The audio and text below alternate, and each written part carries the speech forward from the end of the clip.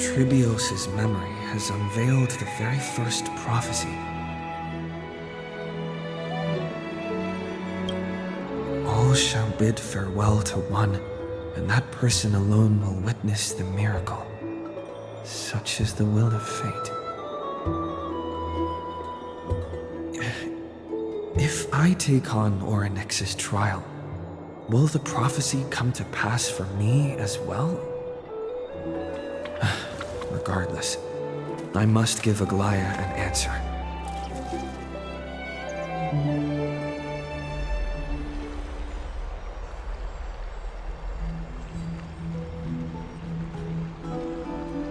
Ah, it's you, Cass. I finished the anthology of poems you lent me. Here it is. I thought you'd be too preoccupied to find time for reading. Precisely because of these obligations, I felt compelled to read it swiftly.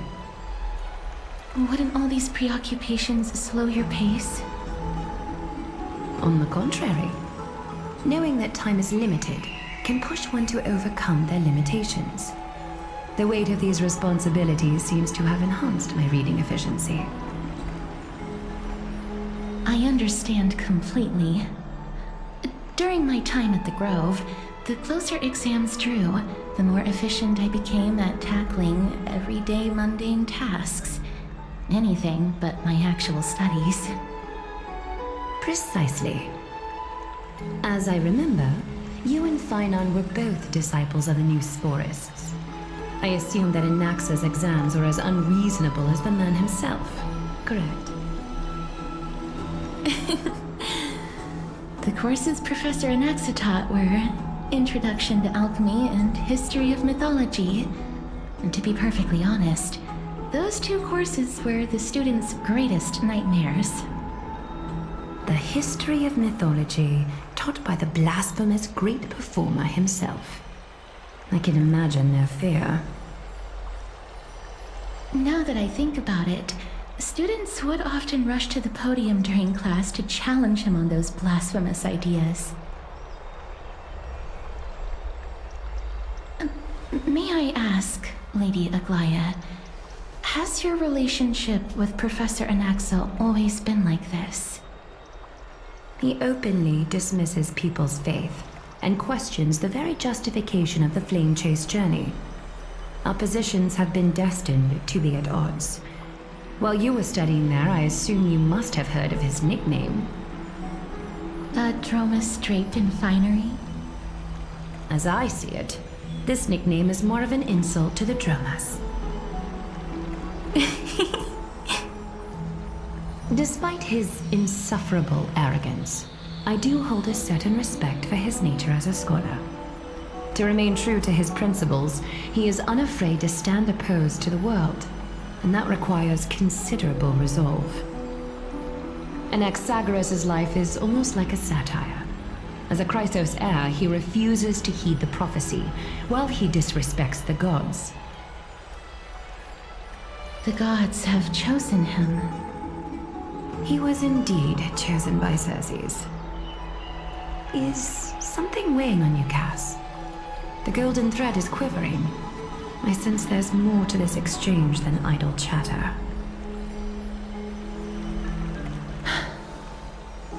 With all due respect, I'd like to know what you plan to do with him. In light of his assistance in the battle against the Flame Reaver, I am willing to grant him some time to find a way to remove the core flame. However, if Anaxa decides to make any move that places us in danger, I will not hesitate to take extreme measures. Just as I feared. The Flame Chase journey is the destined path for the Chrysos heirs. Yet he now seems more like an empty shell. Given his strong sense of self-respect, I trust that Anaxagoras will make the right decision. Still, I can't help but hope for another possibility. Perhaps Anaxa will also overcome his limitations, now that he knows time is limited. I understand your stance. Let's continue this discussion another time.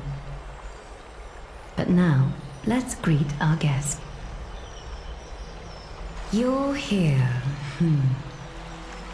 Does this mean you're ready to take on Orynyx's trial?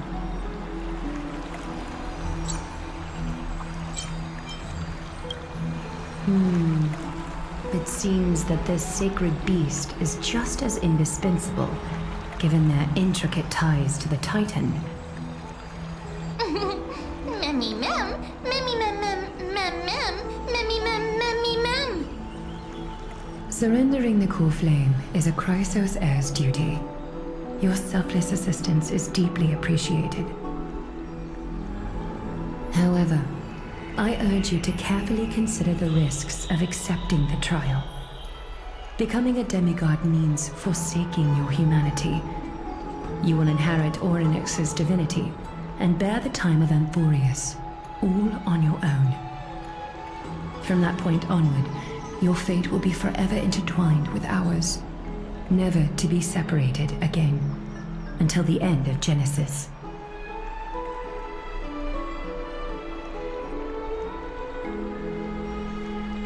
It's exceedingly rare to find a capable Chrysos heir. If this path proves unattainable, I am willing to lower my expectations.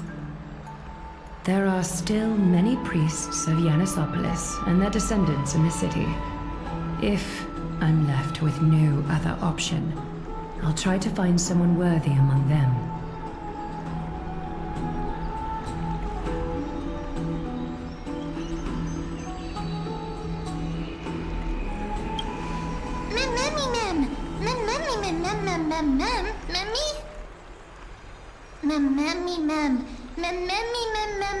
Hero.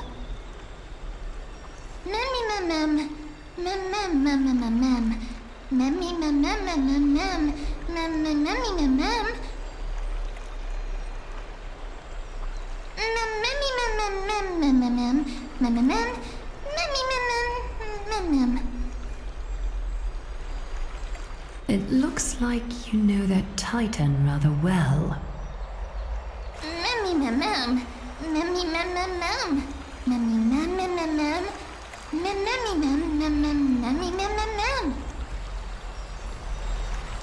Memories that exist outside of your own experiences. I can't explain why, but I can vouch for Mem's words. When I was in the abyss, I heard the Titan's groans, full of pain and grievances, yet without any ill will.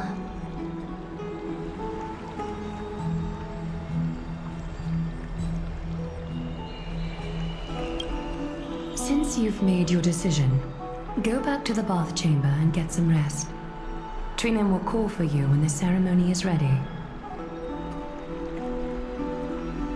It is difficult for me, as the guide, to absolve myself from blame for things to have progressed to this point. Time and again, you have risen to the occasion for Akima. Merely rewarding you with some honeydew is no longer able to express the extent of our gratitude. When the dust settles, I hope that we'll have the chance to have a long chat regarding your return journey and the curse of the sky. It's about time that we lift the taboo and discuss things openly. Before leaving, I should go and say hi to Castorice.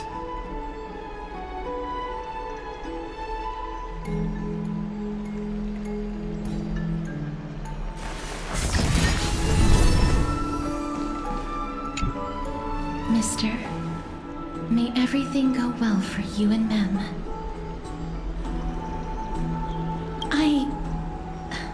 It's nothing. I only came to discuss some matters with Lady Aglea. Previously, I lent her an anthology of poems that Lady Trian had gifted to me. Tracing back, this anthology was something left for Lady Trian by a bard before their passing. Although personal properties should be cleared out once their owner has passed on, Lady Trian gave this book to me since she knew how much I like to read.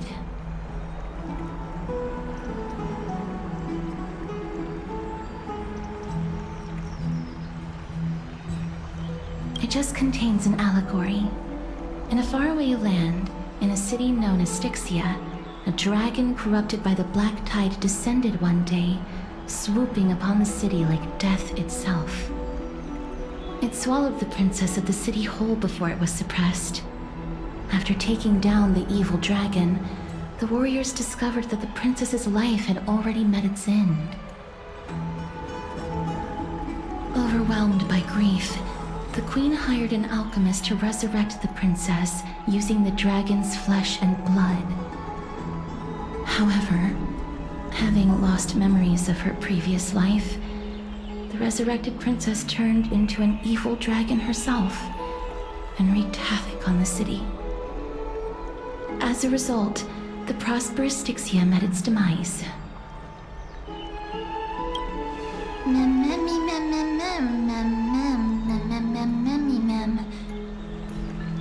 The author of this book is Archepia, a wandering bard who traveled to many cities. Among the things she left behind are poems, dictionaries, and many tragicomedy scripts. She even clearly underlined and took notes in books that covered myths with her elegant handwriting.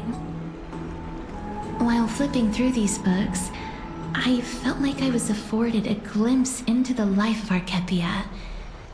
It felt just like I was traveling with someone that I'd never met before. It was as if she had yet to pass on and was still alive.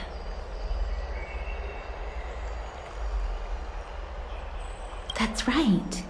Writing, drawing, and taking photographs. It seems like human nature to try and leave records of things. Speaking of taking photographs, when I was helping you to take the photo previously, I did not look through the photos in your photo stone out of courtesy. But I'm also very curious about the story of the Rosy Celestial Maiden.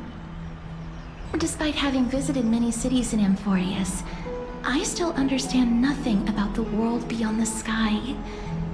If there is an opportunity... forget it. Let's talk about this in the future.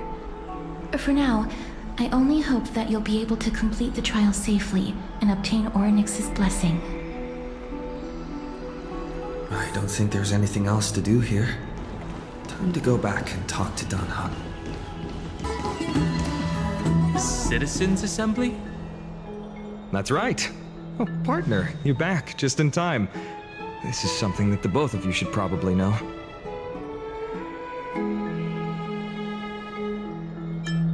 I wouldn't call it trouble.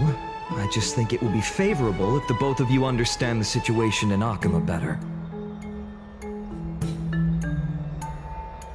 Do you remember the Council of Elders that was on our heels previously? It seems like they've made their move. Some background information for you. The Council of Elders is an authoritative body in Amphoreus, made up of different city representatives. They hold legislative power over the Holy City, and are in charge of presiding over the Citizens' Assembly held once every few years. This is the most important social event of Akima. It is highly influential, and can even affect what happens to the Flame Chase journey.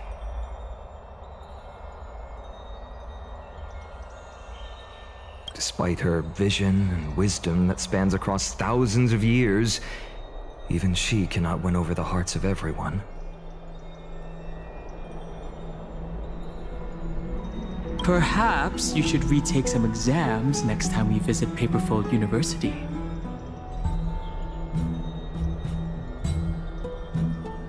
Every 5 to 10 years, the Council of Elders organizes a Citizens' Assembly at Dawncloud.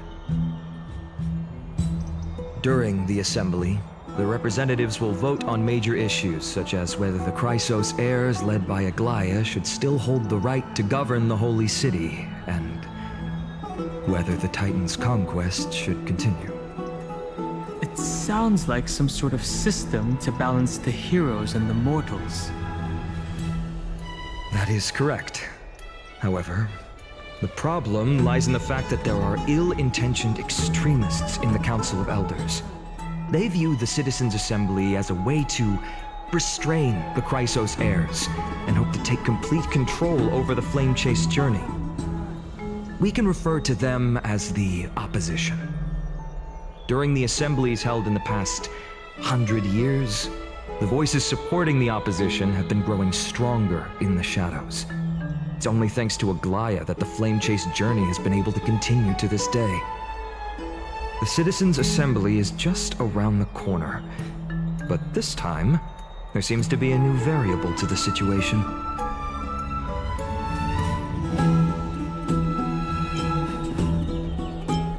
It looks like you've realized it as well. I'm afraid that the Council of Elders might want to take advantage of Professor Anaxa.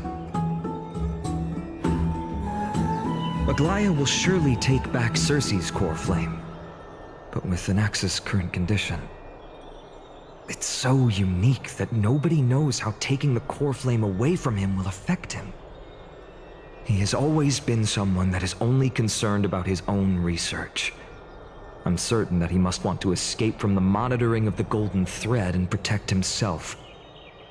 If the opposition were to offer an olive branch at this time...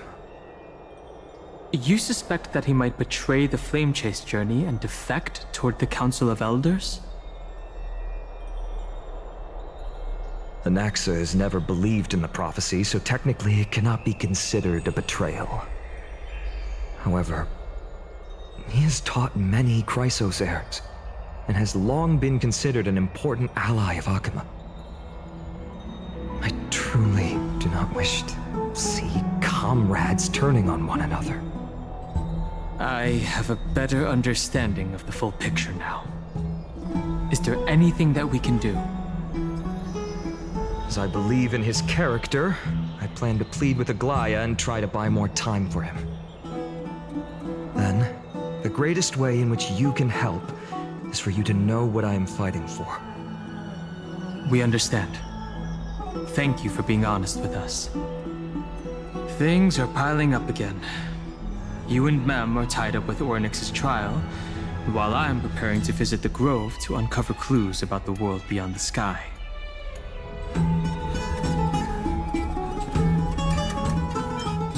Allow me to apologize for the fact that we always seem to be troubling you. I hope that Ornyx will show more benevolence and be more accommodating. I remember that they seemed quite fond of you back in the Abyss. Go and rest and regain your strength. We'll meet at the Vortex in a few days. Oh, right.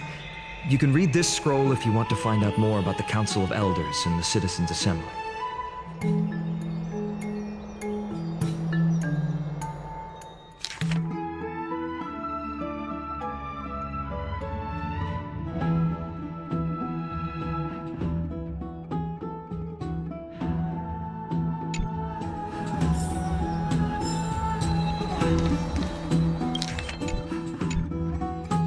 Just as I suspected.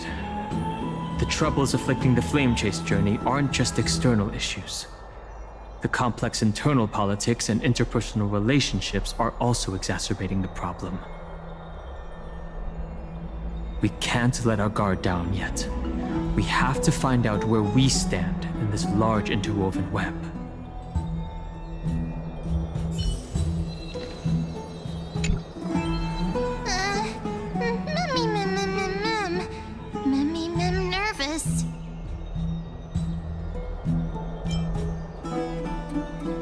Speaking of which, I don't recall seeing any rubber duck toys in the baths of Akuma. It seems like they only have these seals?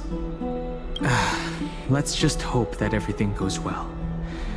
After all, as someone who has earned the gaze of an Eon, you should be able to overcome the trial of a regional god just fine. We've also unknowingly gotten used to sleeping with the midday sun shining brightly above our heads. Get some rest. Perhaps a new phase of our trailblazing expedition in Amphoreus is about to begin.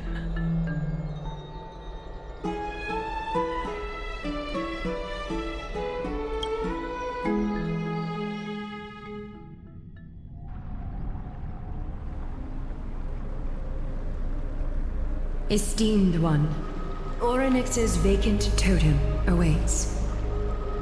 If you have already made your preparations to become a pillar of Amphoreus, please, step forward.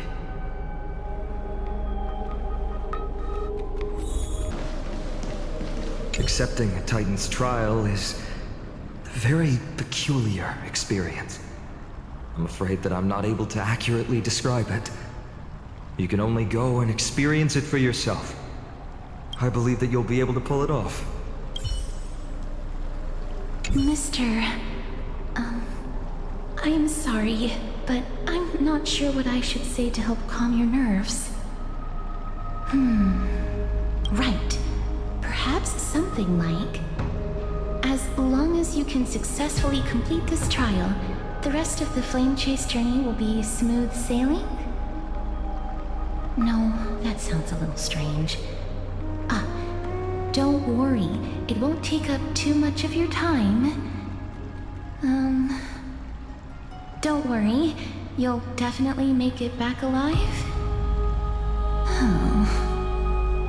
Sorry, it seems like I've made the mood even heavier. In any case, may everything go your way. I can still vividly recall when you entered the vortex of Genesis for the first time.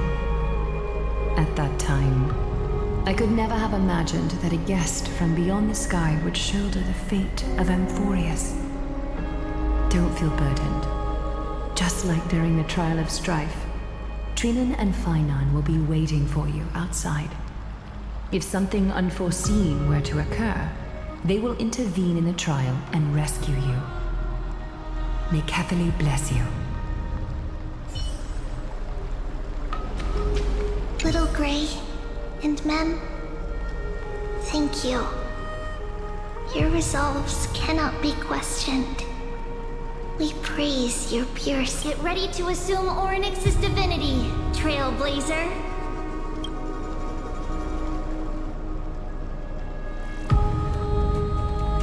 The divine position of Orynyx has already been vacant for some time. We can feel the space of the trial closing. As there isn't much of their soul left, we'll have to complete the ceremony before their soul completely dissipates.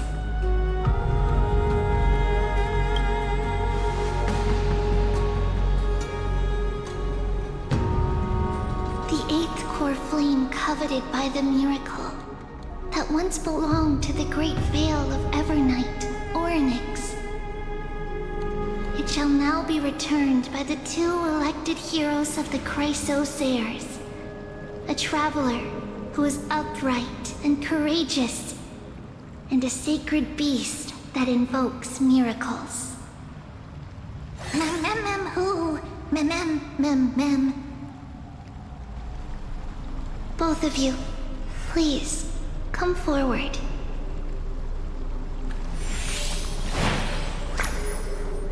Recite along with us. O Majesty of the 12 Titans, pillars of the world, we seek your divinity to mend the rifts of the world. Fill our bodies with blood of gold till we wither in willing service to the prophecy. I don't think I have gold blood.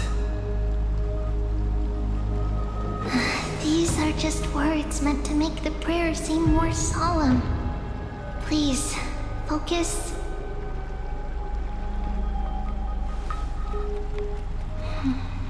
And surrender the core flame.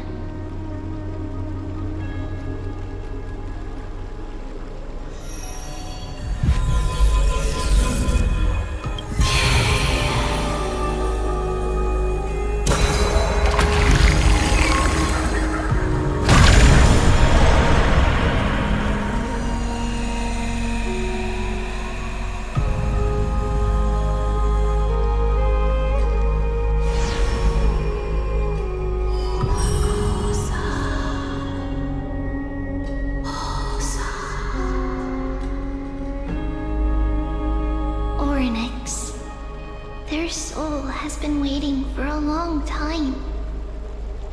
Perhaps they're also quietly waiting for the arrival of their successor.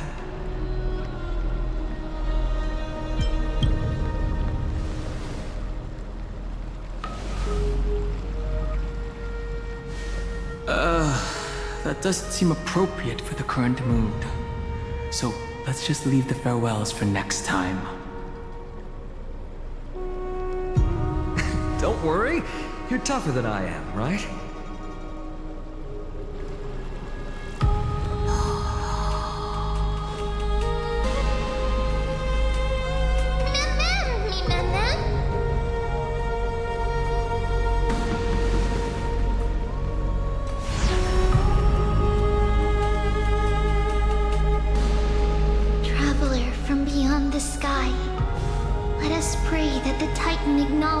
Your worthiness. Although he loves cracking jokes at inopportune times, his determination is as strong as the Chrysos heirs. He will definitely succeed.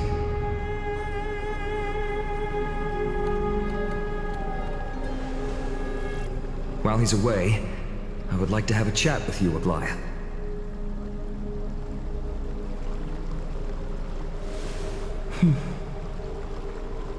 Speak.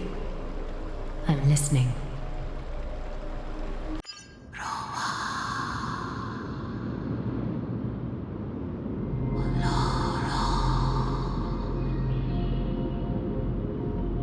Slap, slap! Wake up!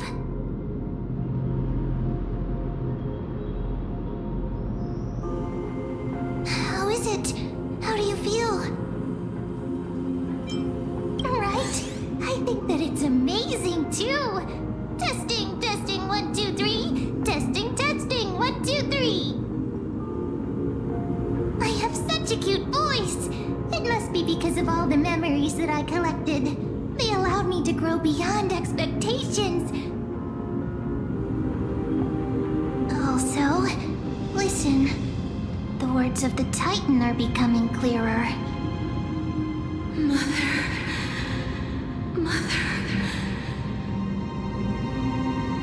It hurts. Have I finally reached the end? Are the years of isolation coming to an end? Or next. Oh, how heartbreaking.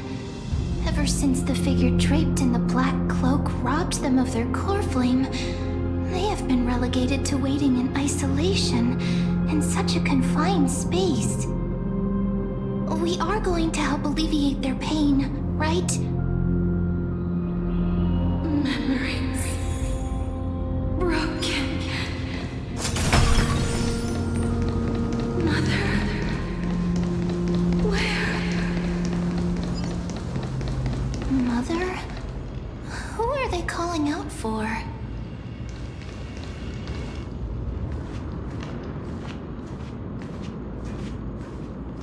You. It's you. I remember you. Skyfather has gazed upon you. Mother is calling for you.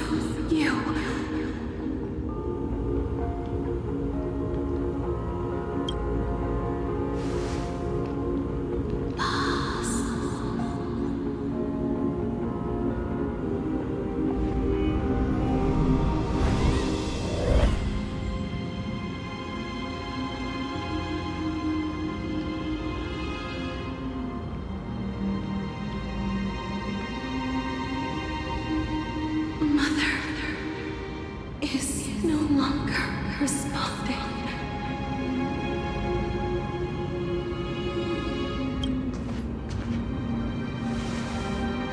Something important. An important matter. Orynyx, listen to me. Aren't you tired? Throughout the long years, you have always been protecting the fate of Amphoreus. Each time people draw strength from within their memories, every single ripple falls onto your shoulders. There's no need for you to bear this any longer, Orynyx. From today onwards, someone else will bear time on your behalf. This is why we have come. Freedom. Freedom. I want freedom. Oh, poor child. Everything will be fine. Let us help you. You can have a good rest now.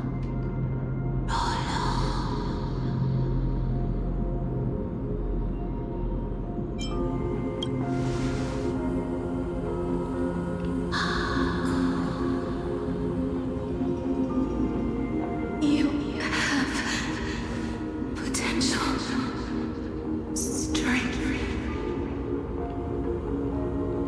willpower, powerful, and tenacious.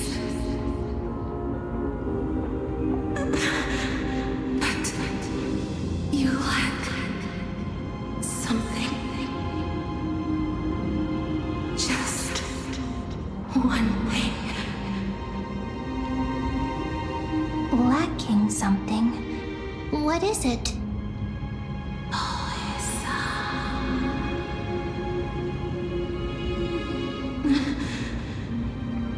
What you lack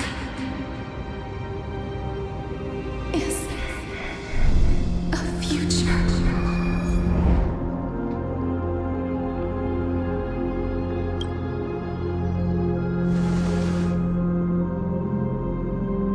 Future? Traveler from the sky. You should have dissipated already.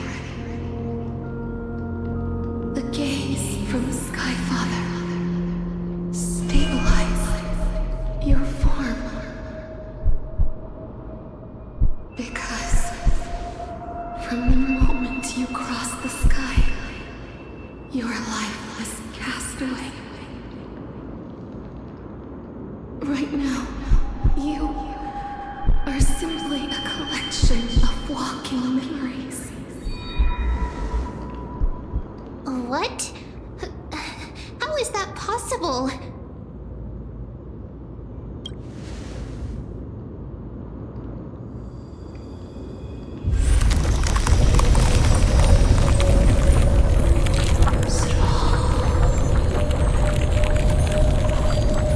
The space is collapsing. Someone must inherit the authority of time. If the pillar is lost, the laws of time will collapse. Amphoreus will succumb to eternal disorder.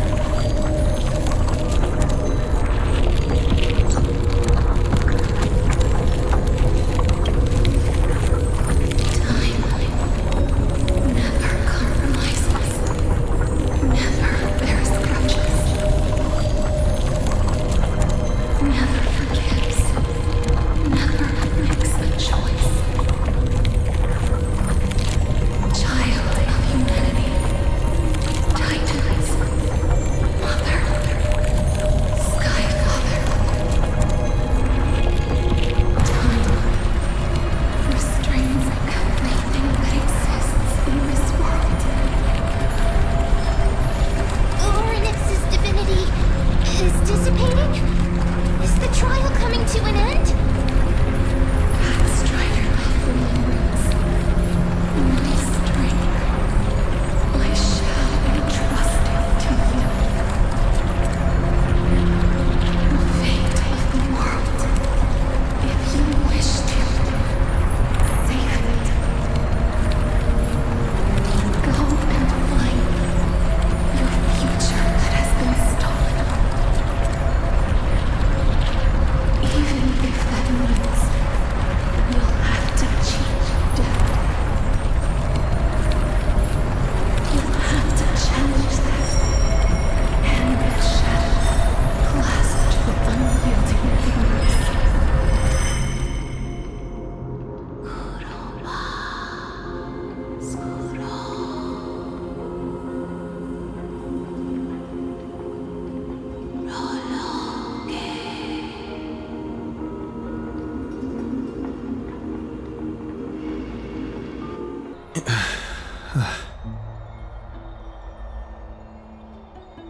You're finally awake.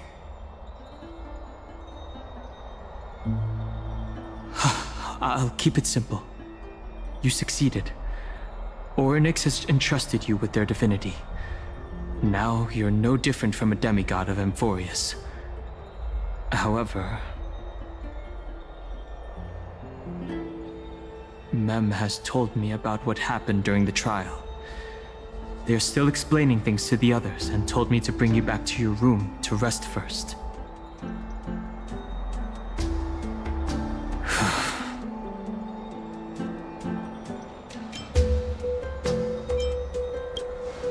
For you to be able to say that even now, you're truly impressive.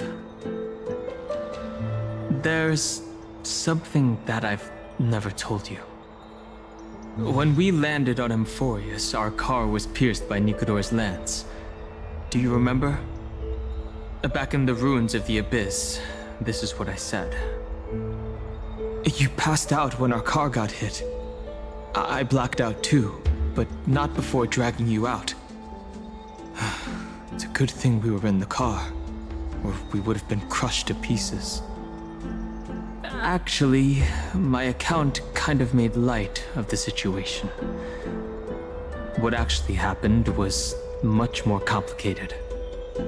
You were severely injured back then, with several wounds still bleeding profusely. I struggled to carry you out and used the last of my strength to stem the bleeding. But then, I was also hit by a falling rock and lost consciousness. The last time I checked, you still weren't breathing. But when I regained consciousness, I saw that you were alive and full of energy. So I never brought this up again.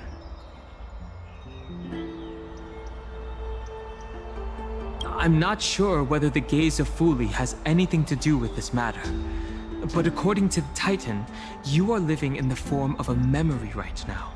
Just like those objects of the past and the miracles of Orynyx.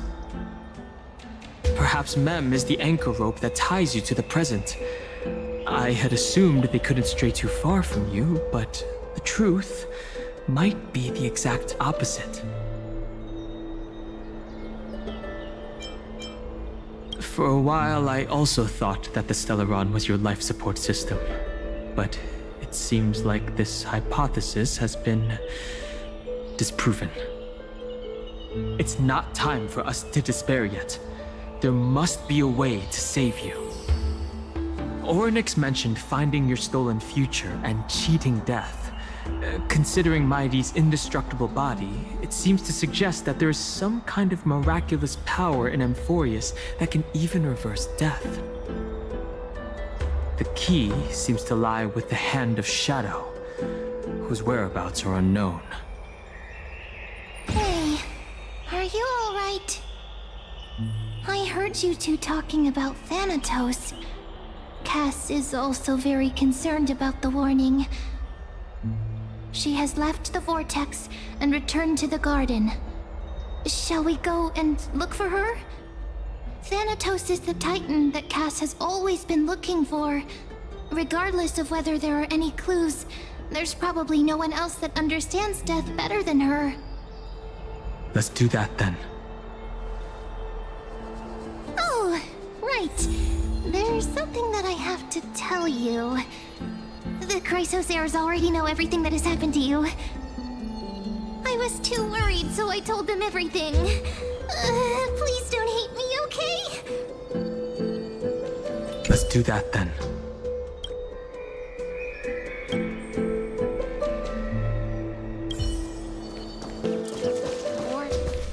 Mister, I'm right here.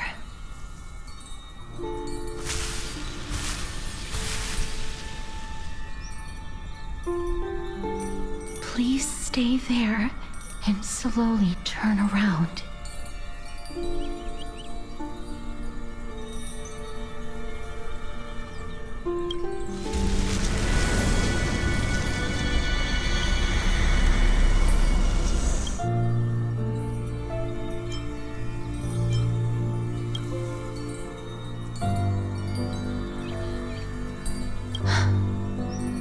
Please pardon me.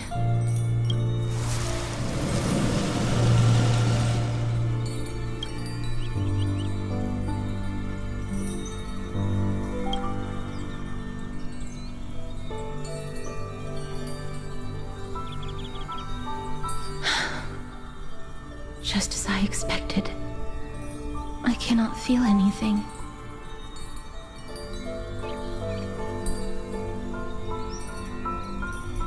Back at the Grove, I was puzzled as to why you were not affected by my curse. I thought that it might have been the special ability of a traveler from beyond the sky. Never did I expect that this would be the true reason. I'm sorry. I should have noticed that something was amiss earlier.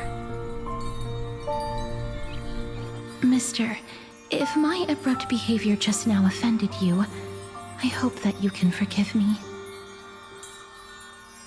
I'm just thinking, if your soul has really left your body, as a mortician, I might be able to trace where it has gone to. Cass, did you find anything? My apologies. Not as of yet. Perhaps I have overestimated my capabilities. But, Mister, would you be willing to let me try again? This time, I'll increase the area of contact slightly. Perhaps the result might be different this time.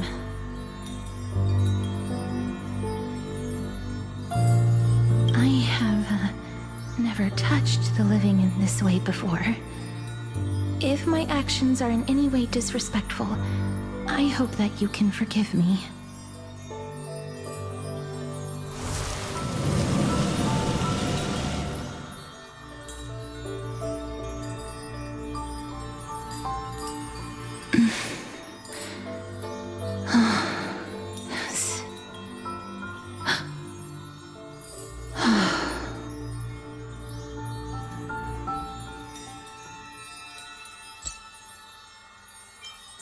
I seem to have caught a glimpse of something. Your soul is currently roaming someplace and cannot find a way to escape. But perhaps it might not be a bad thing. If your soul is still wandering around, it means that we still have time. We have a chance to find it before the fingers of Thanatos sweep everything away. Clues. Just a few more. I need more guidance. The connection has been severed. With my strength, I'm not able to trace it. It was me. I was a little too hasty. Don't worry, mister. Although we currently have no leads, I will do my best to search for the whereabouts of Thanatos, bring back their core flame, and personally return to you the life that you have lost too soon. I know that I'm lacking in confidence, but I hope that you can keep this promise of mine in mind. Before I manage to deliver on this promise, please do your best to hang on. Amphoreus needs you.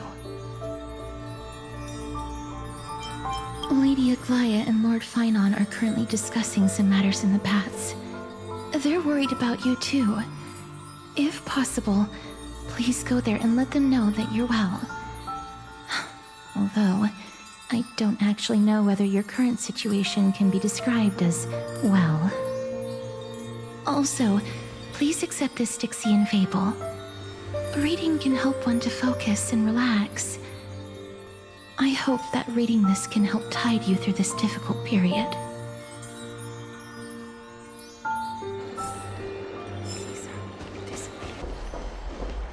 They're here. That partner! Hyacine said you definitely wake up.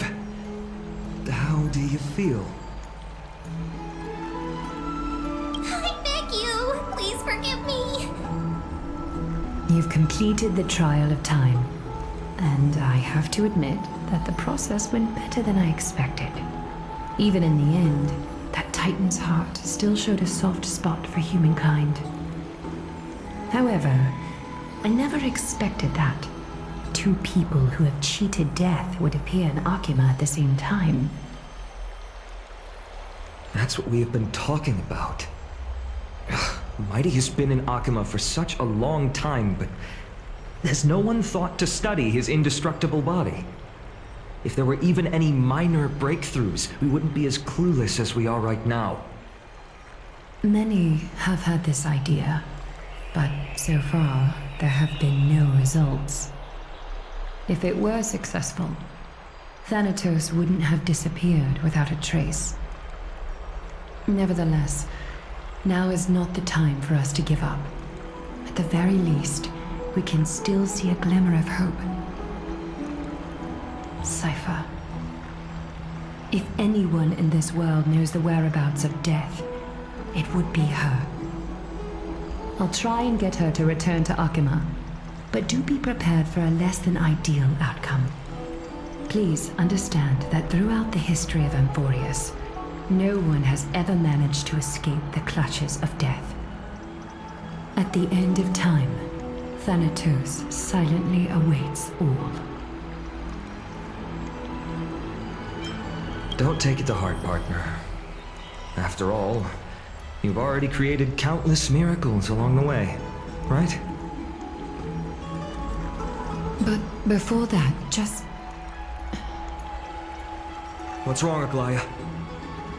Omens always come in pairs.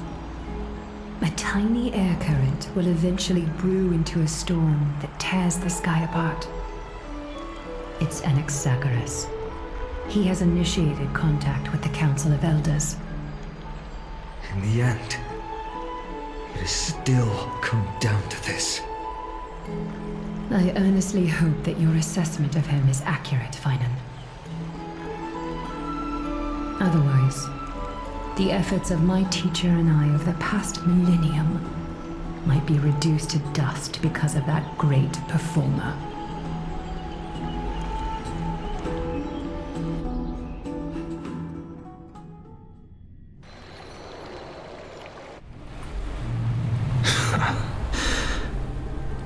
I'm back here again.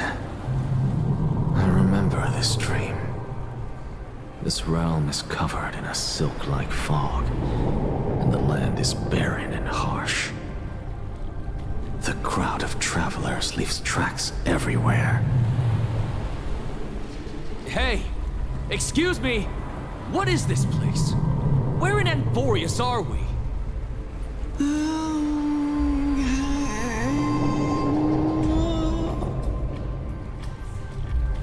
The mutters of the traveler are in a language I'm unable to comprehend. Or perhaps they're just distracted and ignored my question. Tell me, which Titan reigns over this land? And how do I find them?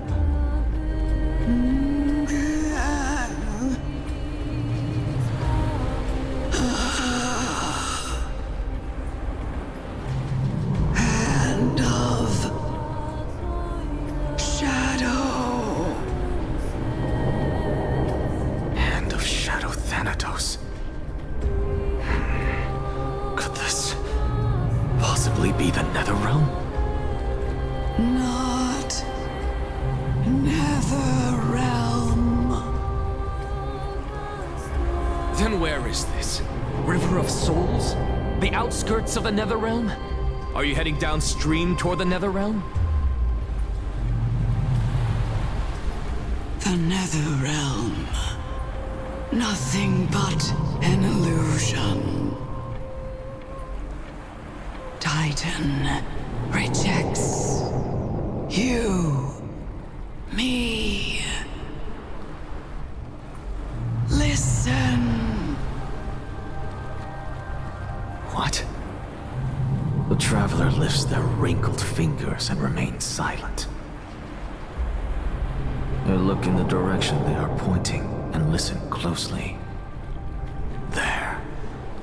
A massive shadow brought the sound of rushing tides. The sound of tides. I can hear it.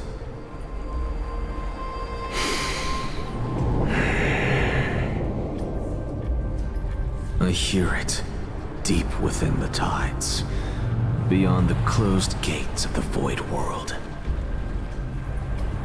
A voice, about to recount something. Child of humanity. Is it death's embrace you yearn for with such urgency?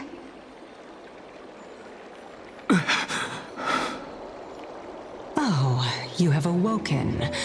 Welcome back to the mortal realm. Your consciousness is dissipating much faster than I expected. Ultimately, it seems like the Titan's core flame is incompatible with a mortal body.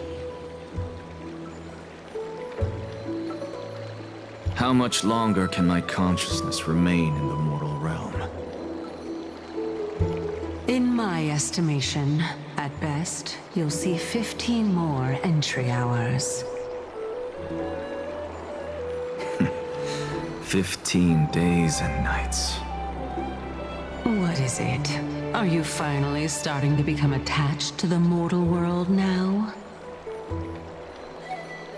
On the contrary, 15 days feels a little too long for solving a singular problem.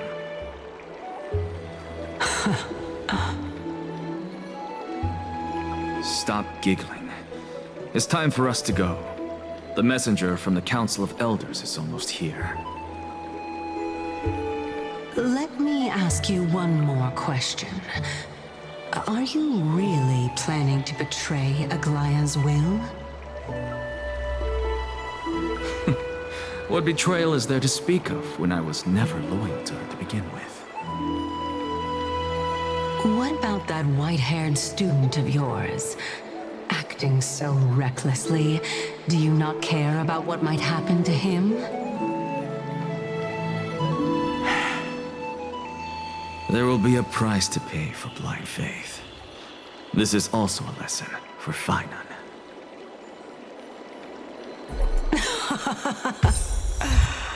You truly are a strict teacher. Of course. This is how I've always been.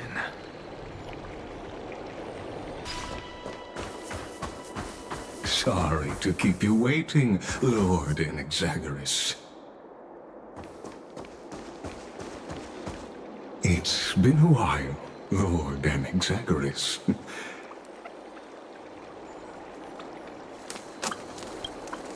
I greet you on behalf of all the citizens of Akima, and express my deepest regret about what happened at the Grove of Epiphany. It's you. I never expected that you would personally come and meet me. By carefully into Lantern above, I have come as a testament to the justice of the Council of Elders. There are Antikytherans here? They have been a rare sight ever since the Chrysos War. I extend to you my utmost respect, revere Titan. I I am Lycurgus, though you may call me Lygus, holding an honorary position within the Council of Elders in Akima, and as the Theoros, I stand to protect the right of all upright citizens to express themselves freely. You can see them too? You know about us.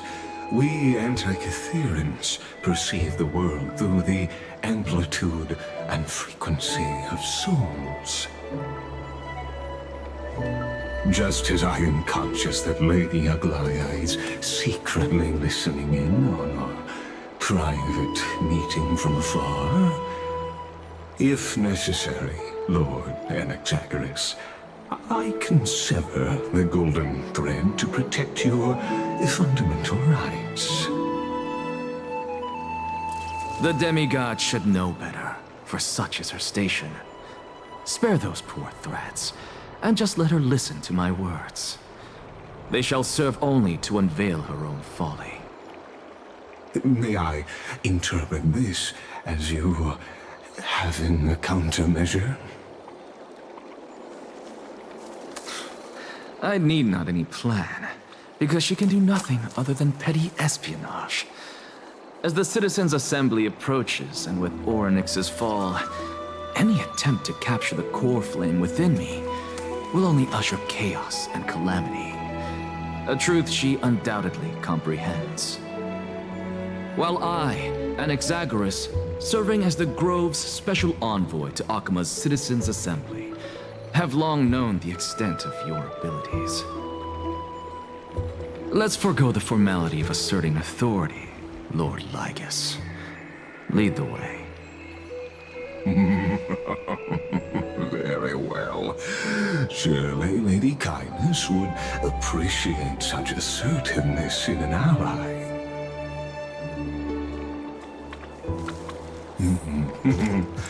She's been waiting. Follow me, please.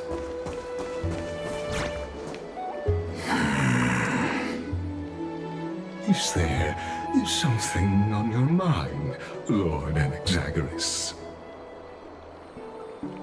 Nothing, really. It's just a question that I contemplate every time before I ascend to Dawncloud.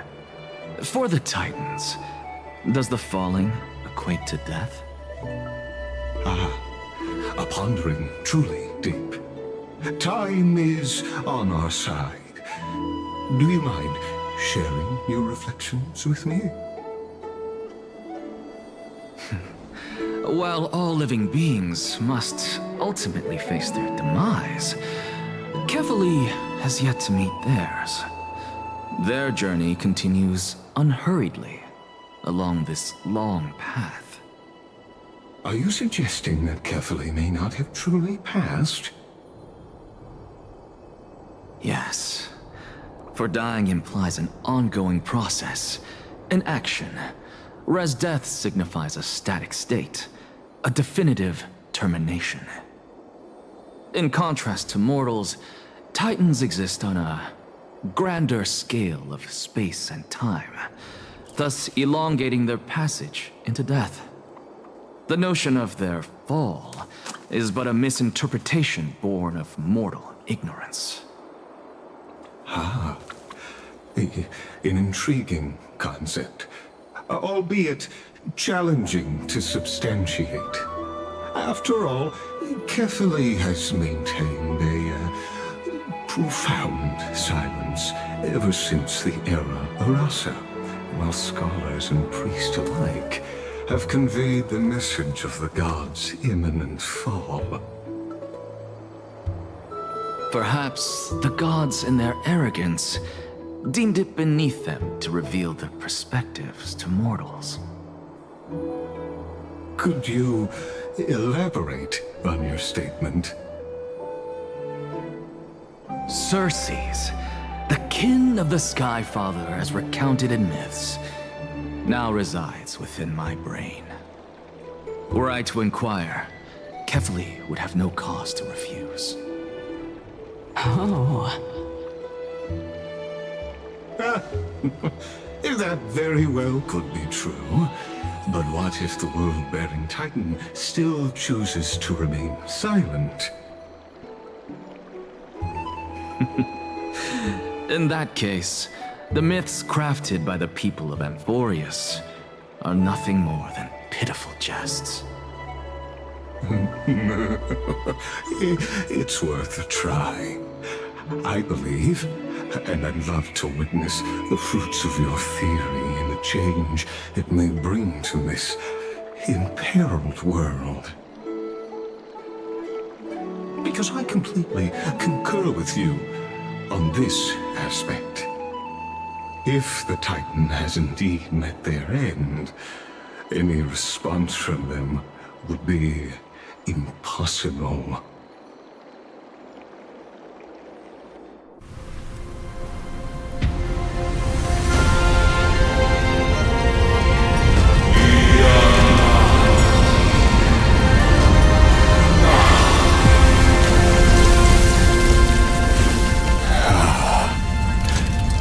Please, Professor.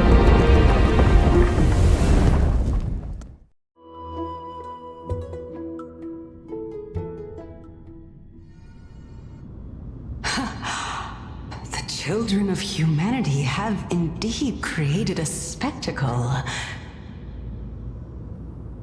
Welcome to Dawn Cloud.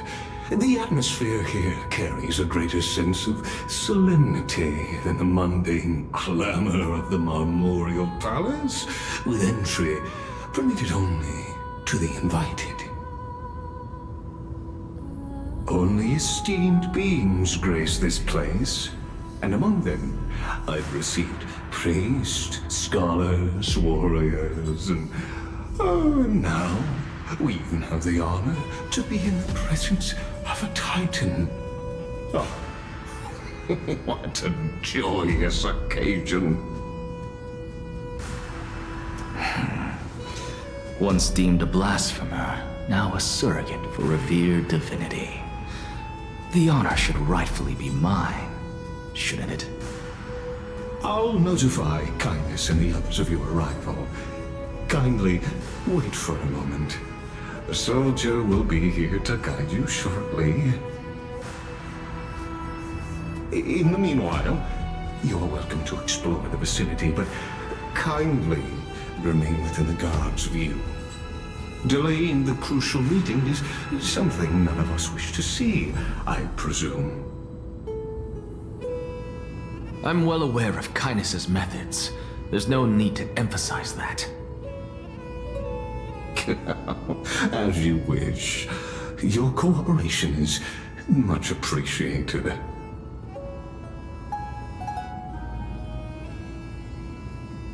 Alas, I had hoped for a brilliant plan from you, but it turns out you just left one cage to enter another.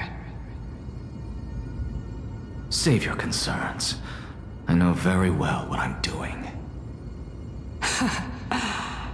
I shall depart to explore the surroundings then. Now that I look around, I wonder if there are any murals bearing my portrait around here. I'm quite intrigued to see how the children of humanity beyond the grove perceive another Titan. Off you go. I won't be joining you. This Titan appears to be quite at ease. I should investigate the Council of Elders' recent activities first. Be aware, I can hear you perfectly well from here.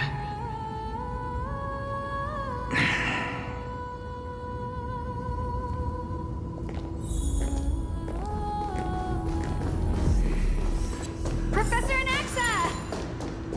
Over here! Professor Anaxa? Word has it that the scholars of the Grove valiantly perished resisting the Black Tide. To find you here safe and sound, thank the Fates. You could say it's the Fates toying with us. It's only the Crimnoans and Idonians who chase glory through death. But your survival is a victory in itself. I'd settle for that gladly. So, are you here to report the incident to the council? I heard that after the Black Tide devoured the grove, Akuma would be next in line, even with the demigod of strife standing alongside humankind. Tell me, how much does the Council of Elders know about the Black Tide? Once Kindness and her followers learned of Circe's and Orynyx's fall, they proclaimed in the council that the Flame Chasers could no longer stand against the calamity alone. Yet, when the Crown Prince ascended to godhood and repelled the Black Tide, she immediately altered her tune, declaring that all was resolved beyond Akuma, with the only remaining menace now being Aglea and her adherents. They might well make their move at the upcoming Citizens' Assembly. No surprises there, those shifty opportunists. Thank you for your honesty, virtuous student. Being an opportunist could very well be a facet of wisdom. Shouldn't you be searching for murals of yourself? I've had enough of your prattling. I was really curious to see how you would find the middle ground between both factions, so I came to listen in. But it seems as though this Kindness is much more ruthless than Aglea. If so, why do you want to work with her? Could it be that perhaps you've decided to readily surrender this hollow shell of yours? Just because you feel like death is fast approaching? I'm afraid you'll be sorely disappointed if that's what you truly think.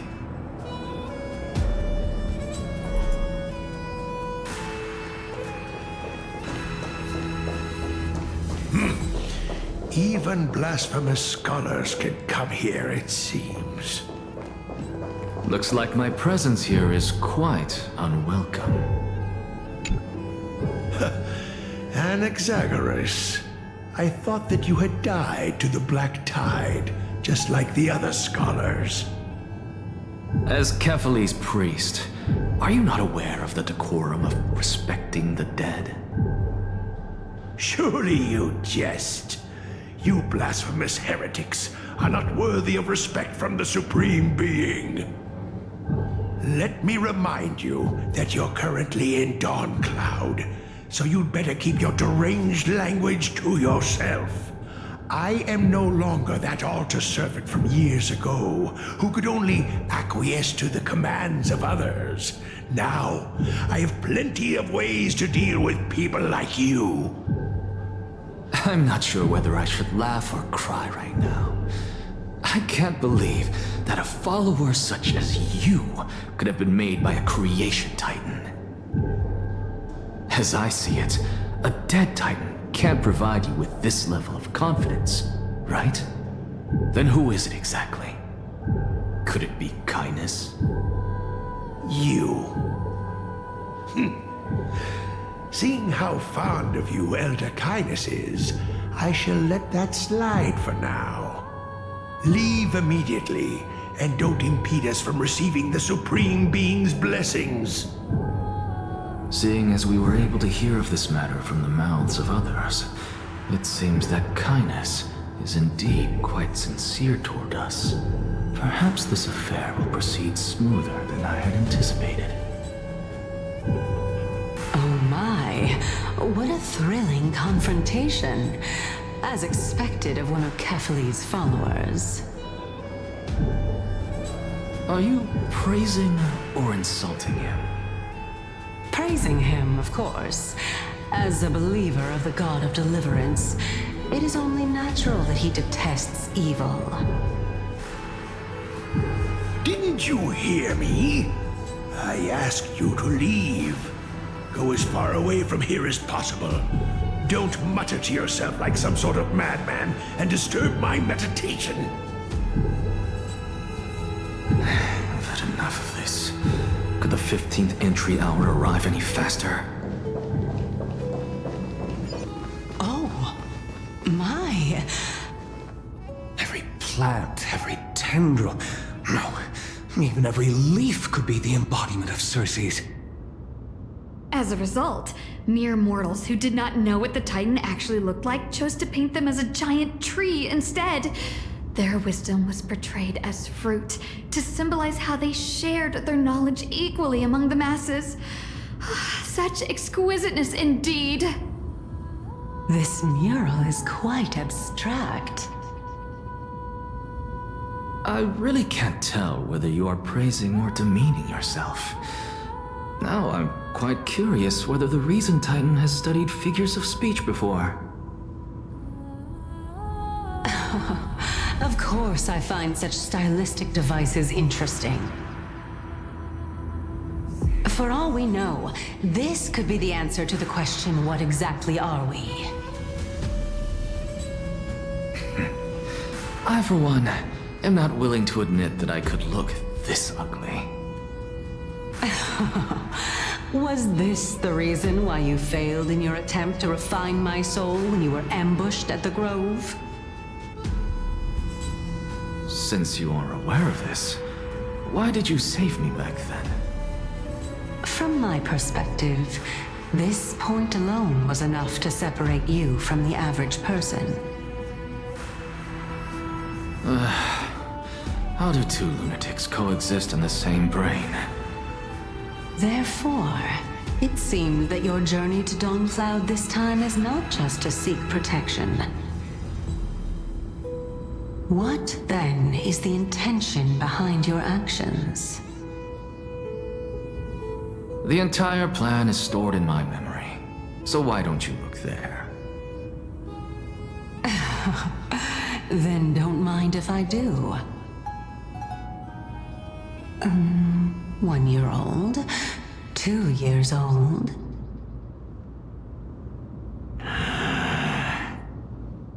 Oh my!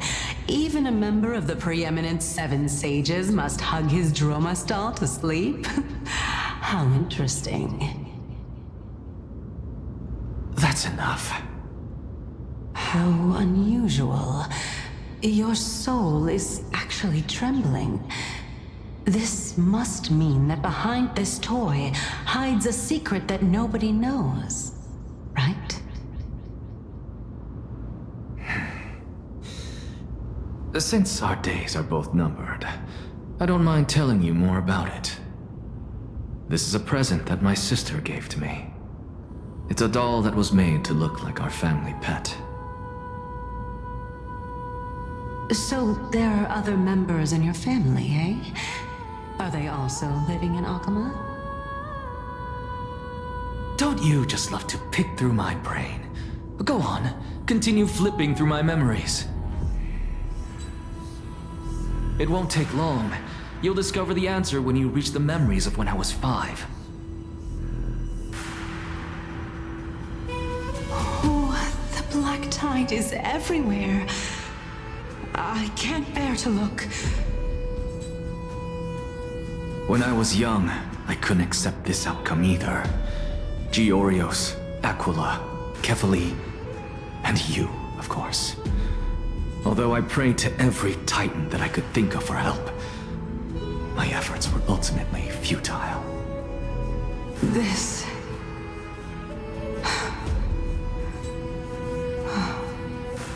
Could this be the inception of your research into alchemy? Indeed it was. Everything started from that verdant courtyard of yours. When I was pursuing my education there, I naturally also came to learn of the Thesis' theory as well. Oh, I remember that person. He was the one to come up with the concept of souls, right?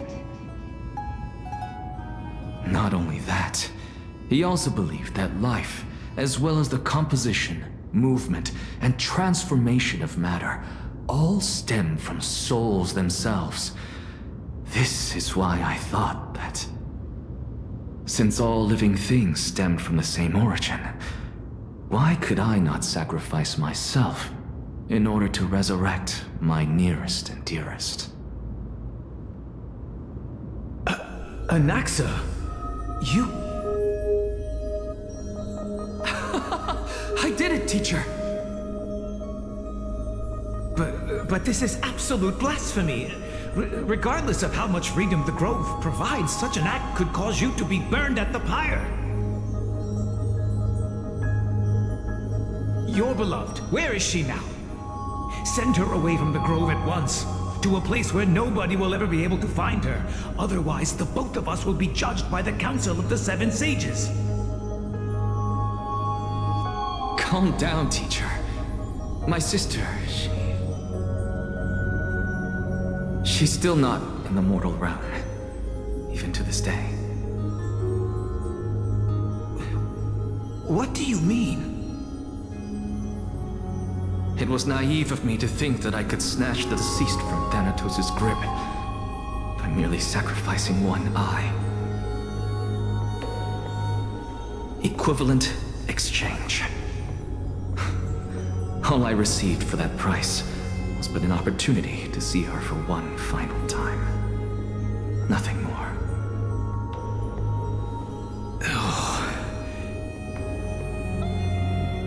Let it go, Anaxa. As one of my best students, I cannot watch you go down the wrong path without doing anything to stop it. Never do something taboo ever again. Don't disappoint the deceased, and never harm yourself. If you can do that, this classroom will still be yours, and you'll have a chance to live out your own life.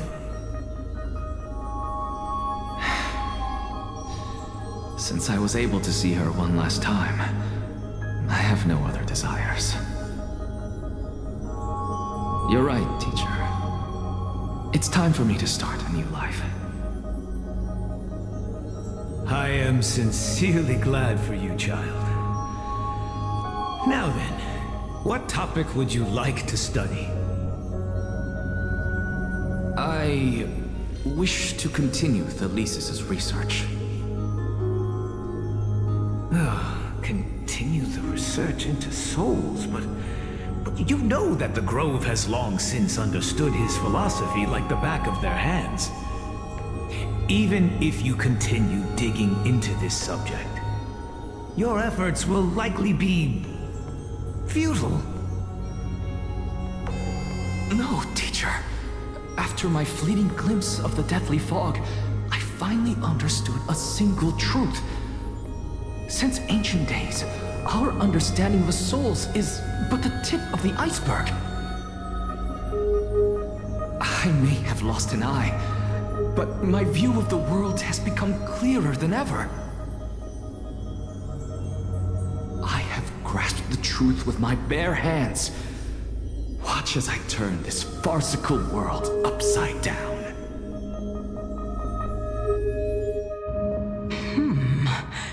Who would have thought such a secret lay concealed beneath that hefty eye patch of yours?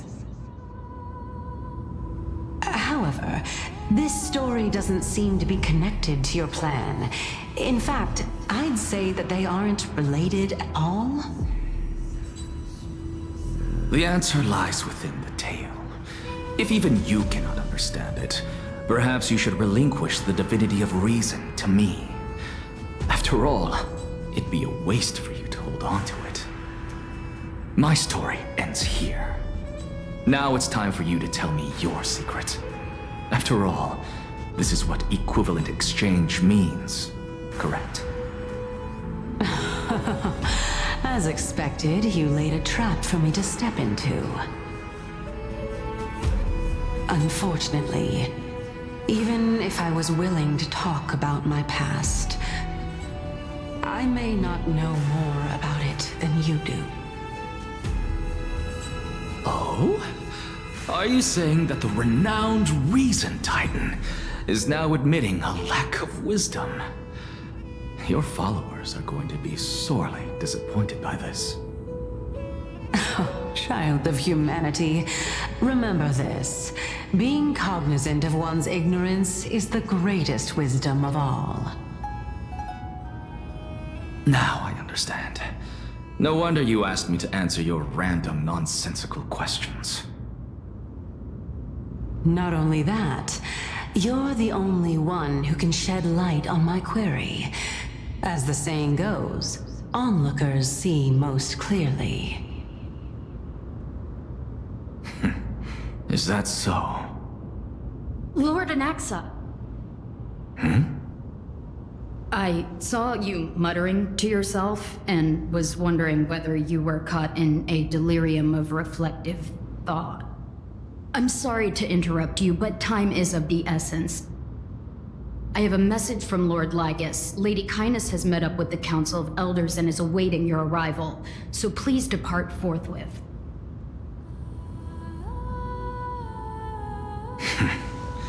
It's finally time. Carefully. The one who created the world, and the one who bears the world.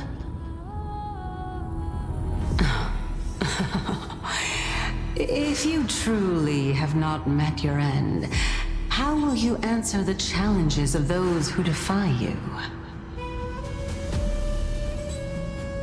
I didn't expect you to agree to Lady Kindness's invitation.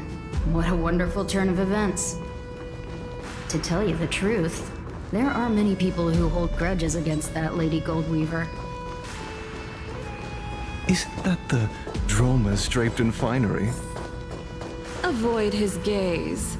I don't acquaint myself with blasphemers. Don't worry. He's too full of pride to pay us any attention. Your nickname is Dromas as well? You must really like those creatures. A student of Empedocles? I hear that his views run counter to the Venerationists. This is what being a scholar is about. A collision of ideas only occurs when there are differences in beliefs, and it is such collisions that lead to progress. Yet, in my view, there are only right and... Lord Lygus and Lady Kindness are just ahead. I'll take my leave for now. Welcome to the Demigod Council, esteemed guests.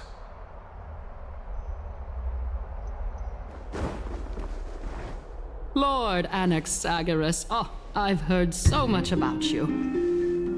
Head of the Nusporists of the Grove of Epiphany, notorious blasphemer, a Chrysos heir who bears Circe's core flame, a survivor of the Grove calamity.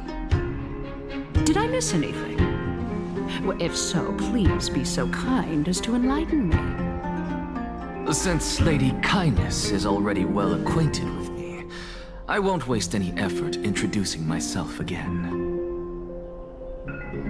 But then again, perhaps the customs are different here. Back in my hometown, there is a form of etiquette known as honoring guests. The host will welcome their guest with warm hospitality by treating them to fine wine and a cozy bed. And yet, ever since I arrived, I have not been welcomed with warm courtesy or ceremonial gifts. Instead, I am met with intense scrutiny. Even more absurd, the host has sharpened their blade and instructed their servants to lie in wait in the shadows. Perhaps you intend to cut open my heart, retrieve the core flame, and then hold a grand feast for all of the guests. Everyone, stand down. Thank you for understanding. I am but a feeble scholar who is not used to the stench of avarice and blood. No need to be humble, my lord. From my perspective, your courage and gumption are worthy of the reputation of the Seven Sages. Your bravery is more than adequate to accomplish our perilous endeavor. So, you wish to start a war? Well, since the Chrysos heirs are calling for war, we will respond in kind. Conflict is inevitable. Since Aglea endeavors to suppress the virtuous commoners with blood of gold, we will not hesitate to display the rights and mettle the citizens of Akama are so entitled to. As to your question of whether peace is still a viable option, well, to that I can only say this. Everything hinges on the next citizens' assembly and whether they have a sudden epiphany amid the clamor of the masses. And since you, as a Chrysos heir, accepted our invitation, you have indeed given us a glimmer of hope. What brazen arrogance. What you're saying right now is worlds apart from what you were saying before you retired your cleaners. I don't deny it. After all, they're responsible for cleaning up any threats, and just a moment ago, you were on the side of the Chrysos heirs. But now that you're an ally of ours, we can continue talking somewhere else. As you know, these walls have ears. I was fortunate enough to have the opportunity to discuss a treatise about the Venerationists with your teacher, Empedocles. Yet, it seems you subscribe to the Nusporists instead, Lord Anaxa. I've heard that this school of thought is one with many detractors. It's normal for ideas to have supporters and dissenters, just like how there are two types of people in this world, geniuses and dimwits. Welcome back to the hub of the Demigod Council, Lord Anaxagoras. Surely you remember that countless eloquent orators have stood in this spot before and emerged victorious by stoking public sentiment with their words. And yet there have also been innumerable blasphemous philosophers who set themselves up for failure because they refused to defend their actions. This tiny stage is the most profound embodiment of Akama in centuries. In 15 days, this site shall also become the most important, as well as the final turning point in Akama's history. May the both of us carry out our duties with honor and lead the masses back toward the Era Chrysia, a golden age with no death, strife, or trickery. Oh my, 15 days and nights. That aligns perfectly with the date of your demise. Could such a coincidence truly exist? Using death to prove myself fits my intentions perfectly. What strong conviction you have, as expected of the hero who dared to stand up to the Gold Weaver. As expected, she misunderstands you. That's enough, Lady Kindness. Dispense with the niceties. I only accepted your invitation so that I can serve the commoners alongside the members of the Council of Elders. Don't test my patience with such superfluous formalities. Well, you say that now, but surely you also require my aid as well, so that you can stay alive even when being pursued by the Golden Thread? You worry too much.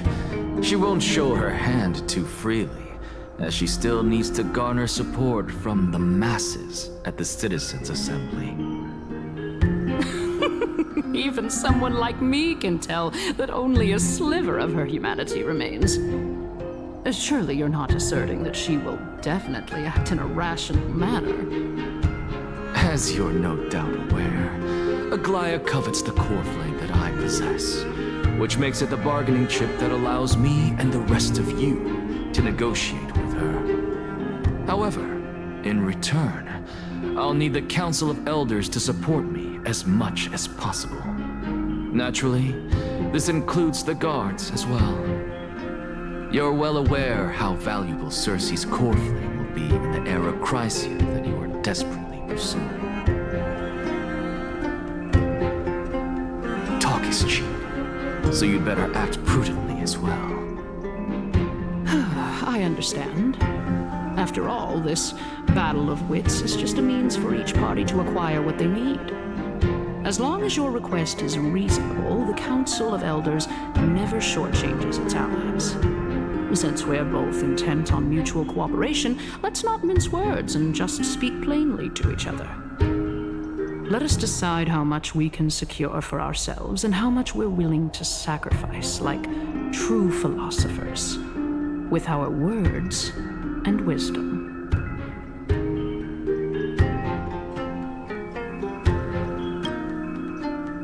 Continuing from the earlier topic, let us discuss our common enemy, Aglea.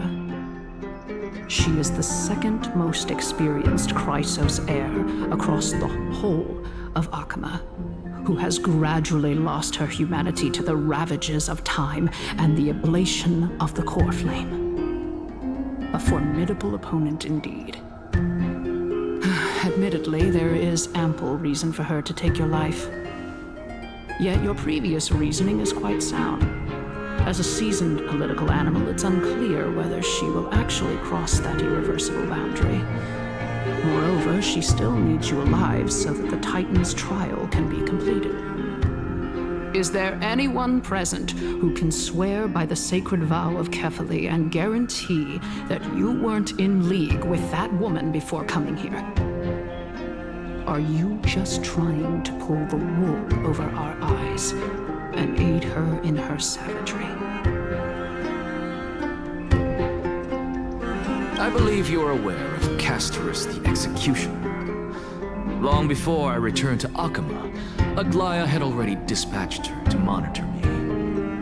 If I weren't able to reach this place in time, I would have been forced to meet Thanatos first. As compared to a comprehensive plan with uncertain results, if you decide to cut open my chest and remove the core flame, wouldn't that settle her nerves even more? Everything is in place. She just needs the right timing. I understand what you mean. At the very least, the both of us agree that this tyrant who wallows in extravagance and greed is the greatest threat to achieving peace in Akama. The Council of Elders is willing to defend your right to live, just as we defend every oppressed citizen. However, I regret to say that sentiments in favor of the Chrysos heirs and Aglea are only growing in magnitude.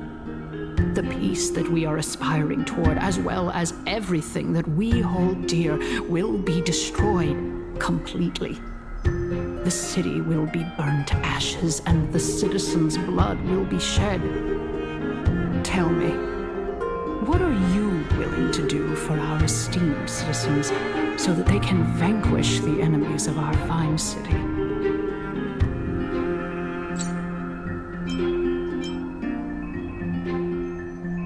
Although the circumstances are rather unfortunate from an objective point of view, it is an undeniable fact that ever since the Grove was attacked, I have become the de facto leader of the Grove. The Council of Elders needs more backing if it wishes to topple Aglea, and it's evident that the Academy wields considerable influence. At the very least, I have served as the Grove's special envoy to Akama for a significant amount of time. Of course, this also means that I will hold a crucial vote at the Citizens' Assembly. In the name of Kefali, Akama thanks you for your sincere and valuable thoughts.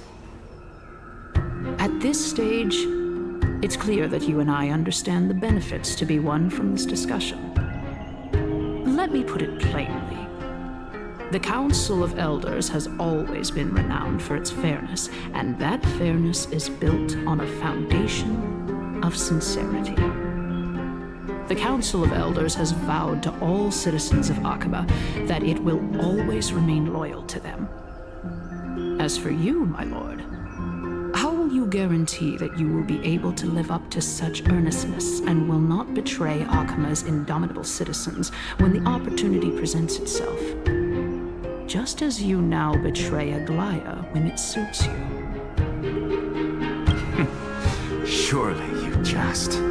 My loyalty does not need to be proven. The fact that the Council of Elders is asking for proof of my loyalty is itself akin to a form of betrayal. I am incredibly honored to have witnessed the both of you bury the hatchet in a civilized manner. However, I am afraid that I must interrupt for a brief moment. As the Theoros, I have observed the following. Lady Aglea, the Gold Weaver, is currently on her way to Dawncloud.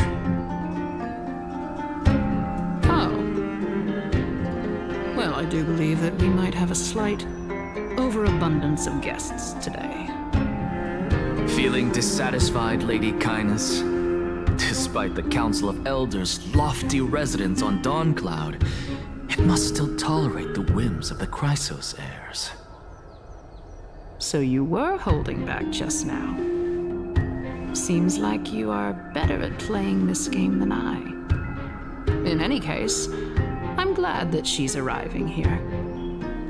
So tell me, Anaxagoras, now that you're an ally of mine, if Aglea were to demand that I hand you over, what should I do? You can do as she says. Tell her that the Council of Elders merely wished to chat with me and had no intention of offending her. However, by doing so, the authority of the Council of Elders will be as thin as papyrus that has been soaked in blood. Not only can it be destroyed at the slightest touch, but the Council will also lose possession of a valuable core flame. No, more like 2 core flames. After all, at the next Citizens' Assembly, that young lady who is synonymous with death will also be standing on our side. Oh? How can you be sure of that? Is that of importance to you? All you need to know is that I have a plan. In my opinion, you should be more worried about the impending threat. If Aglea can seize me in full view of the masses today, she could also dismiss the entire Council of Elders in one fell swoop tomorrow. If that happens, the discussion that we've just had will turn into an utter joke instead. Is this the outcome that you wish to see, Lady Kindness? Fine. I will handle this matter appropriately. But you do best to remember this. Fool the people and karma will be on your tail. I'll overlook it this time, but don't count on there being a next time. Unless, of course, you crave cruel punishment and consider suffering the perfect state to ponder the true nature of souls.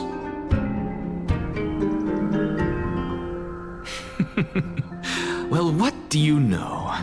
That happens to be one of my rare talents. We shall see, then. I've got to say that you've managed to really impress me again. But shouldn't you be going after more? Dying to know what I'm after. I mean, I'm the reason Titan after all. It is in me to ask and seek answers. Easy there. You'll learn the answers soon enough. I didn't bring it up with her purely because she doesn't have the means to give me what I truly want. It's as they say, onlookers see most clearly. The true masters of Dawncloud have always been the Theoros, who watches over everything.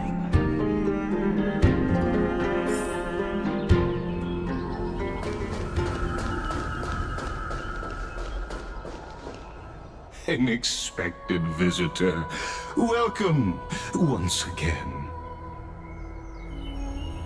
You know, you could actually skip all the pointless debate and come straight to me to seek an audience with Kefali. I have no reason to refuse you, do I? You may not, but kindness has. Whoever gets hold of Kefali's core flame will get to rule over Akuma. She's wary of me, so naturally I had to gain her trust. I would say that debate was not at all pointless. Very true. In my view, this individual has gone to great lengths to get close to Kefali. He might very well be plotting something nefarious against the Titan. Are you still willing to let him pass, knowing this? Yes, very much so. All living creations are always free to visit Kefali's transcendent vessel. This comes with being the World-Bearer. How convenient it is to be able to hear what they say.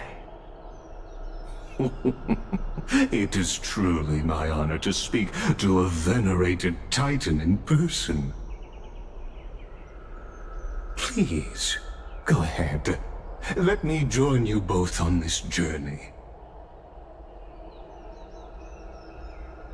Oh, a bygone myth tells of an occasion where Kefali once answered their followers' questions on the peak of the Holy Mountain. Their followers have since believed that scaling this Titan cliff is one way of being with the god. Hear that? It's not every day that you get to climb a mountain with Circes. You should sing me a hymn of praise. Titan hymns are beyond me.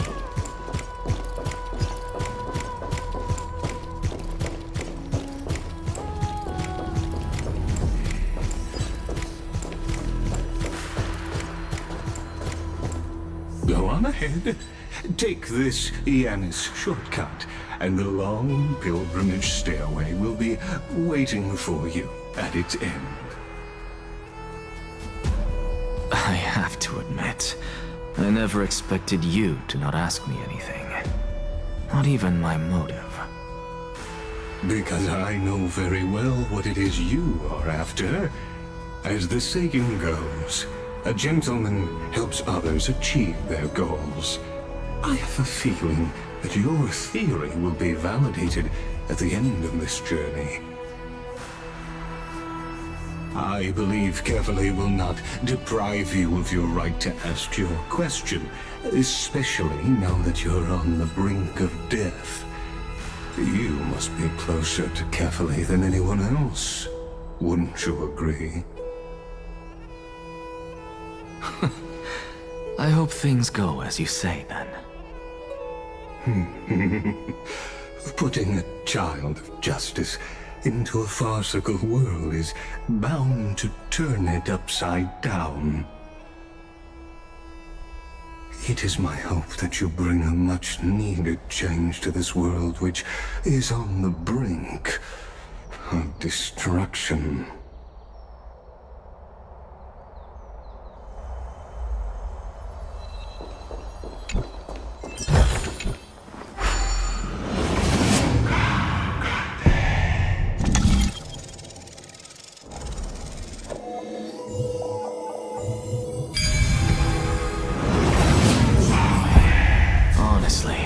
This is my first time going up to Dawn Cloud's peak.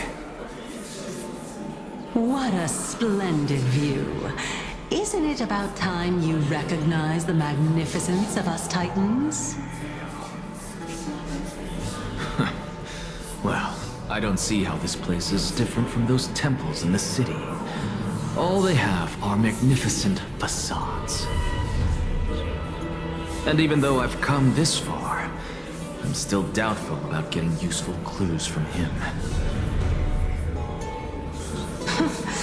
I must be getting ahead of myself to be expecting to hear something nice from you. Oh? Haven't you been in my head for some time now? It's high time you get used to how I feel about things. All right, we're just a short hike away from Kefali. No time to waste here. So the intellectual debate from earlier was too draining for you, huh? If Amphoreus gets a new lease on life, you should focus on strengthening your body and stop shirking social interactions. Save your concern. The Titan is in sight. Can you make it? Why? Are you going to carry me up if I were to fall now? I know how far I can go, so just hold your tongue and come along. Fine then. I guess I won't say any more. I'll just wait till your soul dissipates completely to gain control over your body.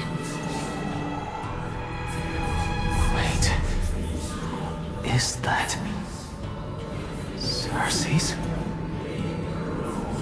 Hey, look at that. Huh? What should I be looking at?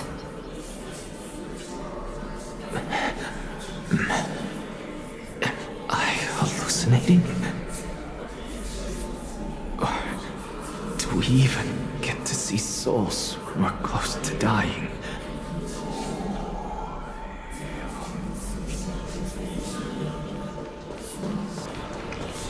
Oh? Why didn't you bring your favorite spear with you on this trip, Nias? Nias? I know I've heard this name somewhere. It's unfortunate.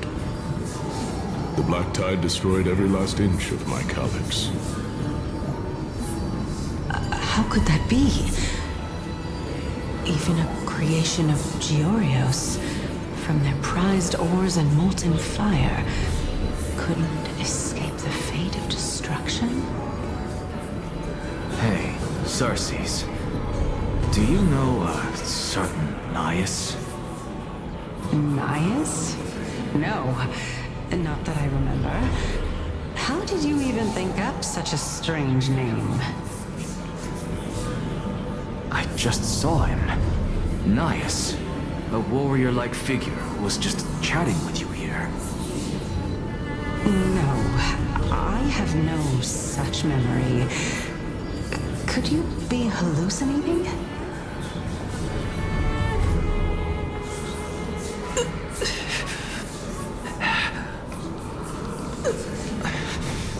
This is a departed spirit.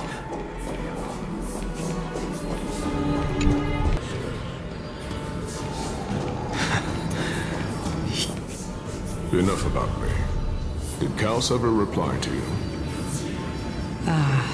Well, regrettably.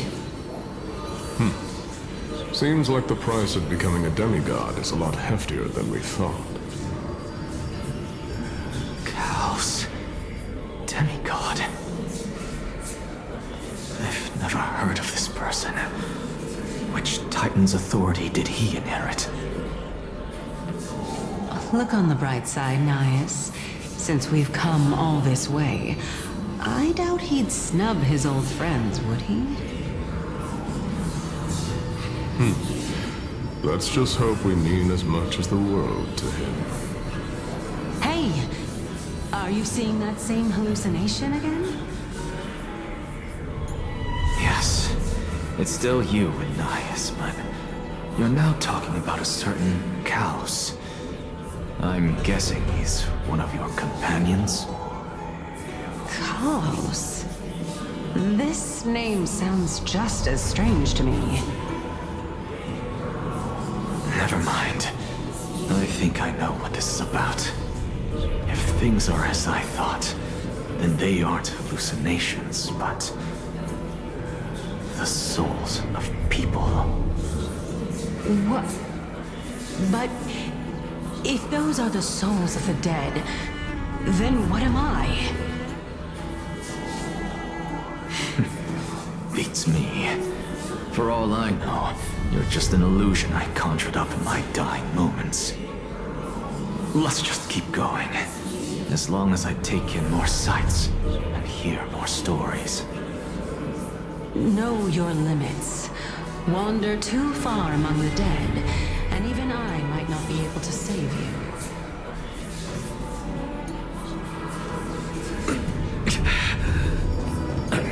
Fine. If this is indeed as I thought, then this will be very amusing.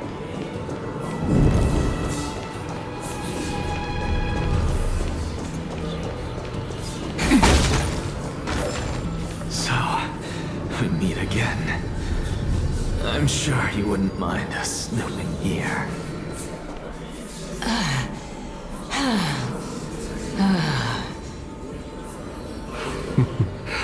Can you keep going? Of course. I'm just... If I knew we had to climb a mountain, I wouldn't have come along with you. I guess this also counts as one aspect of the world-bearing burden. If Amphoreus does have a next life, you may want to get your body in shape. Keep your sarcasm to yourself. I'm not getting anything of value from them. I would sooner throw myself off this cliff and hit rock bottom than exercise even a little. I am Calypso of the eminent Seven Sages, after all. Training would make me no different from those Helcalithist barbarians. Calypso. She's one of the Seven Sages.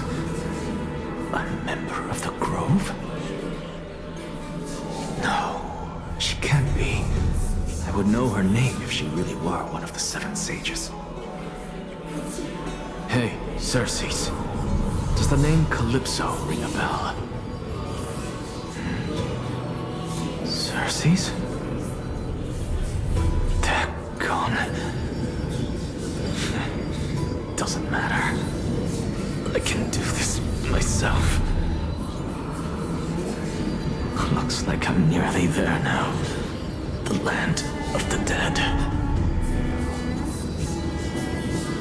Oh, beautiful old world. Where are you now? Oh, legendary era Chrysia, return to the mortal realm. Splendid gods once walked the paths we walk. Alas, all that's left of that warmth is a hazy mirage. We're here, finally. So, I don't get to ask the Titan my question, but all of you make for a pleasant surprise, nonetheless. Very well then, let me uncover the truth for myself.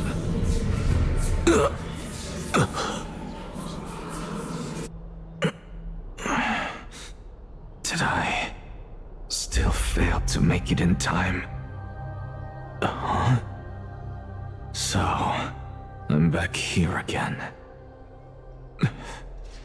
This is... I can hear it. I hear it from the depths of the tides, behind the closed doors of the void world. A voice ready to tell me something. This time, the voice is a lot clearer than before.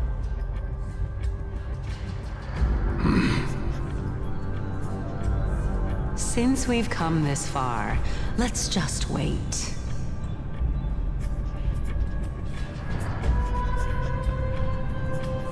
Lord Nias and Miss Calypso, are you both here to visit Chaos too?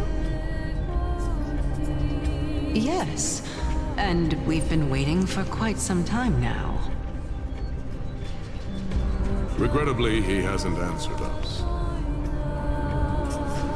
The worst-case scenario is that he's already been overwhelmed and crushed by the world-bearing burden. You're overthinking, Lord Nias. I can still sense Chaos' soul in the area. You both know Gauss's nature. A deliverer like him wouldn't fall so readily, much less give up on all that he holds dear. Isn't that so? Yes. I have faith in him. That reminds me. Why are you making this trip alone, Polixia? Oh, my sister needs more time to make sure the flowers are fine.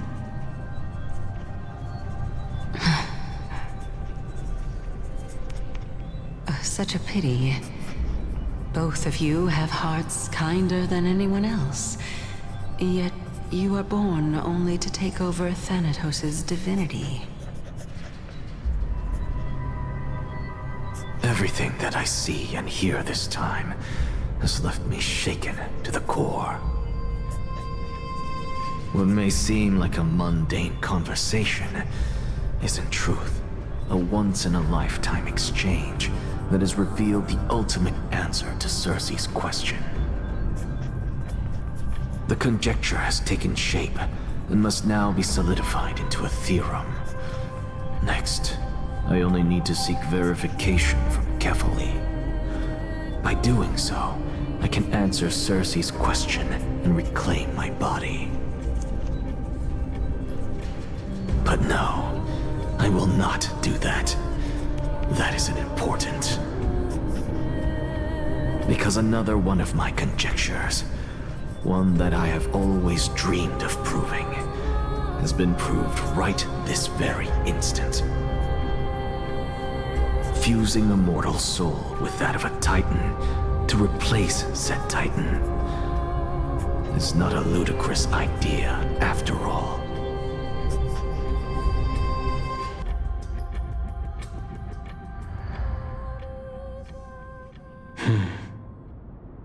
What are you thinking about?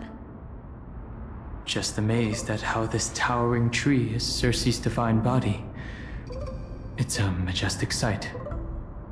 Is that so? You don't look the slightest bit amazed, though. Plus, you seem to be strangely familiar with the city around the great tree. Merely something from the past that I won't go into. Events of the past, huh? I was also a child when I looked up at Circe's. Their leaves and branches reflected the sparkling stars, and their trunk was like a pillar that supported the sky and ground.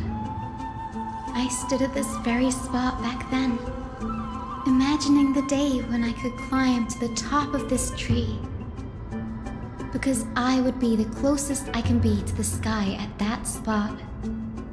You're a sky priest, yet you study at a place that is home to the Reason Titan. That's rather counterintuitive. Don't read too much into it. I mean, can mortals even hope to reach Aquila's realm? They're a strict and draconian god. Nothing like Circe's. Reason is willing to share what is theirs with others, but Sky only expects people to revere them. You get what I'm saying, right, Denny? After all, the Titan that imprisoned you and Grey here in Amphoreus is none other than Aquila themselves. Yes, I didn't count on provoking the ire of a local god. But there will always be people who dream of soaring towards the sky. The Grove has a wealth of research on Aquila, and that is exactly what we are here for. It's just... I never thought Grey would meet with something like that before we set off. As a physician, I should have been there by his side. Bad luck tends to come in streaks, so don't beat yourself up over it. Besides, Aglea needs you here to uncover the truth behind what happened to the Grove. Let's just make the most out of this trip and keep a lookout for any documents related to the Death Titan. They could be useful to him. Yeah, there's no rest for the weary, huh? In any case, what we're looking for could be anywhere in this enormous grove. Let's split up to cover more ground. With your skills, I'm sure those monsters born of the Black Tide will pose no threat to you anyway. What about you? Will you be alright on your own? Have you forgotten that you're talking to the chief physician of the Twilight Courtyard? Have more faith in me. I'll be just fine. The silence in here is near deafening. With the vast amount of knowledge it holds, this academy is akin to a labyrinth of information. Even the cleverest of scholars would easily lose their way in here. I should gather my thoughts before heading in. In the myths, Aglea, the Titan who reigns over the domain of the skies, is a colossal bird that overlooks the world beneath them with 100 eyes. As long as they continue to soar above the clouds, the people of Amphoreus will remain trapped on the ground. Hyacine's forebears were priests who worshipped Aglea. Nobody is more familiar with the taboos of the Sky Titan than her. Seeing how Aglea has sent her here as a guide, it's possible that she has plans to have Hyacine take on a trial in the future. In Amphoreus, Titans are a common topic of discussion. People create myths that in turn conceive Titans. It's a tricky task to keep an objective view when among the people of Amphoreus. Is there a way to step out of the situation and look at it from a different perspective?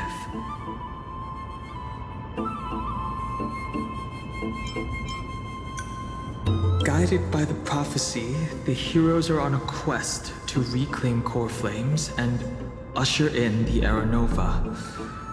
Their efforts have seen gratifying results to date.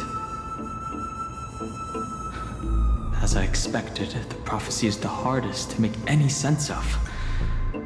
But with barely any information to go on, no matter how much I ruminate on it, it won't yield any results. I should leave this for another time.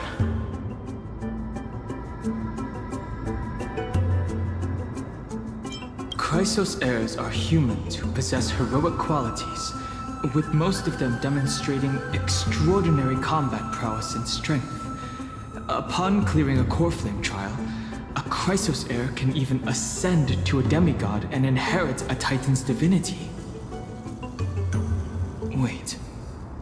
Something about that feels off. Is this a selection process of some sort? Titans and Eons are two distinct classes of beings. Titans can communicate with us humans, and it is not impossible for us to overpower them. Upon their demise, we can even take over their divinity. In this regard, Titans can be said to be a lot more similar to humans than Eons are. I should probably turn my attention to something else. Nobody could have ever imagined that his life would be forfeited the moment we landed on Amphoreus. I should have done more to keep him safe. But it's not too late. We still have a fighting chance. The unique rules that govern life and death on Amphoreus might just work in our favor and save him. The Grove is a veritable library of knowledge. Maybe they'll have records on a similar case? Please let there be one.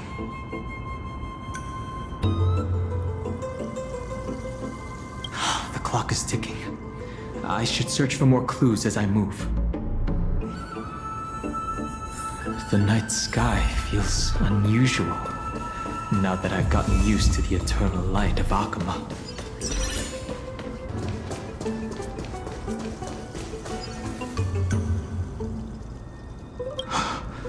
These are the remains of a black tide monster. It does look different from the Titankin from up close. What's that underneath it? A scroll.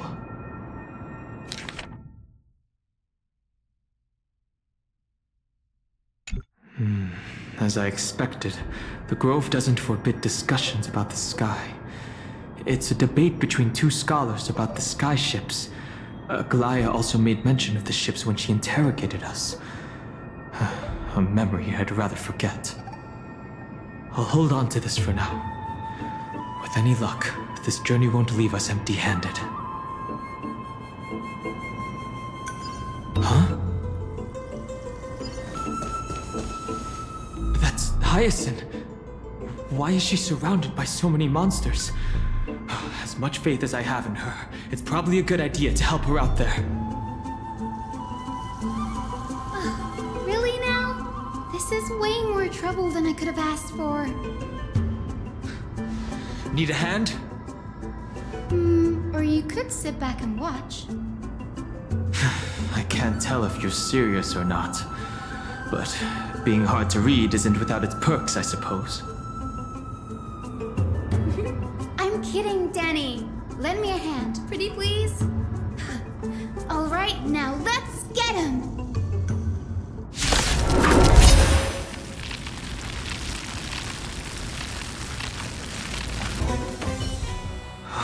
This place is practically in ruins. What happened? There shouldn't be this many monsters here. The black tide is remarkably quick to detect the light of Amphoreus. So or rather, the blessings of the Sky Priest in me, might have unknowingly called them to me. Anyway, never mind that for now. Here, you might want to have a look at this. I found it around here and thought it might be of interest to you.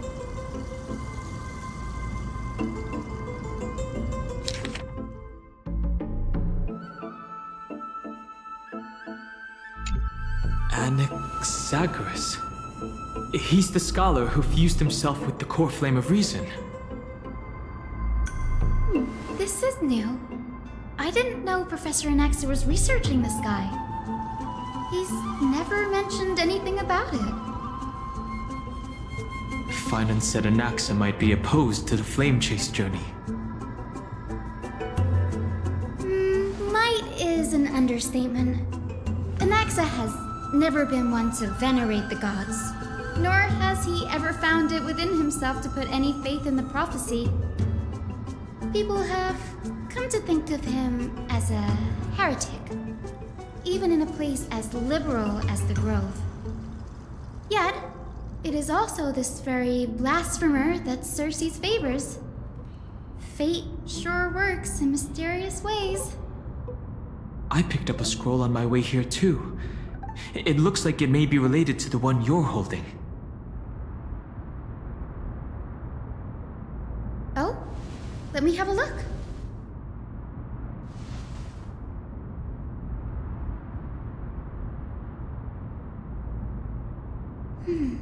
By the looks of them, these scrolls are records of two conversations that took place in the same setting, one after the other.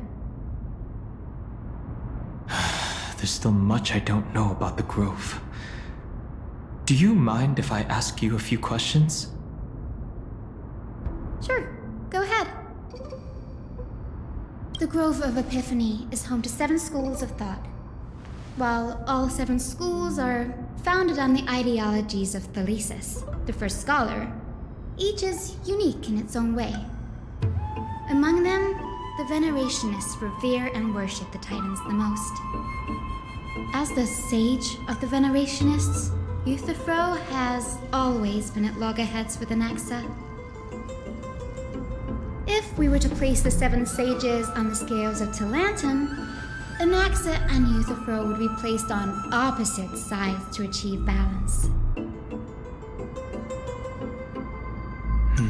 A very illustrative explanation. Thank you. Nearly everyone in Amphoreus has heard the story of the skyships by now. Aquila's stature is loftier than the heavens, and their divine retribution is merciless. That's why it's no use building giant skyfaring ships. Oh, but I do wonder if a supercharged mini Tribbie cannon could slip past their watch. That was a joke, right? Newsporists primarily study the application of alchemy in soul repair. Everyone considers Anaxa a blasphemer, but that has never stopped him from sharing his ideas, no matter how taboo. If you must say that he's hiding something, then it's likely what lies beneath his eye patch.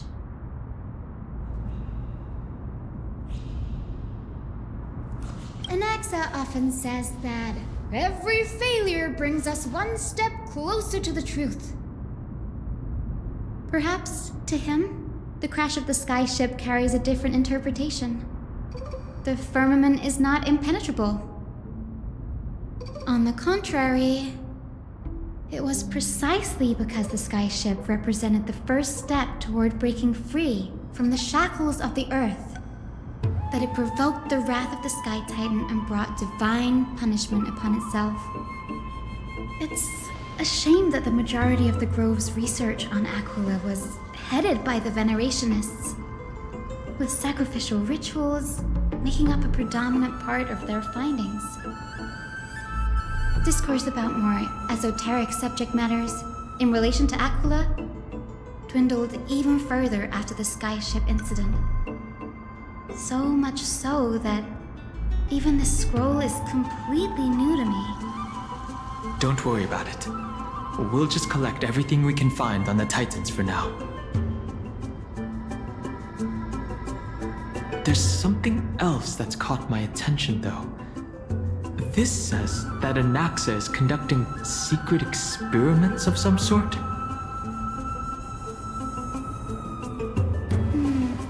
That's what I'd like to know. What are these experiments he's involved in? Even I, the assistant lecturer, know next to nothing about them. I have a bad feeling about this. Could there be more to what happened at the Grove?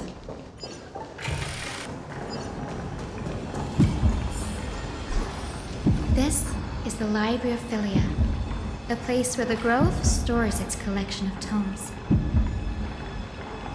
Other than books written by the 7 schools, you can also find philosophical texts, ballads, and religious writings from the Outlands here. Cities that desire to learn from the Grove were apparently expected to contribute knowledge of equal value to what they saw. We've had more than our fair share of hilarious episodes over the years. For instance, it's said that the Erythrocheramists once borrowed a manuscript from a certain author, but ended up returning a copy instead of the original. What's more, the original manuscript was supposedly then hidden here. That doesn't seem like a nice thing to do. Nice? No need to hold yourself back, Danny. You can just tell it like it is. Their behavior was no different from bandits.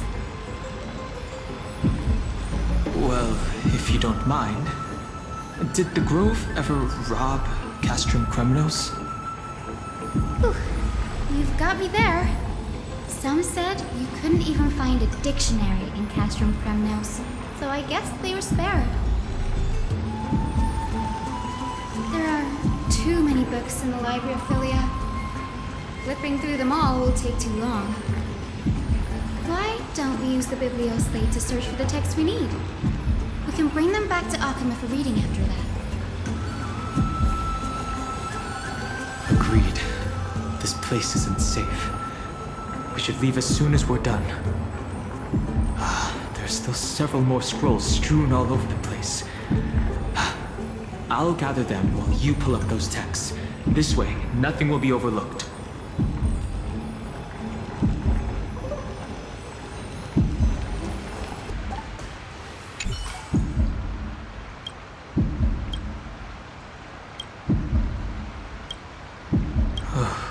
Impressive tenacity. Hopefully it helped him survive the Black Tide.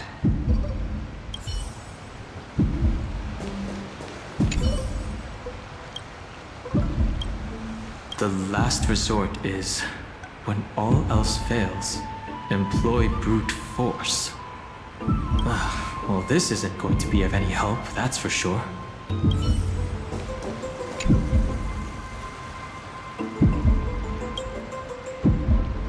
This is about Anaxa. I should read this. Hyacine, you should come have a look too. Ugh, it's so dusty in here. Whoa.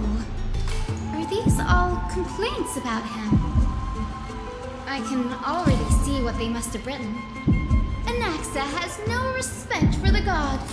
His very existence undermines order in our society.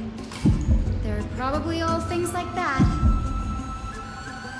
Does Anaxa hold that much influence? Why else would they call him the Great Performer? When Anaxa established his school of thought, the first thing he apparently did was read his own work to everyone. Are the Titans truly an accurate reflection of what humans think gods should be? Worlds created by gods are indubitably perfect, but what of Amphoreus? Only foolishness and insensitivity everywhere you turn. An uncanny impersonation. What happened after? They marched him straight to the seat of judgment before he could finish. Though what he took on in the end was more of a debate than an actual trial. He had to address every one of the scholar's allegations, or face expulsion from the Grove. The first allegation was... Do you agree that since the Titans created the heavens and earth, so the mountains, rivers, and seas must likewise be their creations? Am I supposed to put myself in Anaxa's shoes and answer that?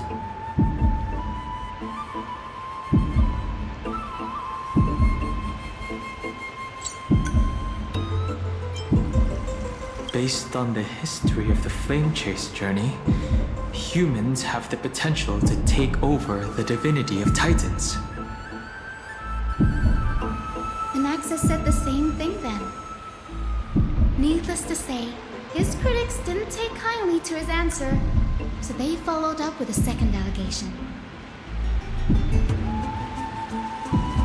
You claim to be studying souls, yet you are, in fact, defiling them and committing acts condemned by the gods.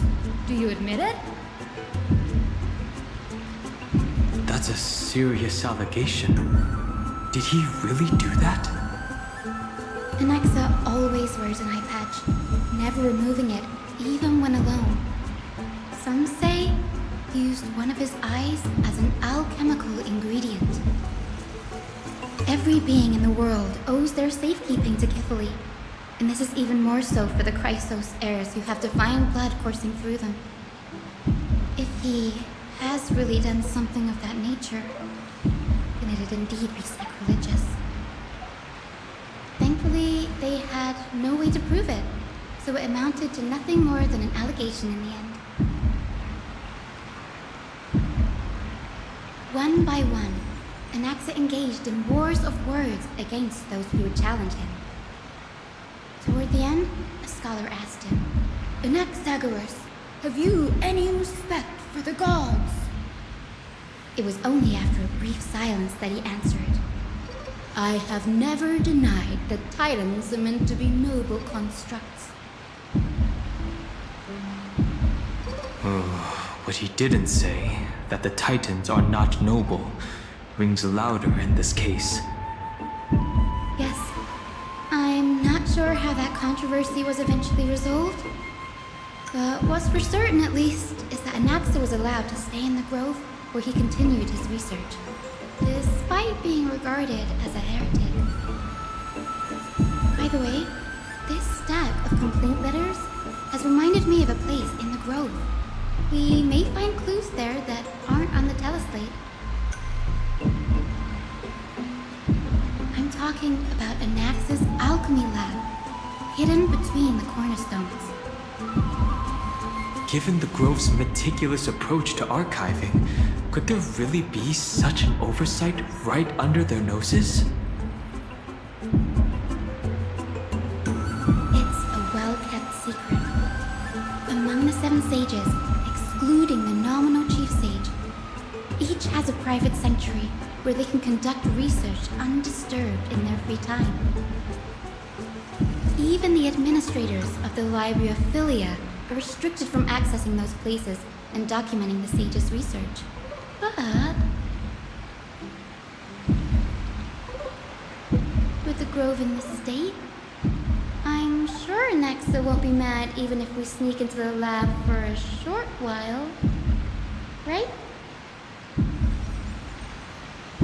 These trees, they're like a maze. This is the place, but where is everything?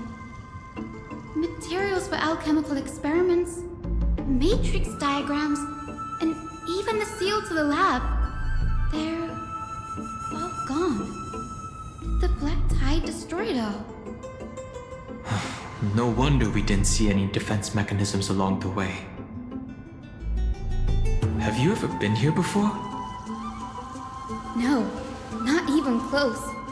Not only are alchemy experiments high-risk activities, but Professor Anaxa also has a penchant for using bizarre materials. Students often saw him walk in looking bright as rain, but come out covered in soot with his hair singed. Naturally, no one dared to come near this place. Huh? That bookshelf over there seems to be the only thing still intact.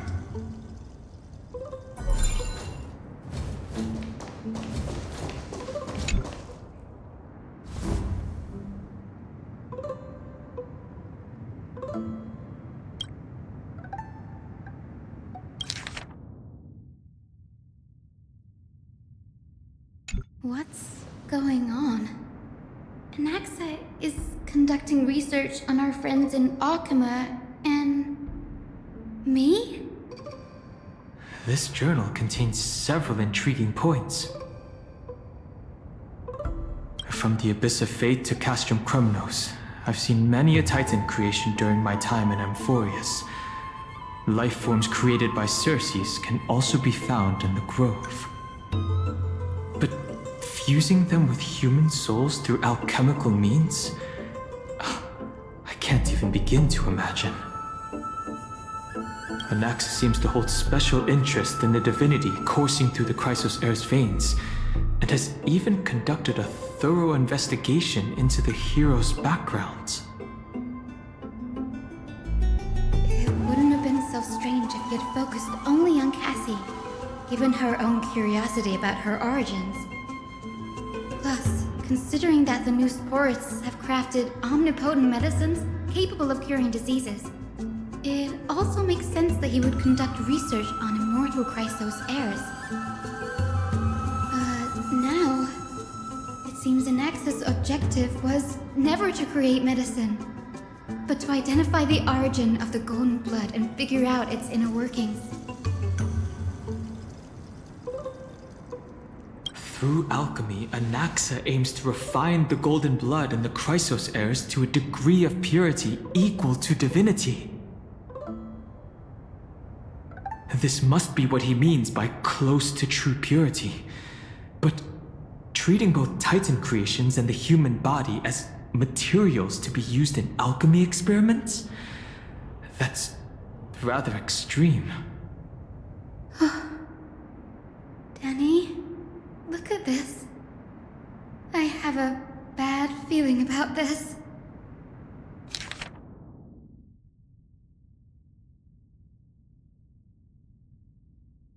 My biggest fear. It's come true. After going through his notes, I think I can piece it all together now. Anaxa was carrying out experiments on soul transmutation. Do you mean he's trying to reconstruct human souls alchemically? Yes, this is what he was secretly conducting research on. Something he had to keep hidden from others. Compared to his public speeches, this is the real blasphemy. Oh, I just thought of something. What's wrong? Do you remember when the Black Tide was approaching? The Grove had planned to send Circe's core flame to a safe place. But an accident happened along the way, and Anaxa lost his life in the process. But Circe took over his body and resurrected him, which led us to the situation we're in now. That's right. But what if Professor Anaxa's fusion with the core flame of reason wasn't an accident? What do you mean? Put yourself in his shoes. Knowing that the Black Tide was closing in and your time was running out, what would you have done?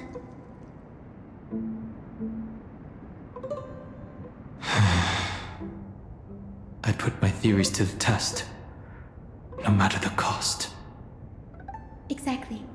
When the Black Tide came, the true reason Anaxa headed to the Luminary Throne was to transmute and fuse himself with the Titan's core flame. Did he succeed? No. Judging from how he reacted after the event, the results came as a surprise. Maybe he failed to consider the possibility that Circe would make a similar decision. The manuscripts detailing all the alchemical formulae have been taken away. His research is still ongoing. Could he have taken them for other purposes? Like what? There's only one Titan left in the world now. No. No way. To conceive an entity of perfection, one must first understand the principles of creation. If Anaxa is in Akama now, then that means he's after Kefali. Sir, this sky above us, it's not real, is it? Of course not. This is just an image from a projection device used for educational purposes. A simple trick. The day-night cycle has been lost to this world, so that students like you may still learn about the night sky. Astronomers have harnessed the Titan's miraculous power to manipulate the light, projecting the nights of the past here for you.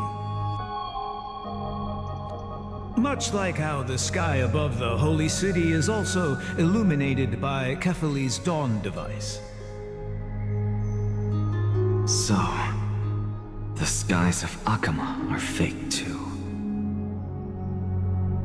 You mustn't conclude that, Anaxa. You should know that only a child would expose a trick and be proud of it. Often people know more than they let on. They simply choose to feign ignorance because they have no other choice. Then they're just deluding themselves.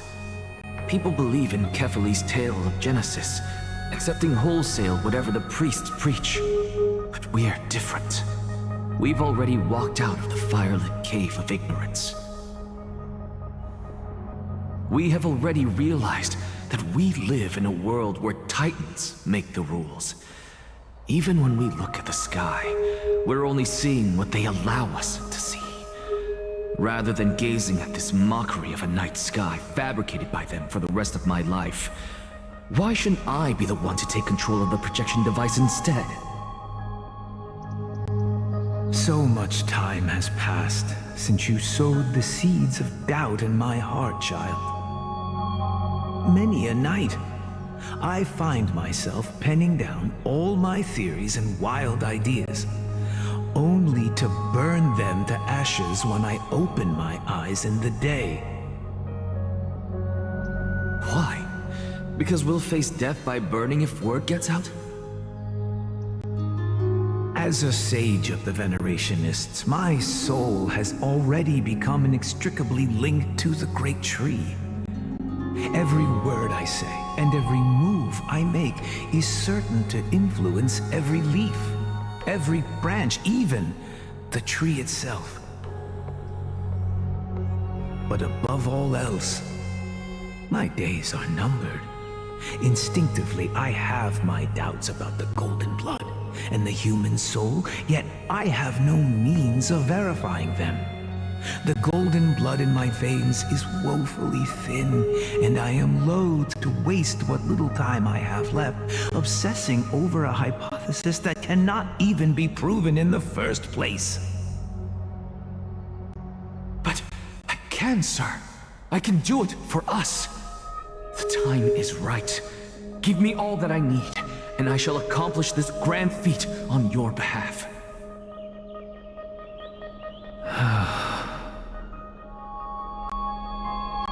You're right. I shall do just that. In the next meeting of the sages, I will spare no efforts fighting for the rights you deserve. Go. Establish your own school of thought. Find out what we are.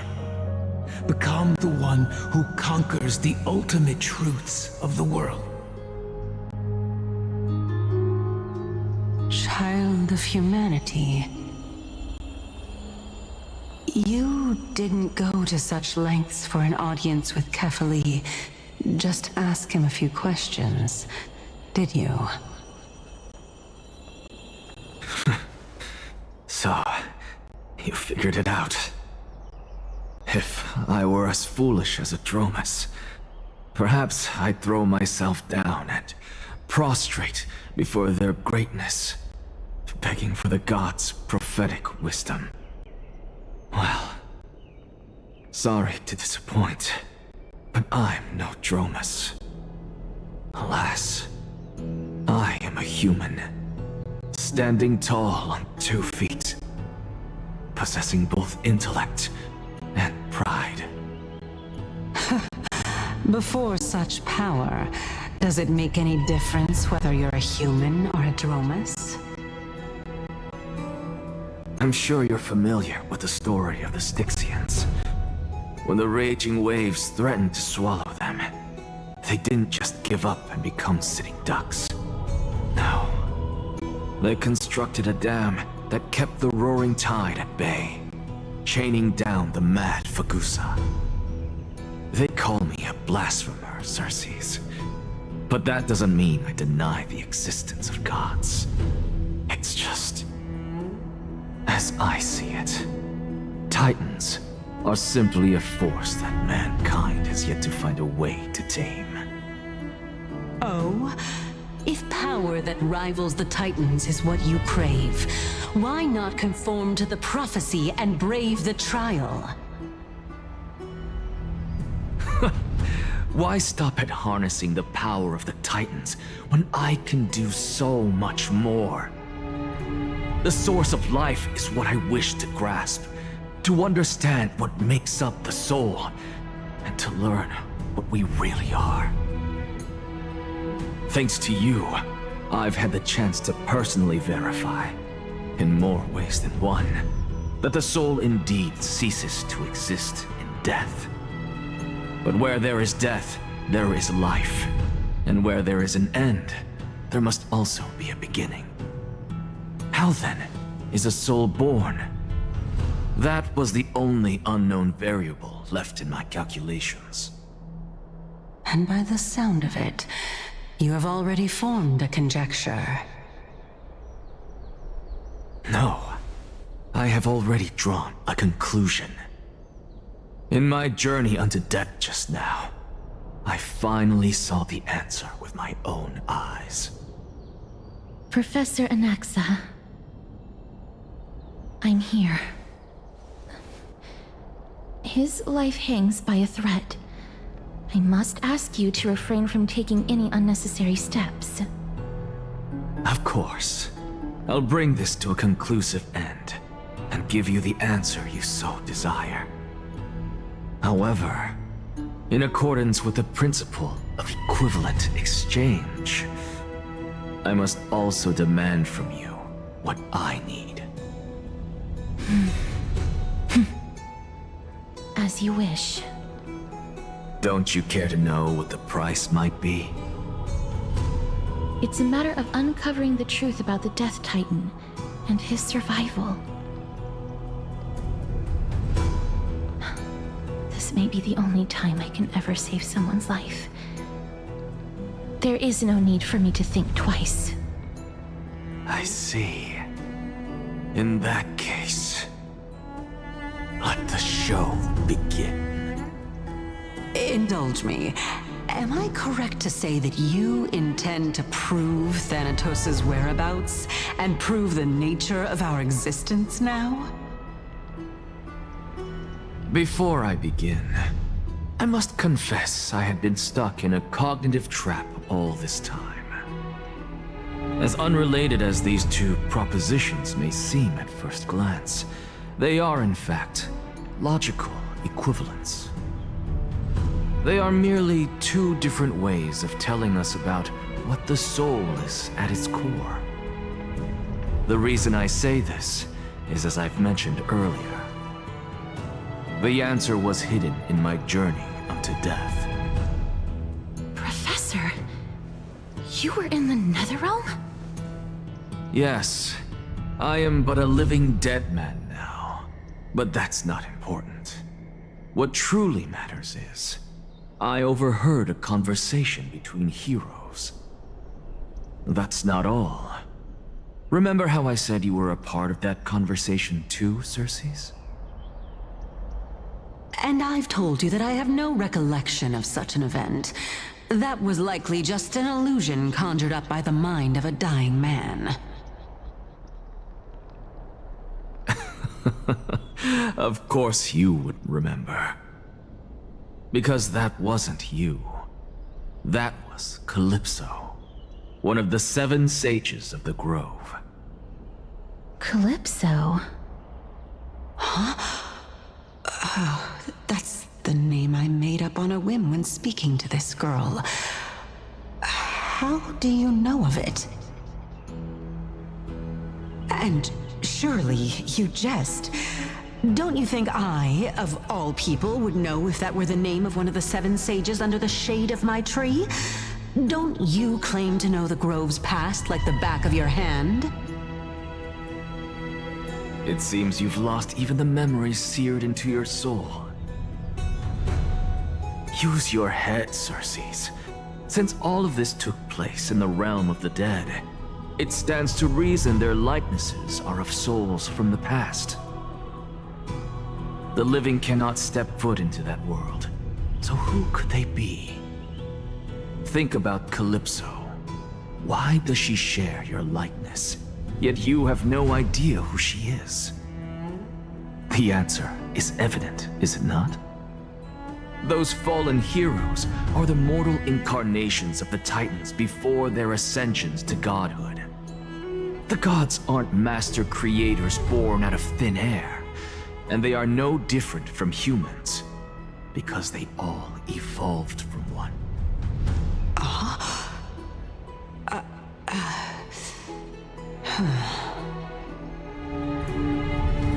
Does this answer disappoint you? Yes, because you've answered nothing. If I truly was once human, as you claim, then where do the children of humanity come from? Even on the off chance that you speak the truth, this brings us no closer to grasping Thanatos' whereabouts. How are we to find them? I knew you would say that. But it matters not. I know what I'm doing. Actually, why don't we have this supreme being standing before us tell us everything? You can revive a Titan? Humans cannot return from the dead. Neither can gods. But All we need to do is look at this from a different perspective, and the problem will resolve itself. The solution is simple. Just like what you did to me. If I'm reborn as Kefali, I can rebuild the world and all within it as they once did. Simple, is it not?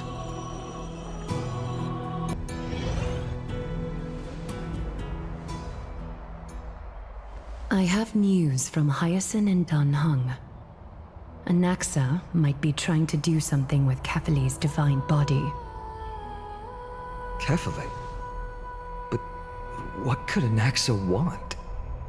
Is the Council of Elders going to sit around and let such a sacrilegious act unfold? That is not possible. He is indeed the great performer, capable of fooling anyone and everyone with his tricks. I'm sorry. No need for guilt, for this is good news to us. The Council of Elders has found themselves a traitorous ally. Anaxa's ambitious desires will be something we can exploit. What we should be doing now is to keep our eyes peeled for whichever trickery Kindness is up to, and react accordingly to thwart her plans. Being Akima's political center, the Demigod Council holds just as much significance as the Vortex of Genesis. Someday, after my duty is over, this site will take the place of the battlefield where you hunt gods, become the next challenge you are to overcome. Till then, it's best to get used to this place as soon as possible.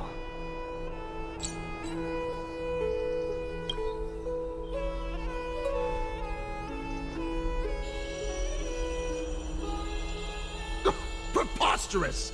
The Christos heirs only have their standing because of the Council of Elders! How dare they trample over it! Well, these people are shooting daggers with their eyes. It's been a while. What is that supposed to mean? Is this really the sort of person that the young lord praised as a ferocious warrior? It has indeed been some time, Lord Crateros. What brings you here in such haste? Shh, keep it down. Be more vigilant. See those duplicitous dogs over there? They do the dirty work for Kindness. I've already ordered my people to hold them back, but we should still lay low. Unless you're itching for a bloody fight to get a workout in. My bad. So, did something happen? Did you hear thunderclaps last night?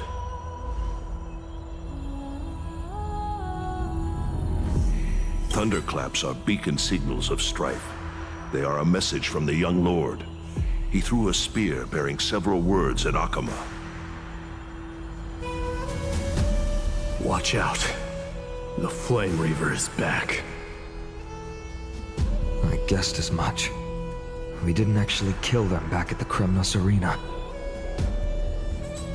I figured this is something you would want to know. We Kremnoans never back down from a fight. So if you plan to take that thing down in a battle, reach out to me anytime. You have my gratitude. I will let Aglea know about this right away. Remind her to be on her toes while you're at it. That vicious Kindness has been unusually active lately. Those lackeys she keeps under cover have been going in and out of the city a lot more frequently these days. Some even seem to be getting Kremnoans to defect to the Council.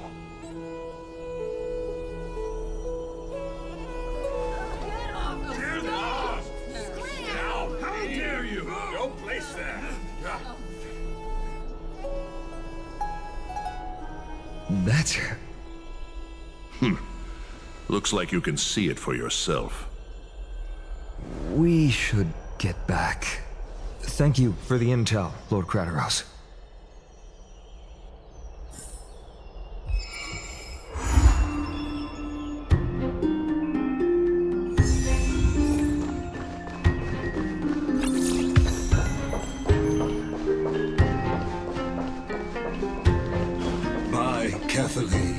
sent and above, as the Theoros I have observed. Aglea, what happened here? I know about the poisonous fangs of that king snake through the golden threads. In the past, I would be confident about keeping her in check, but I admit I am now unable to do so. What do you mean? It is no longer about eloquence or arguments. I have been a demigod for far too long that I hardly have any humanity left. Before I realized it, I have become no different from these hypocrites, no longer capable of relating to the people. This has come a lot sooner than I expected. But perhaps it is time. I need you to step up, Phainon, in order for me to retreat behind the scenes. Yes, this is my duty, but... It is far easier for the Council of Elders to fool many than just fool one person. Their so-called more support is no more than a ruse to distribute power using words instead of lances. There is no glory in winning this debate, but that makes having respect for humans so much more priceless. Phainon, you are a Chrysos heir without flaw, capable of relating deeply with humans. I appreciate what you've taught me, Aglea. I hope we'll live up to your expectations and win this debate.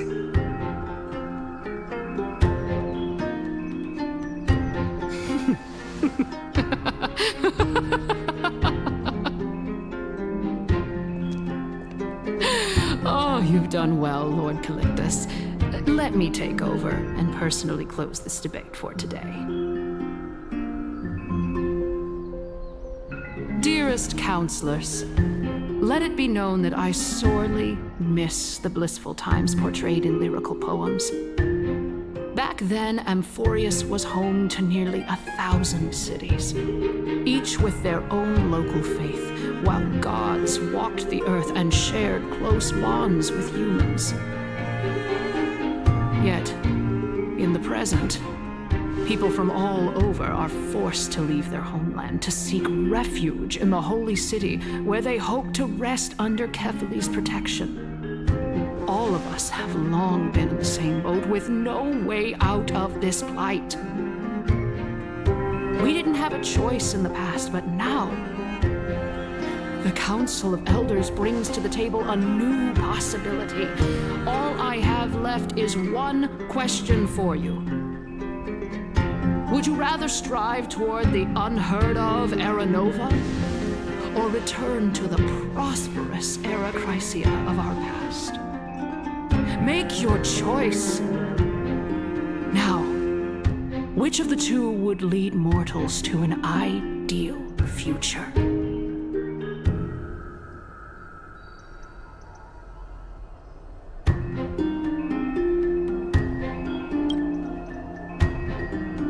Era Nova is a path of salvation the gods promised. We should not have doubts in the flame-chased journey. We all know that Era Chrysia is a thing of the past, Lady Kindness. Please, enlighten me. How does the Council of Elders plan to turn back time? Let the three Titans of Calamity be born, and Era Chrysia is nevermore. But bring demise to those Titans, and Era Chrysia will descend upon us again.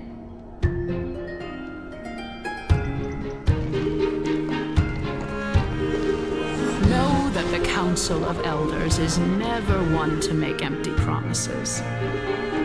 Look at who we have on our side. Anaxa, one of the Grove's 7 sages, and Castorice, Idonia's goddess of death. With the help of these two heroes, I can promise all of you that Era Chrysia will exist once more. Aren't they Chrysos heirs? They're supporting the Council of Elders instead? It's clear from the start that these heroes do not get along well in their group. All the more proof that Aglea is unfit to speak on behalf of every Chrysos heir. I am in favor of Era Chrysia. Era Chrysia! Era Chrysia!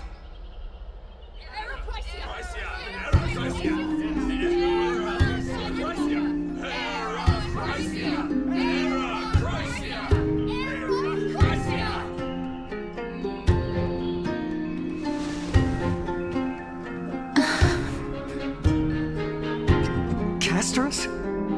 Why are you standing over there? You finally arrived, Anaxa. So have you, Cass.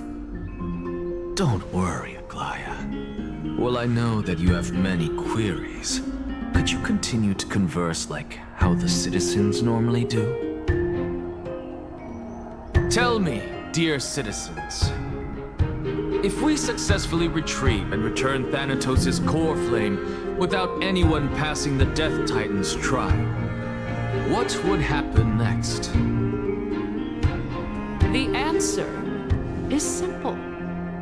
We will have a chance to rid the world of death and bring Amphoreus back to an era when all beings live forever. We'll usher in a new future that will be entirely different from the flame chase journey. He's one of the 7 sages.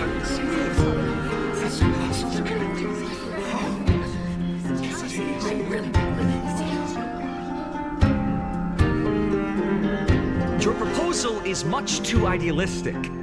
As long as the Black Tide still exists, how can we go back to the old days? Remember what I previously said?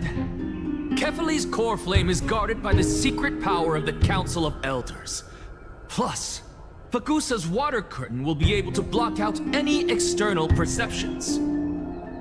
Tell me, dear citizens, have any of you ever seen even a glimpse of the threat that this person is talking about anywhere within the walls of this majestic holy city? If we eliminate death, then there's no need for us to fear that flame reaver, right?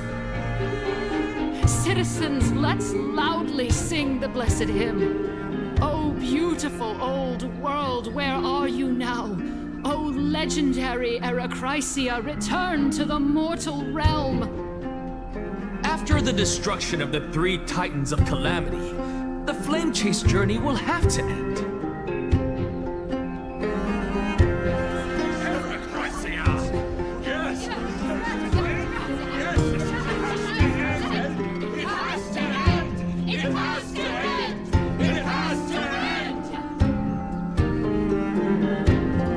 This is bad. The masses are now totally riled up. Anaxa, pray tell. Everything that you've mentioned hinges on the premise that we can find Thanatos' existence, right? Thank you, Lady Aglea, for still caring about this city. However, dear citizens, we are truly fortunate and blessed. For Castorice, Idonia's goddess of death, will surely find Thanatos under my guidance. What? With that, I solemnly promise that the core flame Lady Castorice brings back will be personally managed by the Council of Elders. Thereafter, if we are able to garner the support of all of you at the Citizens' Assembly, we shall spare no effort in ensuring that the Era Chrysia will return to our world once again.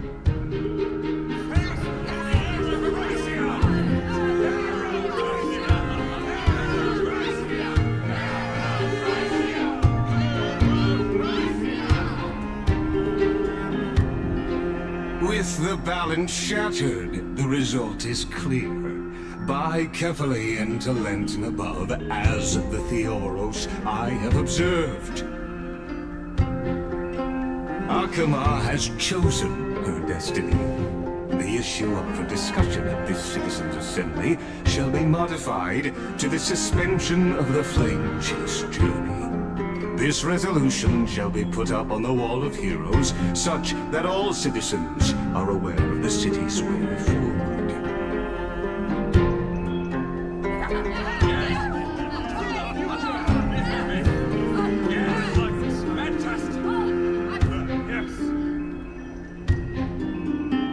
Aglea, dear Aglea, what has caused your heart to soften? You also don't seem to be as quick-witted as before. Wag your tongue as much as you like. Since the Flame Chase journey has been preordained by the prophecy, our failure has never been on the cards. Well then, I guess we'll find out if that's true at the Citizens' Assembly.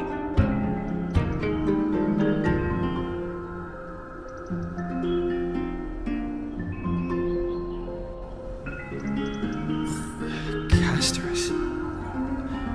What's going on?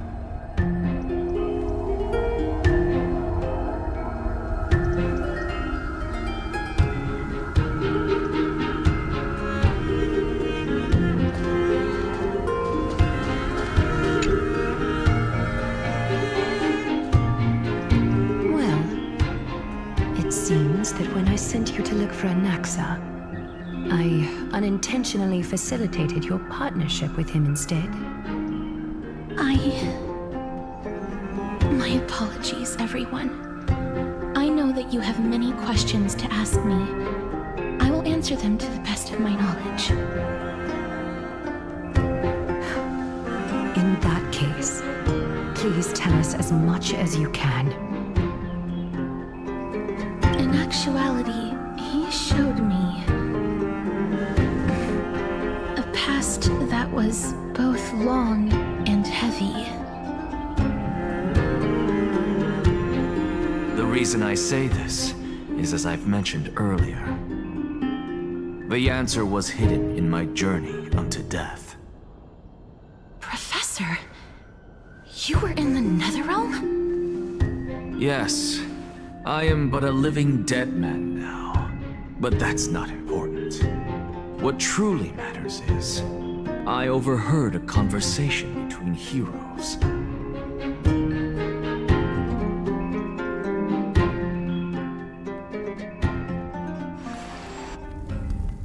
Have you heard of this tale before?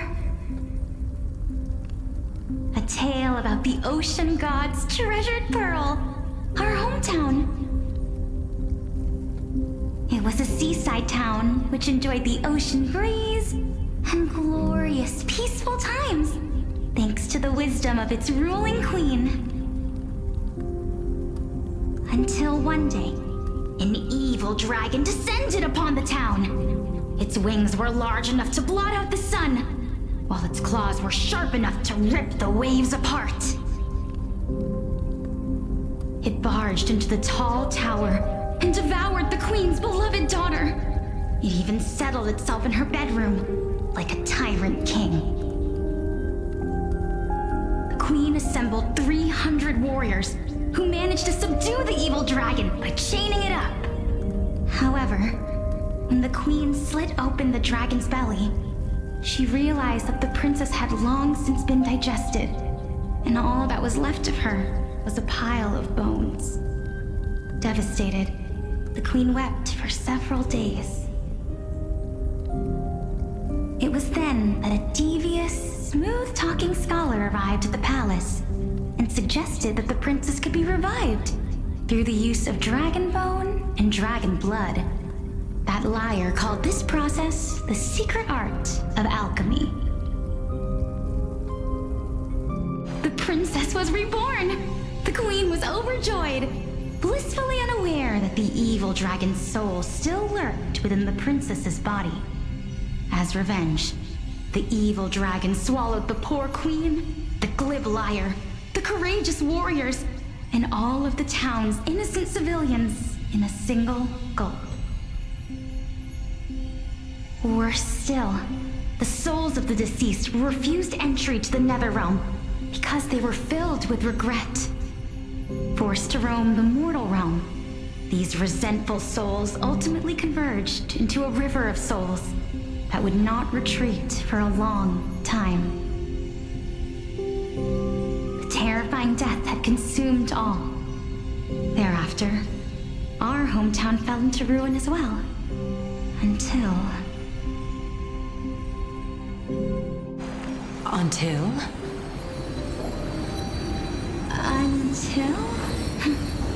Actually, I don't know what happened next either.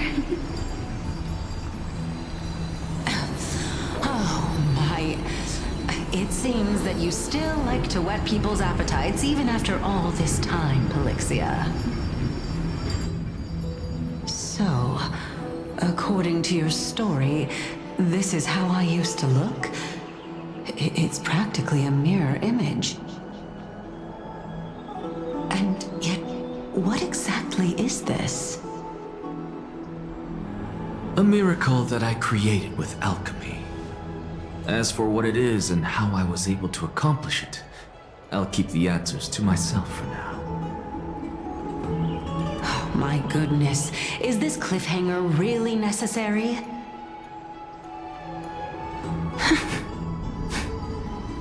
Quiet, Titan. Continue to enjoy this splendid play, and the truth will naturally reveal itself. Dragon, huh? I've heard this legend before. In that case, what do you think of it? I think that this so-called alchemy was a tenuous analogy added to the story by future generations. After all, you've never heard of a tradition of alchemy in your hometown before, have you? Indeed. Before I left home to pursue my education, I never even knew that anybody was looking into this area of study. Therefore, we can just treat this tale as a fable told to young children. A fable, you say? If so, what moral is it trying to impart to the kids? I guess it might be the concept of equivalent exchange? Oh? I thought the moral might be closer to something like honor the dead. Huh. What? At a loss for words? No, I merely realized that we're both thinking of the same principle. If life is priceless, then there is hardly anything else in this world that is of equal weight to it, right? Indeed.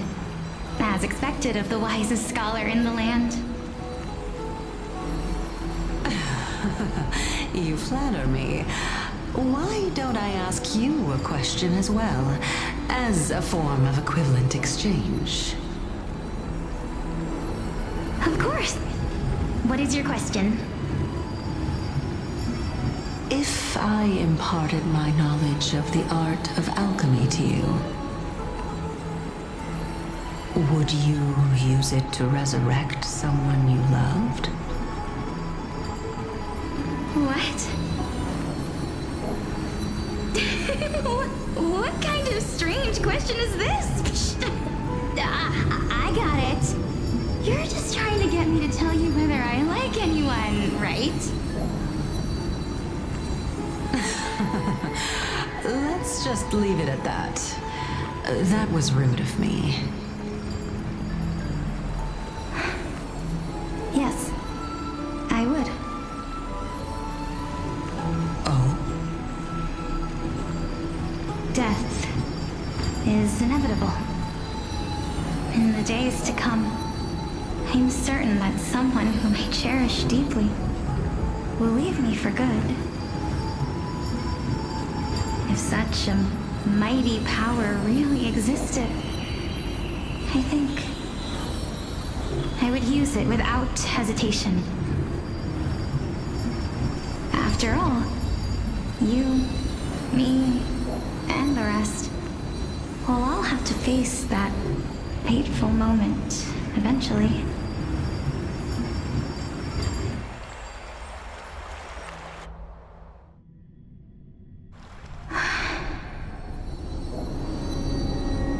My time is finally here.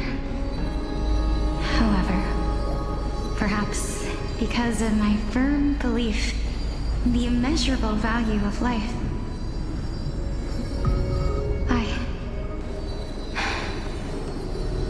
I am unable to complete the trial.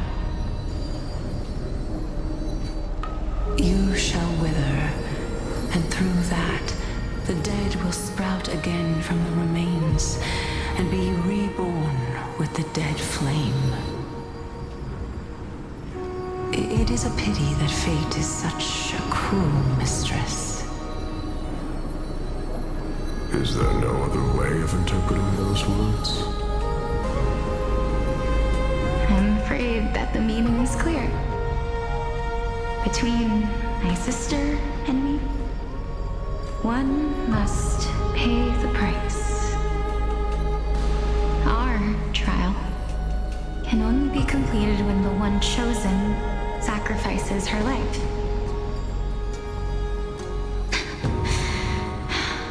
I'm afraid that the prophecy might even have selected a pair of twins for this exact purpose. Fortune makes fools of us all. My sister is prepared to sacrifice herself. And yet, I can't do the same. How absurd. My time is almost up, but I'm still afraid to welcome death. What should we do? If I'm ultimately not able to make up my mind... Since Chaos is willing to guide all of us and leave this trial to the end, there is still plenty of time for you to ponder. That's right. Don't allow the fog of an uncertain future to cloud your mind. Trial, prophecy, the topics that they're discussing seem familiar. But these three people must not have left their names in the epics. Otherwise, I would have some recollection of this. Amphoreus' history before the Titans were born was complete chaos. Is that not strange by itself? I have long held three hypotheses about this. However, let's continue watching for now. Calypso, Polixia, and this warrior. I seem to have met him somewhere before. Regarding this matter, Nias, are you confident that you'll complete your trial? Of course. Though, I am worried about what will happen once I've emerged victorious.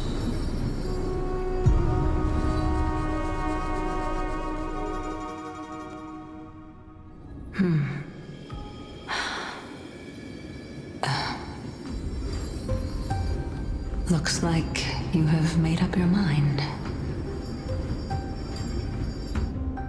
Yes, this is the safest course of action. Completely separating courage, honor, tenacity, sacrifice, and reason. You really know how to make things difficult.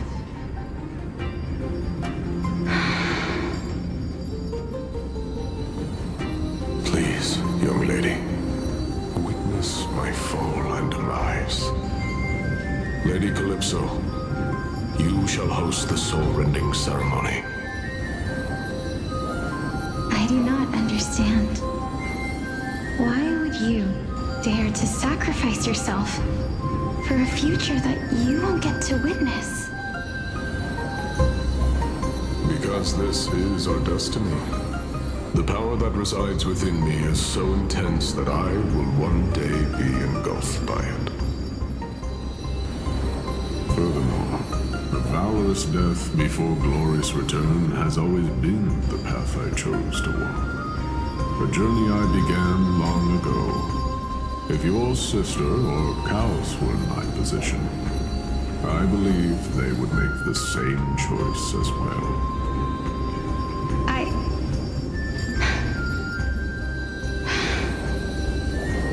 I'm not that brave. I don't know how I'm supposed to face such a serious affair.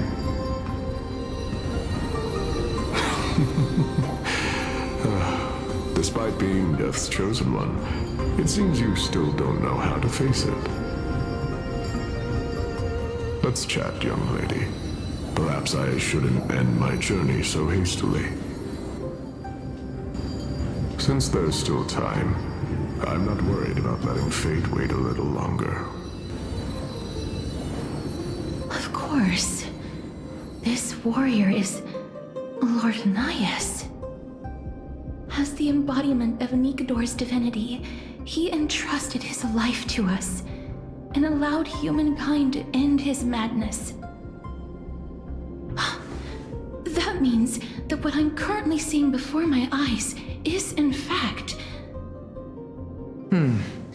Looks like one hypothesis of mine has already been proven true. These heroes are the true forms of the Titans, before they attain their divinity. If so, the chosen one of death that he speaks of is actually... Polixia? Is the previous form of Thanatos? But her appearance... If this is true, as long as we can find out where she went, we'll naturally be able to figure out the location of the Death Titan.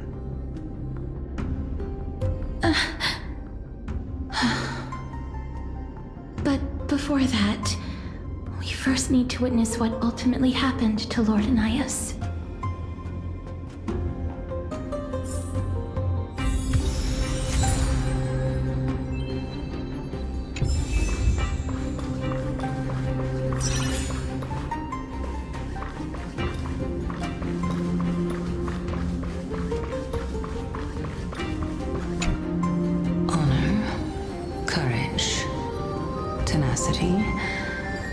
Sacrifice.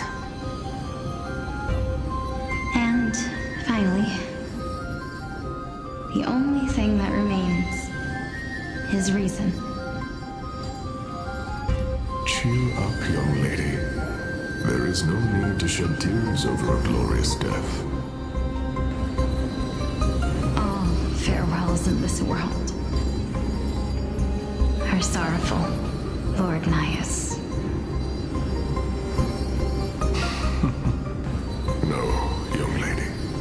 As a warrior, I have witnessed too many bitter deaths. But now, all I feel is peace.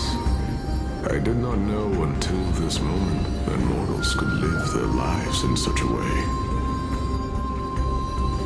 Although only a sliver of your soul remains, you remain so optimistic.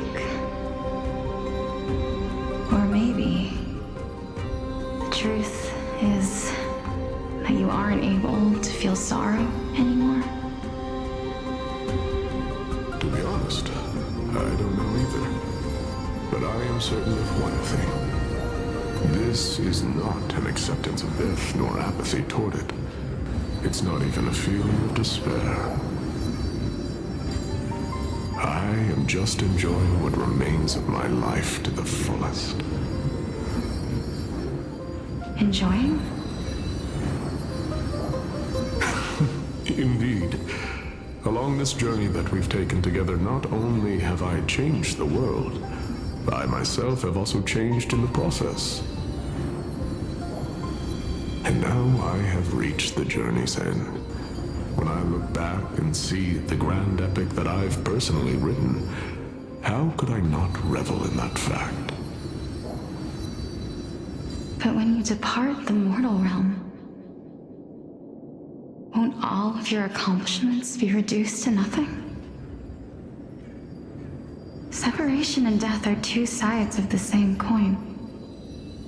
Reconciling this doesn't come easily for a mortal.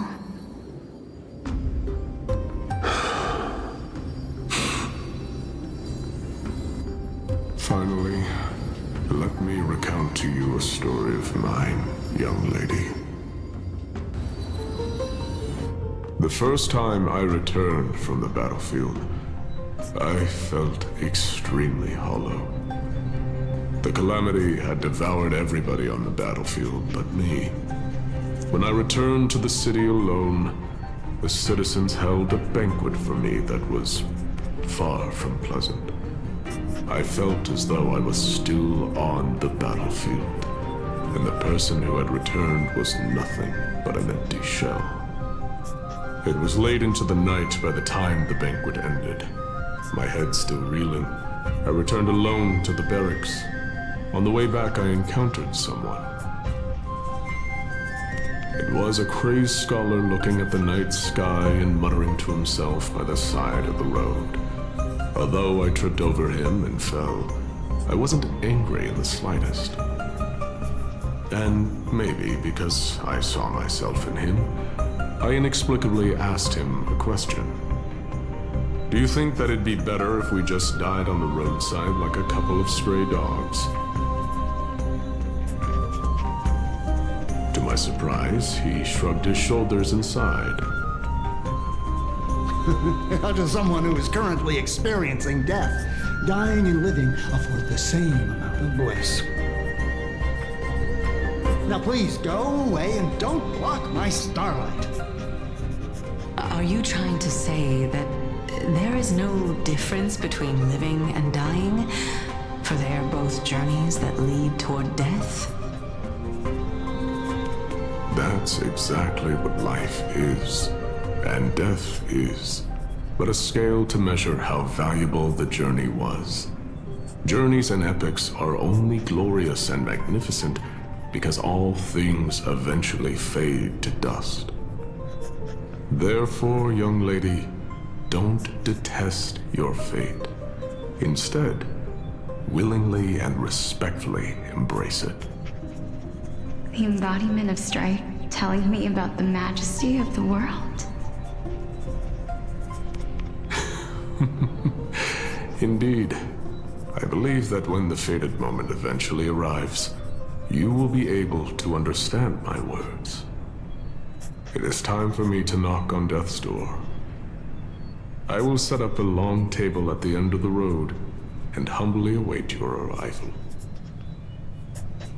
When that moment finally comes, let us drink and be merry then.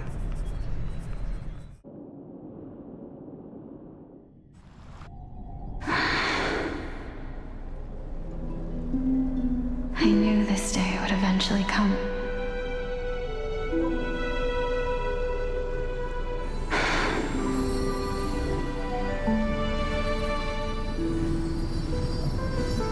Are the both of you ready?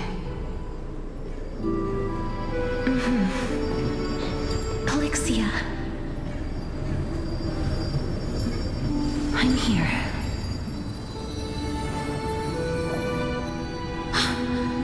What? This... This is quite interesting indeed. Is this... Calixia's sister? Is it... me? Now, it's time for us to fulfill our promises.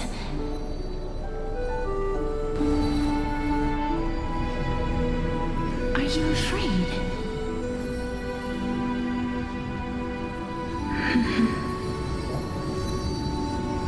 What are you afraid of? That I won't be able to do it.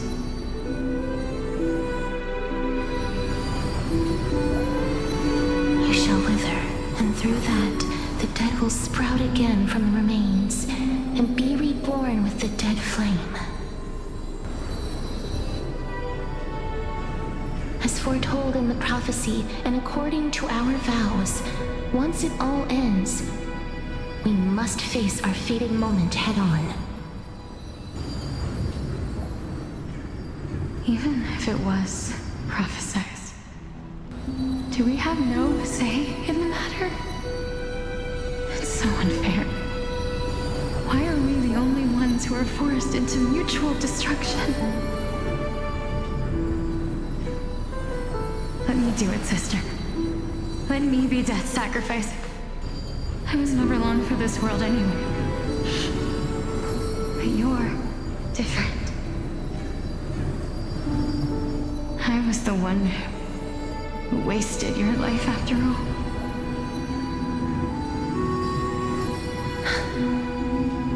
You're wrong, Polixia.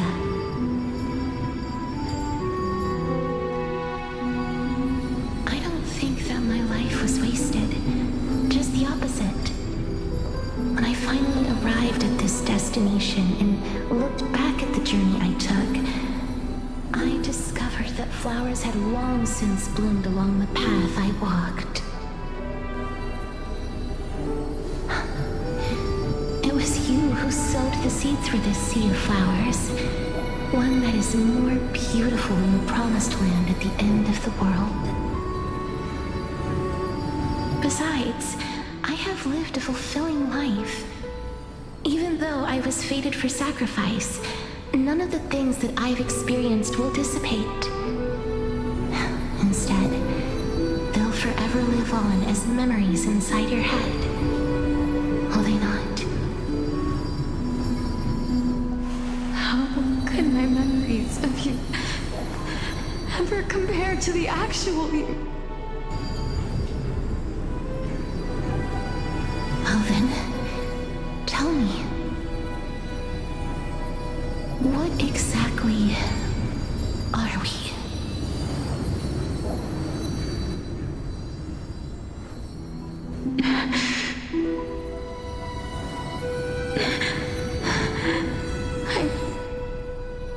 I don't know. I don't know either. But regardless of what the answer is, regardless of how we're shaped by others, or even by this world, ever since we were born, the fact that we existed was predestined, and nothing could erase it. This is why I will always, always be by your side. We're twins, after all.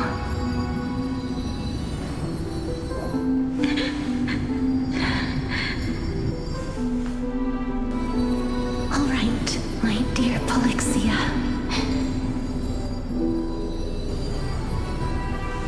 It's time to extract my heart and light the flame of death. After that, use it to plant the first bud in the prophesied new world.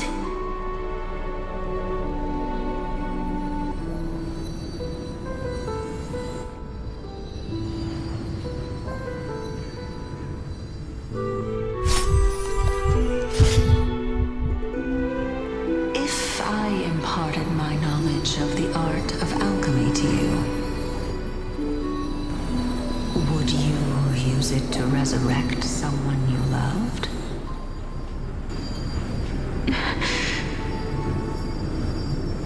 Death is inevitable.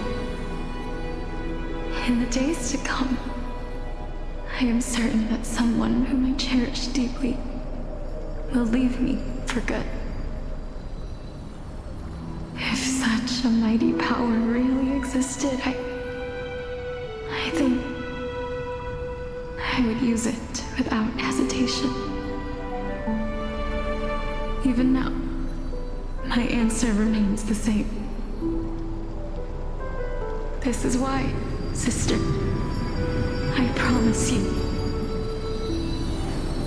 in the prophesied new world, I shall plant the first bud on your behalf. to the ocean god's treasure pearl, our hometown. I shall open wide the entrance to the Netherrealm and grant you a second life. The living beings on this earth shall respond to my call and lead you to the sacred daylight. Remember, do not look back on the land of the dead, and do not stop moving. In the new world promised by the prophecy, march toward your new life. As for the price of our equivalent exchange, let me be the one to pay it.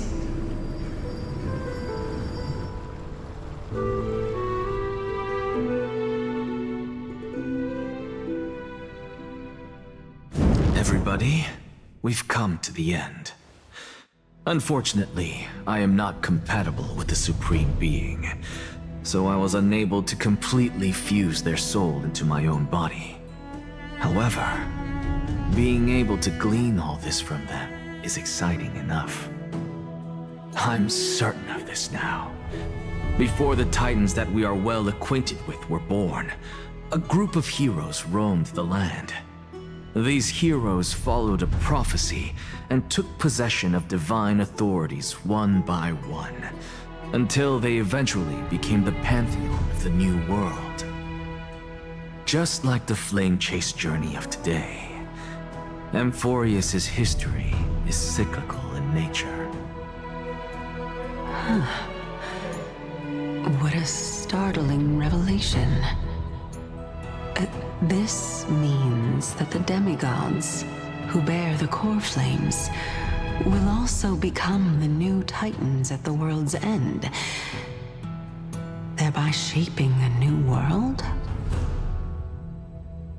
I believe that this is the truth behind the Era Nova as mentioned in the prophecy.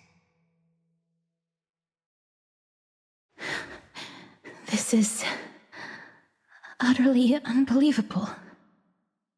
Besides, those twins in the past, even if they really are Thanatos, their whereabouts are still unknown even today. Are their whereabouts truly unknown? Didn't Polixia mention that seaside town, the birthplace of alchemy in the tale of the dragon? In our world, there exists a city which perfectly matches that description. Styxia. But the people there worship Vagusa and bear no relation to Thanatos. I have also never been to that place, as in the time of Idonia, it had long turned into underwater ruins. Take this. This is... the Nusporist masterpiece, the Philosopher's Stone. It was made by transmuting all of the sages' wisdom into a single entity, with their flesh and blood as its foundation. Remember, I've mentioned before that the art of alchemy is all about conversion, tempering, and ascension. This process also applies to the pursuit of truth. Regardless of how unbelievable this sounds, the truths of the world have been refined from the impurities. Think about the story of the dragon. This stone will lead you to your real hometown, allowing you to reform the door to the Netherrealm and discover Thanatos' fate. You still look as confident in your victory as ever. But what if your conjecture is wrong? Simple. I shall merely admit to the entire world that my experiment was a failure. However, my line of thinking will not fail because I have already planted the seeds of doubt into the hearts of the masses. Actions speak louder than words, Castorice. With the assembly about to begin, don't forget the promise you've made. I've already searched for so long. I'm willing to try one more time. While we converse, his life is also slowly slipping away. But before I leave, I have another question. What exactly did we witness just now? That was the world imprinted in Kefali's soul. If we are to prove its existence, you must take the final step. Go.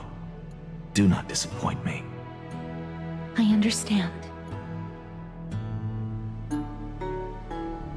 Hey, child of humanity. Don't get antsy. I still remember the question you posed to me. As a scholar, I do not wish to offer up ambiguous conclusions. Let's discuss this topic again when she manages to find the evidence. I merely wanted to ask, was that stone transmuted from your heart? If so, rebirth is no longer an option for you. Why not? When I was a child, I lost someone dear to me. When I was a teenager, I lost my faith. A while back, although you saved my life, I also lost my soul in the process. Now I'm merely forsaking my body. What's the big deal? Why are you always finding ways to die? Isn't it good to be alive?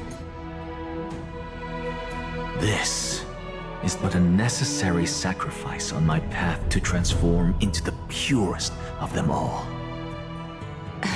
Can someone who's dead even claim to be the purest of them all? Furthermore, if your hypothesis is proven correct, does it not just confirm that the myths are true, and thereby invalidate all your theories?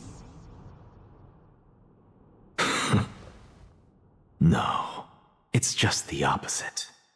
If my hypothesis is correct, it means that I can actually ascend to godhood and reshape this absurd world that you all have created.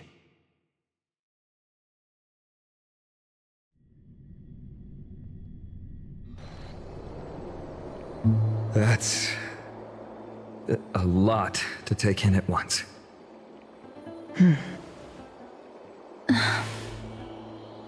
Lady Aglea, please, let me explain.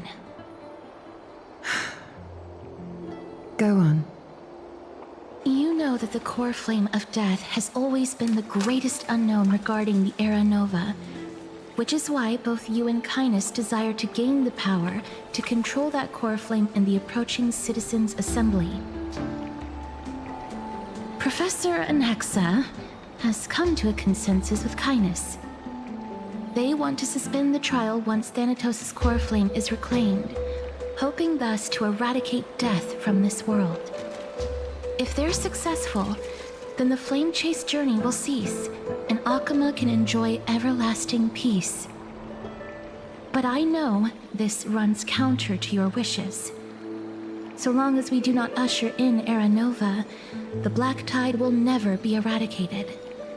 Even with Lord Mydei on the front line, and the Black Tide not posing an immediate risk, the danger nevertheless remains. Honestly, it's difficult for me to assess the pros and cons in this decision. But someone must bring the core flame before we can begin negotiations over it. The Titan could be very near. I cannot let this chance slip by. Besides, someone has to make this trip to bring back Mr. Soul. Well said. You already had every reason to seek an audience with Thanatos. It's that great performer who has weaponized your wishes and placed us in this difficult situation. A world without death. Do you desire that too? If fate dictates that my path must oppose yours, I will do all I can to resist it and protect what I aspire to achieve. Lord Mydei showed me that without taking the first step, all talk of what follows is moot.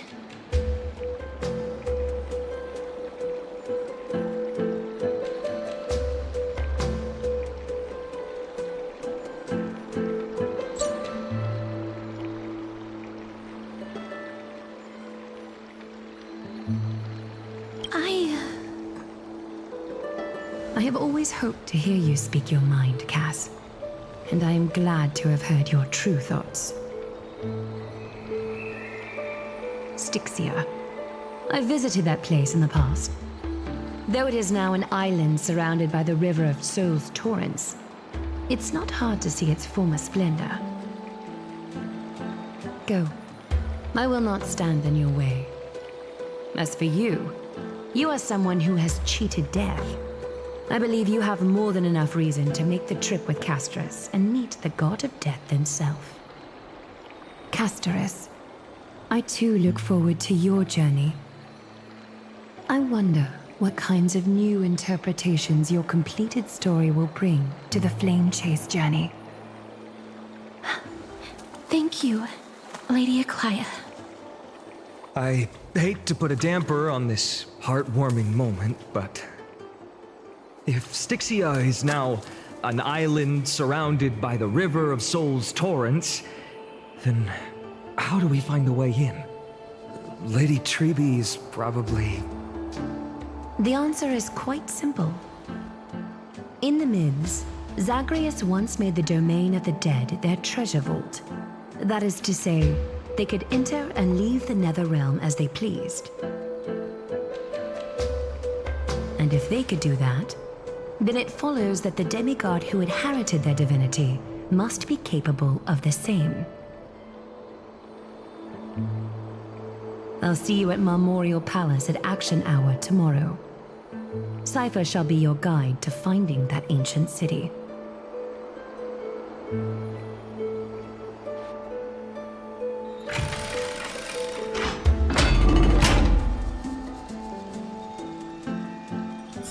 Heng isn't back yet, huh?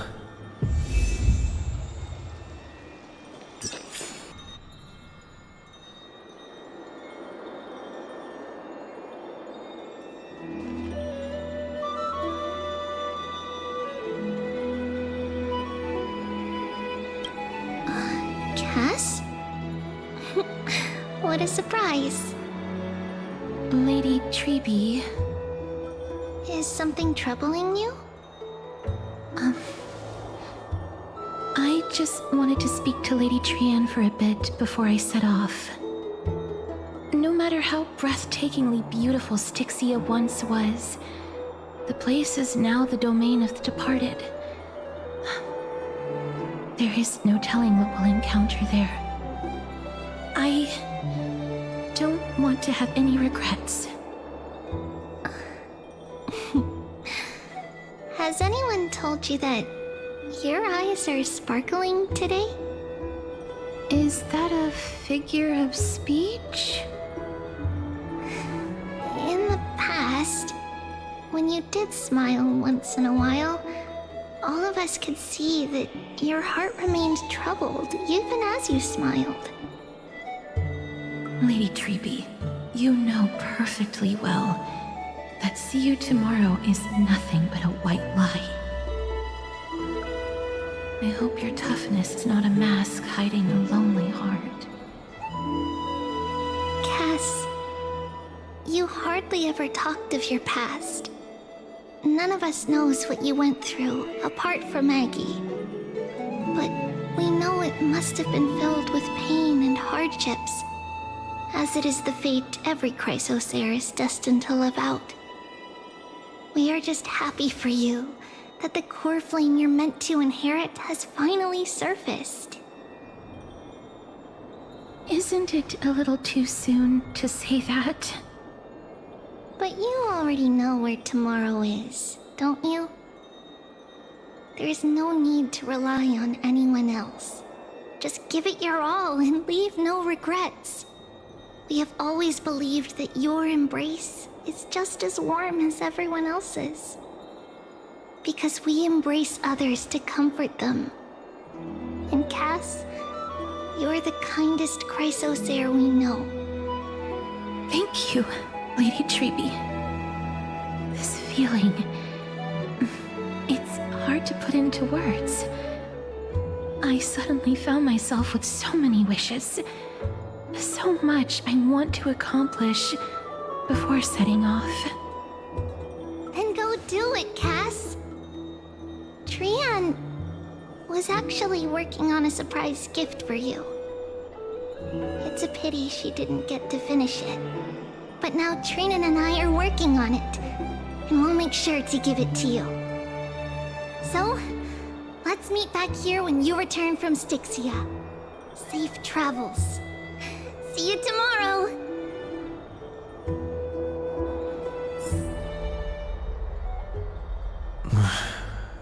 I can't sleep.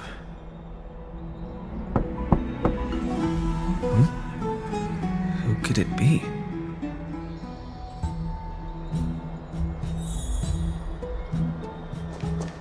It's me.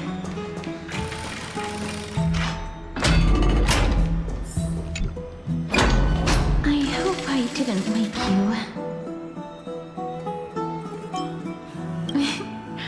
I'm glad to see you're as full of life as ever. I'm here because of private matters, actually. If it isn't too much to ask, I'd really like it if you could come along with me to retrieve something.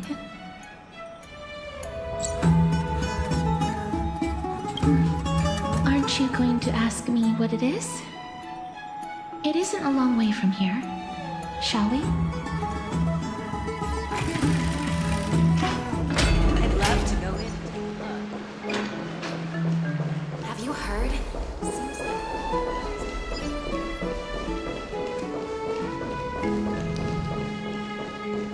Faith can dispel the black tide. The streets are packed. It seems the vote to pause the flame chase journey has begun. I want to vote! Tell me how I can vote!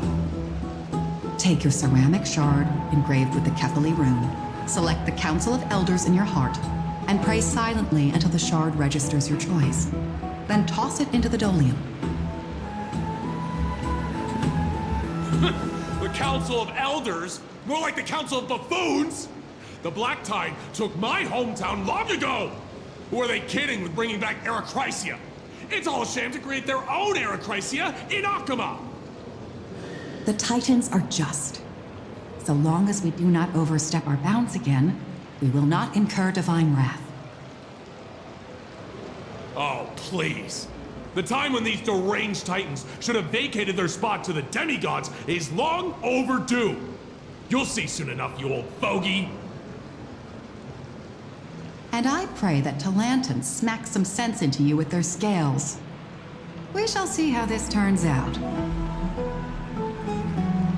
That was quite a spectacle.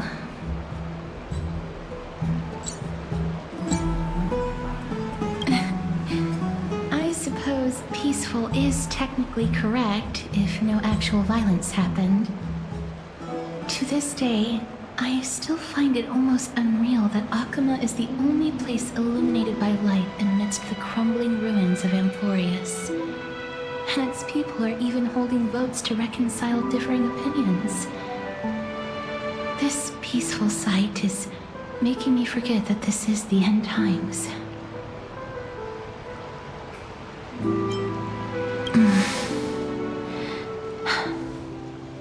Before coming here, I had lived for many years in Idonia, a city of rime and frost. The people there were devotees of Thanatos, and were well known for their unique burial rites and traditions.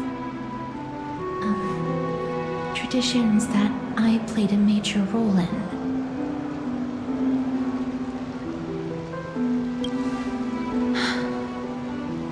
Yes. You now know me as the Mortician tradition of Hakama. But back in those days, I was Idonia's maiden of war. I was trudging across the frosty plains on my own when the Idonians found me.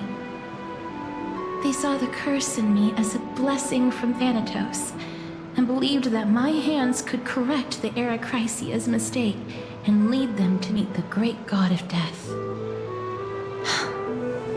They provided me shelter, but in return, I was expected to grant merciful deaths to war captives, prisoners bound for execution, and heroes alike.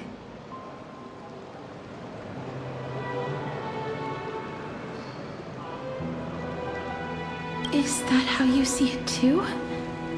But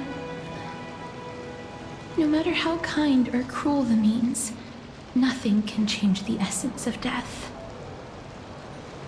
Taking away someone's life is never worthy of religious worship.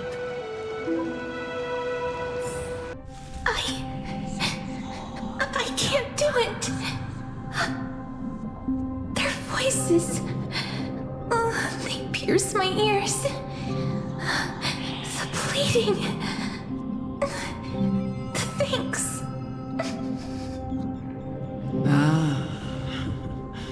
I know that feeling, child. I was once as lost as you are now. But you must respect those walking towards death, just like how you should respect yourself as the Holy Maiden granting humans glory and liberation. What you're asking me to do is no better than the task of an executioner, and yet you want me to respect myself. No matter the titles, I am still taking away human lives. This won't be the first time that Edonia's fanatical nether warriors have faced death. On the contrary, recruits new to the battlefield often run away from their first fight. Death is the mightiest and gravest power in this world. The fact that you can wield it means you are deserving of respect. That's such a twisted reason. Then let me tell you a story. In Idonia, the great swords commonly used by executioners are called Draconian, in memory of Drakon, an elderly executioner.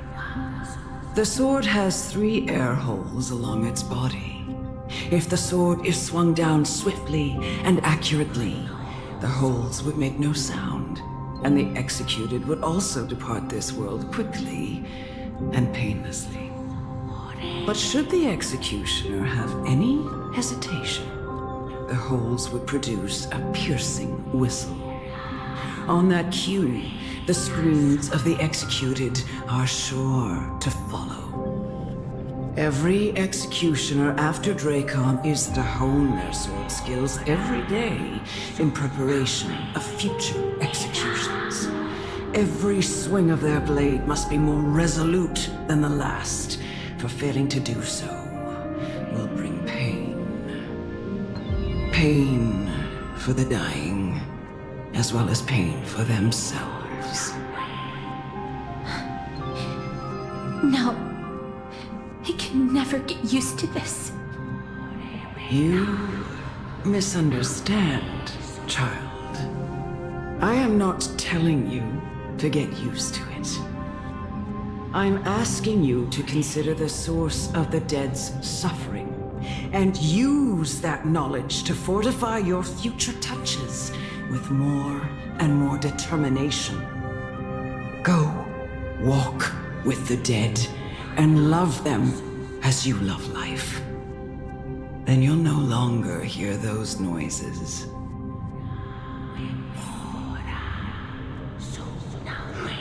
Please, don't kill me.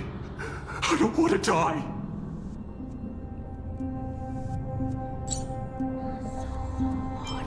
This is your duty. Remember, consider the source of the dead's suffering, then give them the respect they deserve. Thank you. I beg you, don't listen to her.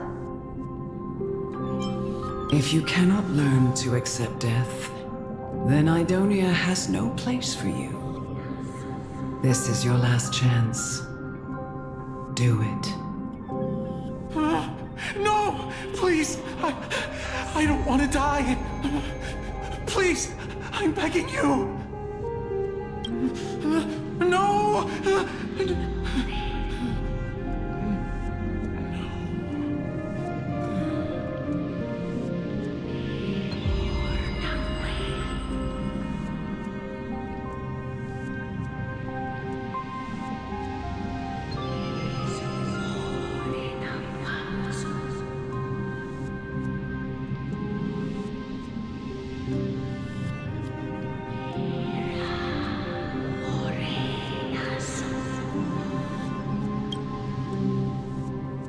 May you gain some insights through his sacrifice.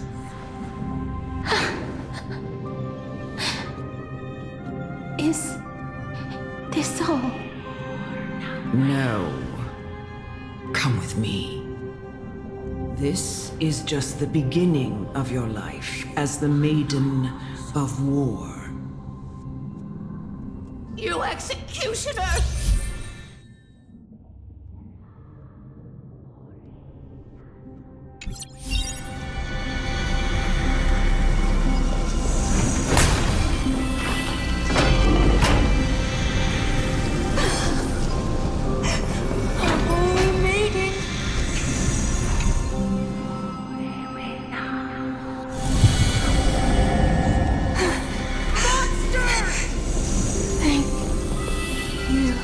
Do it then, executioner.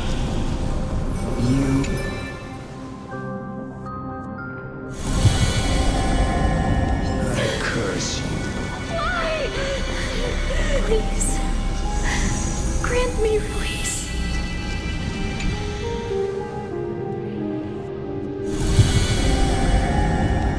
When will this ever end? You murderer!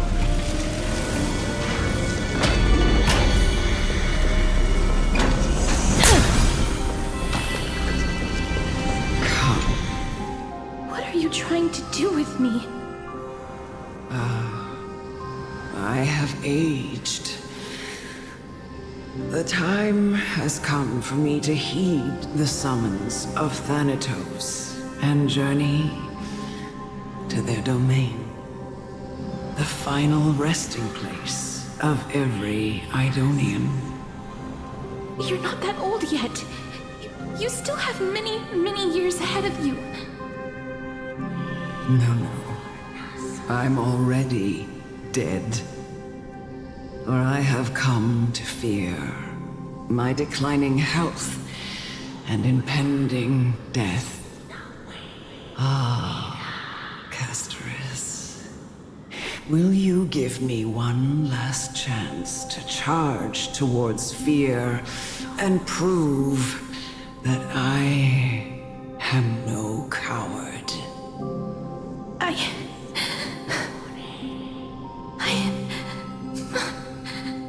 can't take this anymore! Child, it was I who brought you here from the frosty plains and set your farcical fate in motion. It was also I, Chief Executioner of Idonia, who forced the heavy duty of executing others onto you. I've always known that you have doubts and even anger about my faith and about me. I never had a choice. Indeed. We essentially abducted you. Yet you can end any sinful life with just a touch of your fingers. Shouldn't it be easy for you to escape from here? I'll never do that. It doesn't matter how lightly the Idonians take death, or how readily they accept it. I simply can't do it. I knew I was right about you. What do you mean? I've taught you and cared for you as my own daughter all this time because of this blessing that's been with you since your birth. I know no one else in the world would understand the weight of life and death more than you do.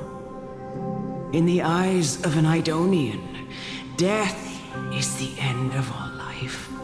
A destination we will all eventually reach. Humans should not resist it, but learn how to face it. You can only live your life to the fullest after understanding this principle. And when you do, even if you eventually leave Idonia's protection, even if you must carry the curse forever, you can live with your head held high, like everyone else. No! How can I? Come now. It's time. I've already taught you all that I know. Show me that you are a fitting holy maiden, or at least that you possess the resolve to become one. Come now. It's time. I've already taught you all I know. Show me that you are a fitting holy maiden, or at least that you possess the resolve to become one. Emerge from your cocoon.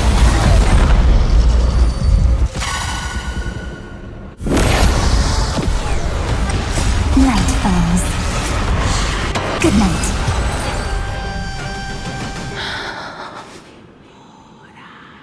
This was the last time I followed her command. I gently touched the elderly woman before me. The executioner, who had seen too much death, died the same way as everyone else. A gasp for air, a wistful look in her eyes, and a barely perceptible tremor in her fingertips. Elder Amunet, the person who tried to teach me about death, ultimately vanished like dew in the morning mist. She spent her life embodying the beliefs of the Idonians, and when death finally came, she embraced it exactly as their doctrine had taught. I have nothing but respect for her. I erected a cenotaph in her honor in the marshes outside Idonia's city walls with the others I had laid to rest.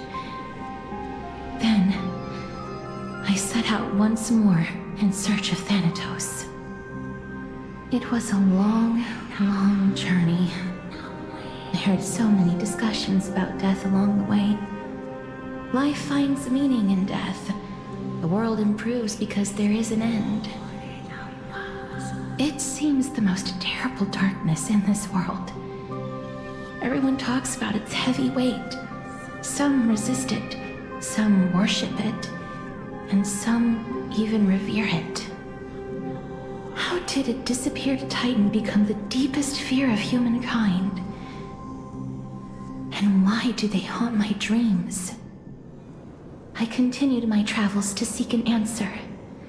Initially, I was running away. Then, I started searching for it. And now, at the end, just want to know if my touch, if my embrace, can do more than taking things away. Can I make anything? Can I leave anything behind? I don't want to die. Please, I fucking you just let me go. I don't want to die, please. I don't want mercy like this. Just let me go. I need him. I don't.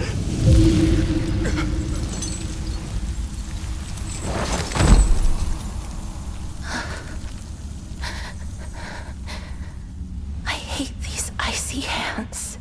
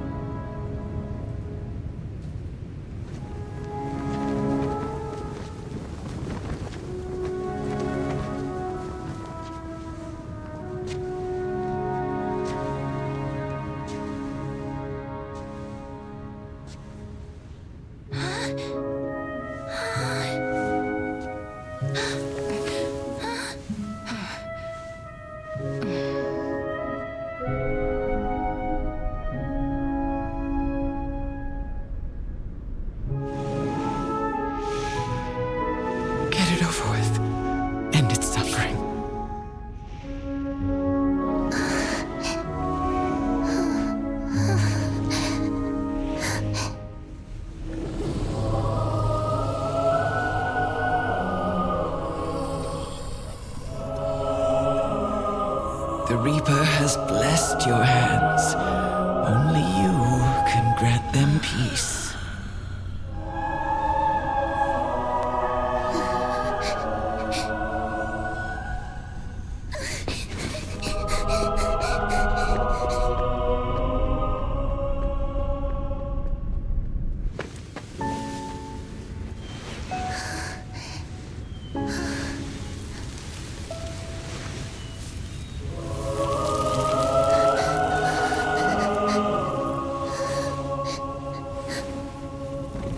Embrace death. Walk alongside it.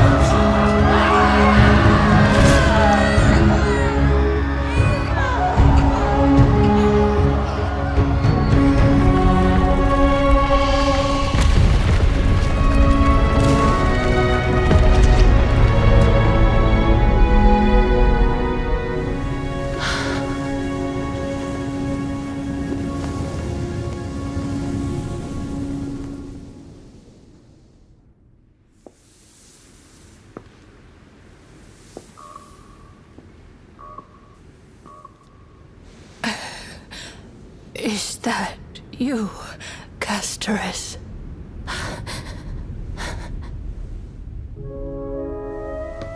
All of them have gone, heeding death's summon, crossing into their domain. I too. I don't fear it, just I have some regrets. Watching people leave this world again and again, it must be lonely for you. You must want to desperately embrace them before they go. I can't. These hands, they're too cold.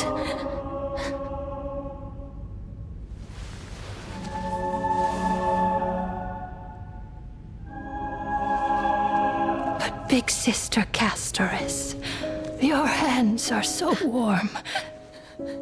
Just like anyone else's. So go on. Don't hold back. Give me a warm hug.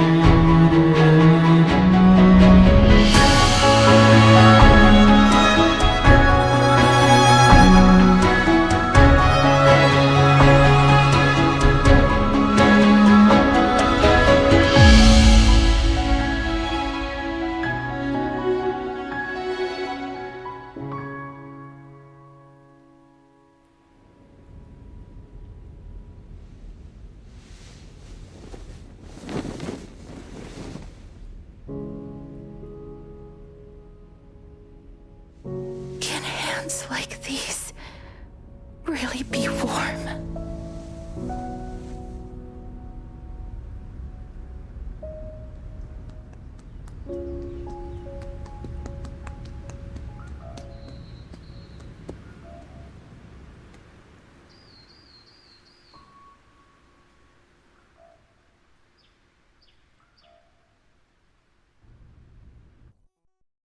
On the day that Orynyx's trial ended, you must have had many questions.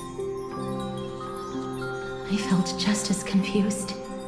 Why, as someone from beyond the sky, were you so cruelly dragged into Amphoreus' fate? I wished I could take action, but no matter how hard I try, I cannot simply interact with the living as ordinary people do. Even when we brushed against each other unintentionally in the grove, and it was obvious that nothing had happened. When an almost unattainable hope finally welled up in my heart. When I thought that perhaps my touch would no longer bring sorrow, fate declared to me, it wasn't that the curse of death had finally been lifted, but that your soul no longer belonged to this world. And there was nothing left for my hands to take. Nothing. And did I really think this time would be any different? It's not that I don't understand this reality, just that I'm unwilling to accept it. Having walked such a long road, I am still unable to find the answer to life and death. I am resigned to eternal despair. Anything I wish to hold on to, death will inevitably wrest from my grasp. From that moment on, I lacked the courage to confirm it again. Until Orynyx laid bare the cruel truth before us. But now, perhaps I might have one last chance. Long ago, Phainon read a prophecy to me. At the end of the Sea of Flowers, the souls of the living shall warm thy fingertips, and after an embrace, there shall be eternal separation. I found no surprise in it. for her words sounded not like a foretelling, but a perfect reflection of my past. Embraces in this world are born of reunions, yet my touch speaks only of farewells. In that moment, I had no doubt that this destiny would weave itself through the entirety of my life. And yet, things have taken a turn for the better. Now that I can finally have an audience with Thanatos, perhaps I can rewrite the meaning of that fated prophecy. I have no reason not to give it my all. For your sake, and for my own.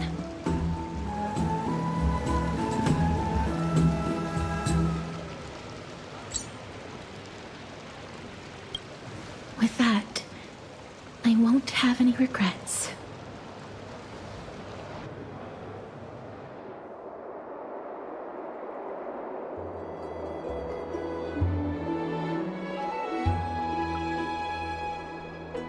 Let's put that aside for the moment. We've arrived. I want to retrieve a small gift I specially prepared for you. I made it myself, like the trinket I gave Lady Trianne. I want to leave something for everyone, if possible. The journey to seek an audience with the Death Titan cannot be an easy one. I want to make full use of every moment I have before we depart, so that I don't have any regrets.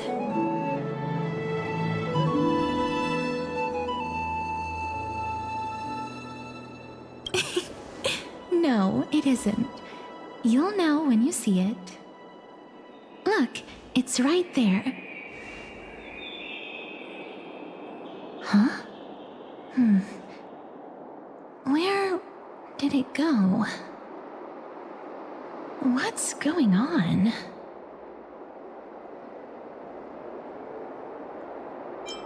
I am not some corrupt grown-up. What's this? The coin of Zagreus and a slate. So it's her. No doubt about it. This is her favorite symbol. It's Lady Cypher, the demigod of Zagreus whom Lady Aglea had spoken of. She's a master thief who's left legendary tales all over Amphoreus. So many years have passed, yet she's still announcing herself in such a crass manner. Let's just do as the slate says and look for Lady Cypher.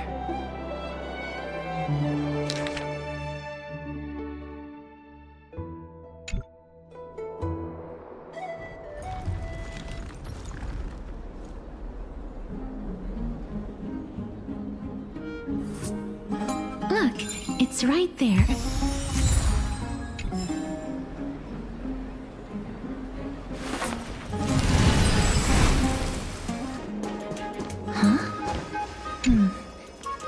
This is a trick she left for us.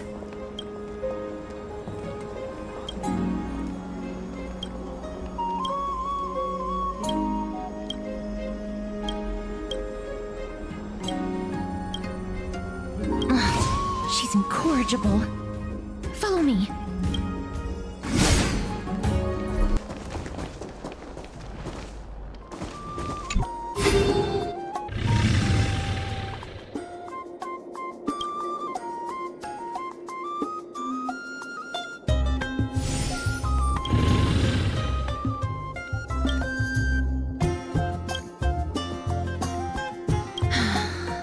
Lady Cypher, please come on out. You're still careless as ever. Shouldn't you keep such a precious gift near your bosom? Since you know it's a gift for someone else, please give it back to me. Stop hiding among the people and letting the wind carry your voice. Now, since I know it's a gift, that just means I need to milk its worth. The children of the wind never stay for long in one place. Unless your offer is tempting enough to still the wind. What say you? Name your price. I'll give you however much you want.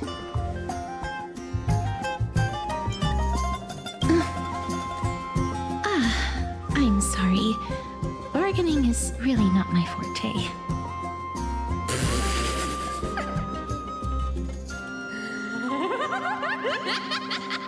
No wonder they call you Princess Homebody.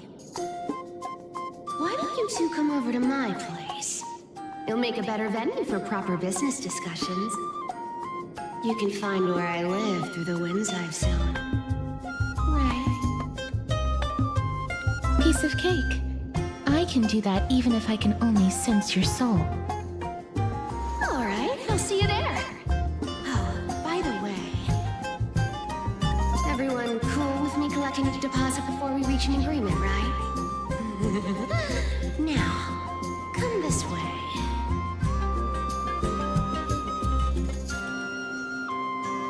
Where did my dew of divine blood go? Ugh, she's incorrigible. Follow me.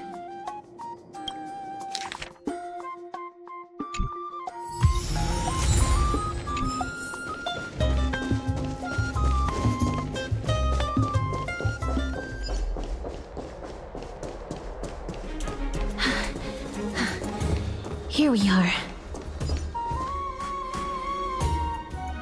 Over here! Over here! No, not that way! This way! Come on. If I really wanted to hide, you'd never find me. So relax, you two. No need to get your hackles up. I'm not that scary, am I? Meow. Whoa, that upset?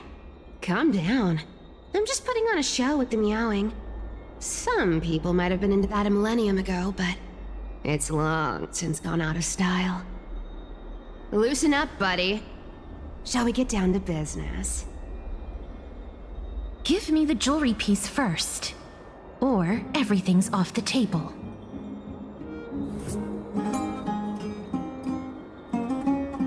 Oh, come now. Don't be so upset. Relax. Relax. Look, isn't the view here just great?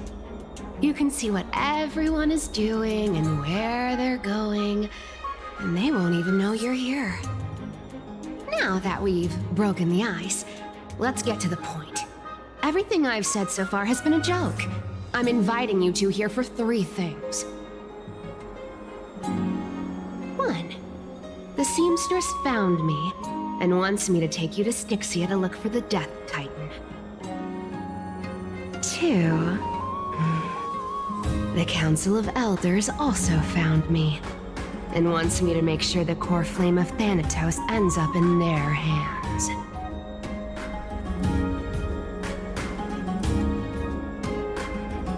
And last but not least, I'm telling you that I'm not interested in doing either of those things.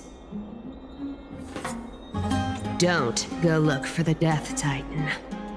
The end.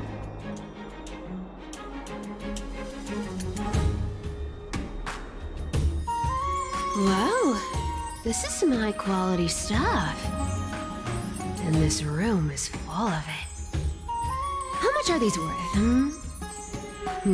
Did you get all this through that Aeronova gimmick? Some of it is family fortune, while the rest came from my business as a dressmaster. Don't liken the flame chase work to your shady dealings. Wow. I should have busted down your door instead of going around like a thief. Well, spill. Why are you giving me so much money? Payment for doing work. You're worth this much. Did you forget my stance to all this? I thought I made myself very clear. You wish to run away. Run away from your responsibilities, from the prophecy, and from your destiny. You shall walk with greed, and die over petty change. I understand this prophecy weighs on you immensely. That is why I have never approached the demigod of trickery for running away. But I need you right now, so don't turn me down. You know, maybe the gods got your tongue with their golden threads, Aglea. I'm not hearing any sincerity in your words. Give me a reason why you're bowing your noble head to me. We lost Trian. Oh. The divine power of passages is running out. I need another demigod to escort Castorice and help her fulfill her lifelong wish. Oh, I get it now. You're sending Castorice to her death. And you want me to die with her. This is Castorice's own request. I have never seen her so determined. She brought this up herself? You're not pulling my leg. She's also made up her mind to leave her confused past behind. As will you, Cypher, when you finally make up your mind. Don't be so sure. Time is hard in the likes of you and I. But Castorice remains pure as driven snow. She can always turn back before the end, you know? Maybe she'll remember Trian's sacrifice. Maybe she'll remember the countless martyred Chrysos heirs. Maybe she'll remember you, with your one foot in the grave. I ain't as optimistic as you about what she'll want to do. Tell you what, why don't I take this room of treasures as a security deposit, and we make a bet? Go on. I bet she'll change her mind and turn back. Now, if I lose, I'll do what you want me to do. Return this deposit to you, plus giving you another room full of treasures. How does that sound? You sound like you have all the confidence in the world. In that case, let's make a pact with those conditions. I hope you're prepared to lose it all. In conclusion, I want to win. So I hope you two can give up on going to Styxia. I'll give all the treasures in that room to you. And you can split it between yourselves however you want. What do you think? Tempting, right?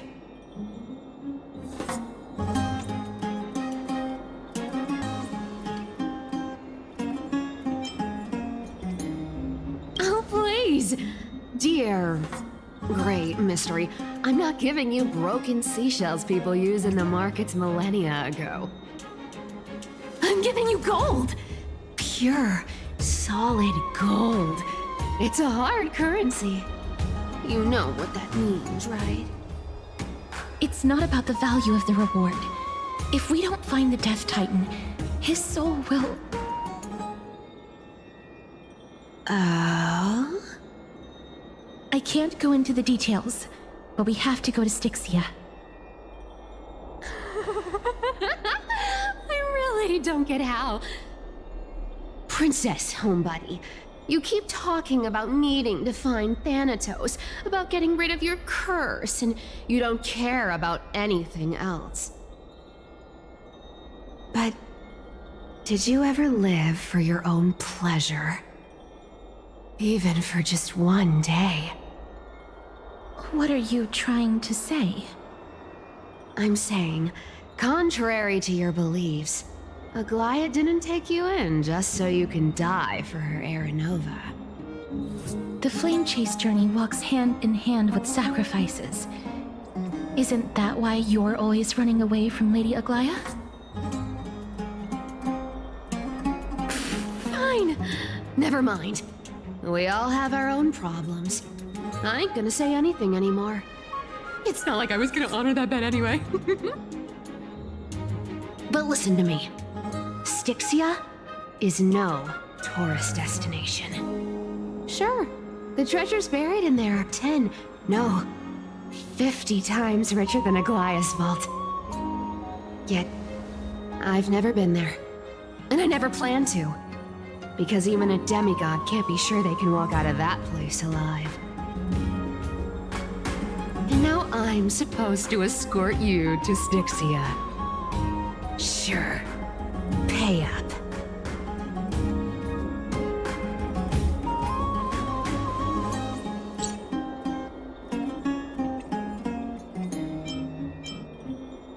You know, you're not wrong. At least it's part of my responsibilities. I don't like this. However, I have lived a longer life than most people. Though I'm not as good at doing business as Lady Aglea, I still have some savings. I can give them all to you. Then how are you going to live the rest of your life? Then I'll give you 90. No, 80%. Well, don't mind if I do. 80% of Castorice's savings and a bottle of dew of divine blood. Not a bad trade.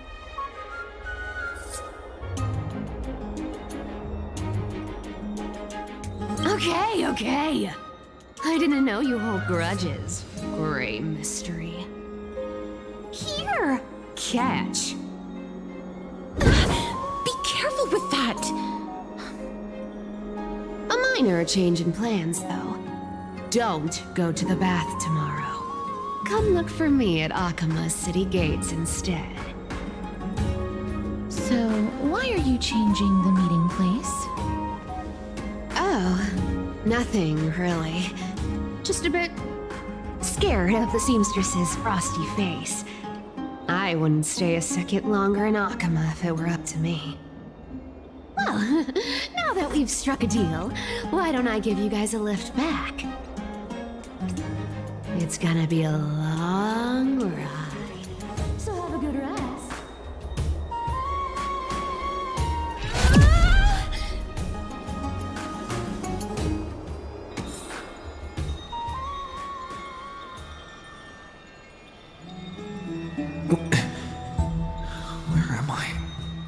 Is this my room? How did I get back here? This is a coin? It was Cypher? Had she even tucked me in? Never mind. It's getting late. I'd better get going.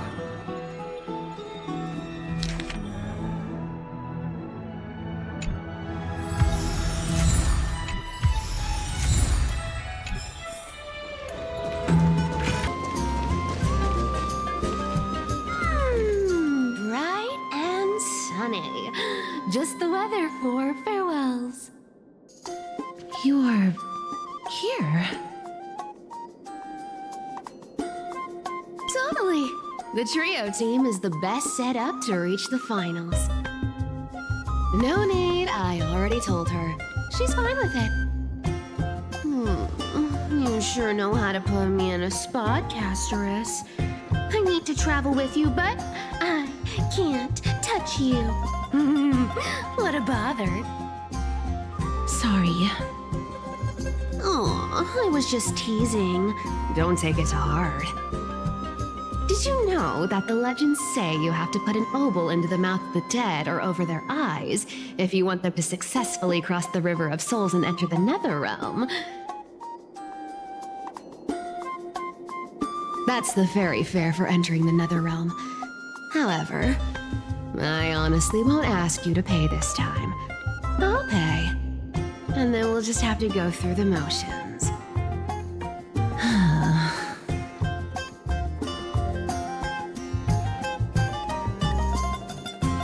Hey! I'm just trying to make this journey feel more special, okay? Don't read too much into it. All right, pass me the coin. It's time to get the gods' powers going. A fleet-footed trip to the Netherrealm. Here we come. Oh, one last thing before we go.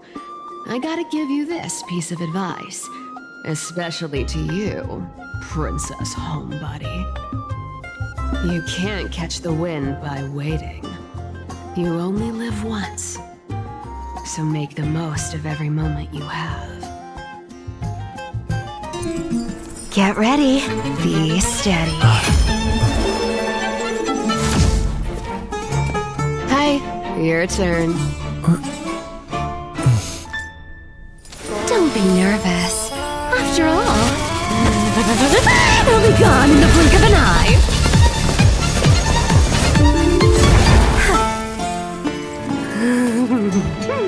All done. Bye-bye.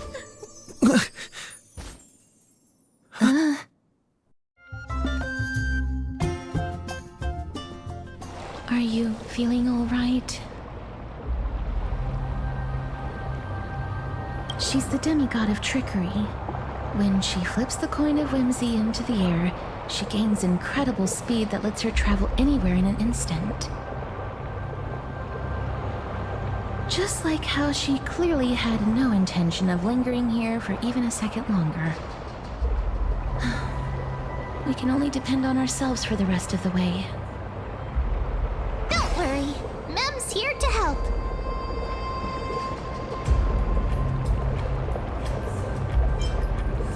I don't think I even meet the height requirement for the ticket, so I won't need one, right? This is Styxia, the city of dragons and waves. Anaxa hypothesizes that the missing Thanatos is somewhere in these ruins. This is the land of their birth. Or perhaps of their death.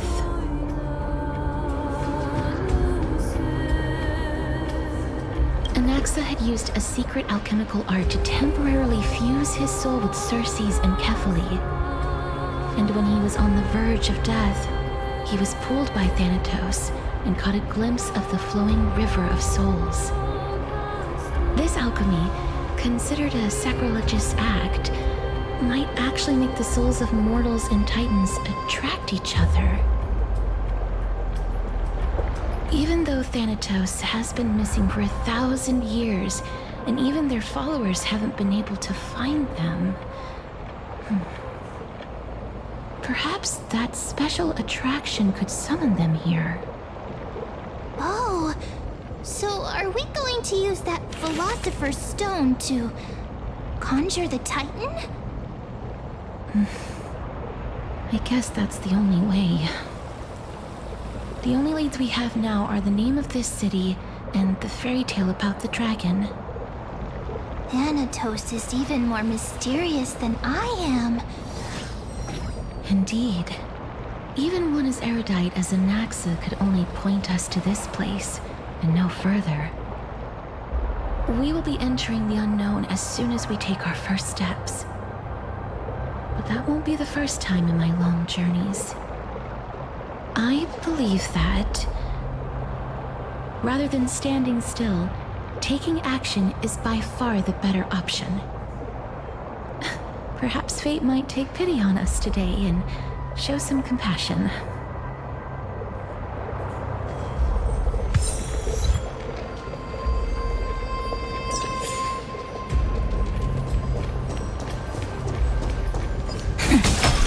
Go back whence you came. Go back. Ahead lies the realm of the dead.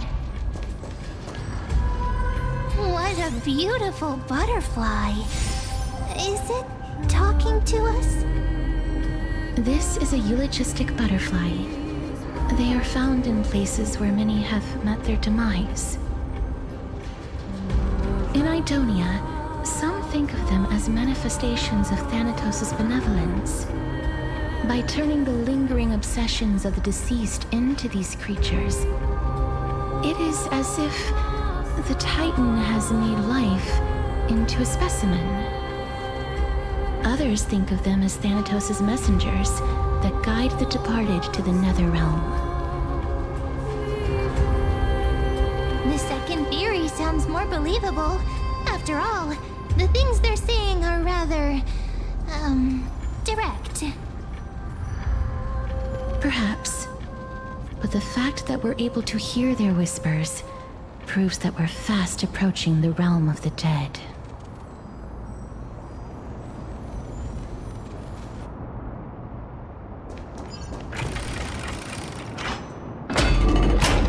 These shadowy figures. Aren't they illusions reflected by the River of Souls?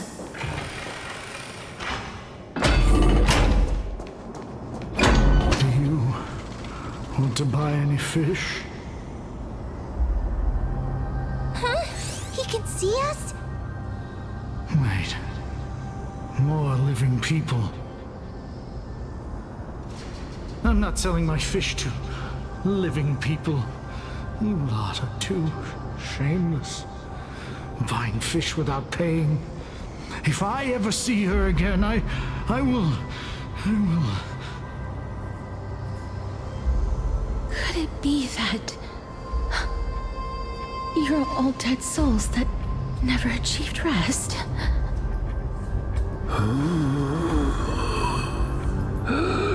The nether realm does not exist.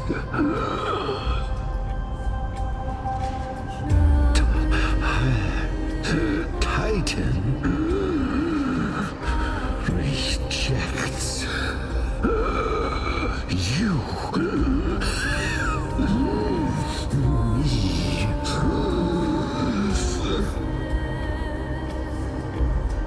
So, do you want to buy any fish? But there aren't any fish nearby. Are the fish gone? The people are gone too. I can only keep selling fish. So, do you want to buy any fish?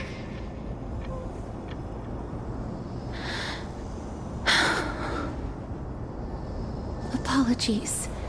I don't have much in the way of savings, but perhaps there's another way for me to release you from your suffering. Please relax. May you fall asleep peacefully amid a gentle field of flowers. This.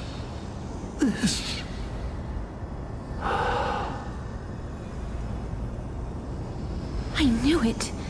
These people aren't illusions. They're the souls of the deceased. They're supposed to reach the end of the West Wind by floating down the River of Souls. Yet, they have floundered upon the shoals of the stream, unable to move forward. Did Thanatos reject them? Or perhaps they didn't really die at all?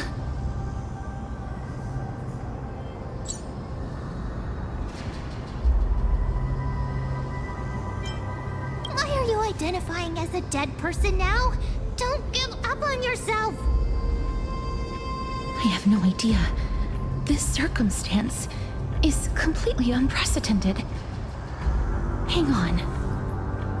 Didn't he say more living people? So that means he's seen other members of the living apart from us? Could it be that these souls are stuck here due to someone's deceit? If something is done out of goodwill, are you really gonna call it deceit?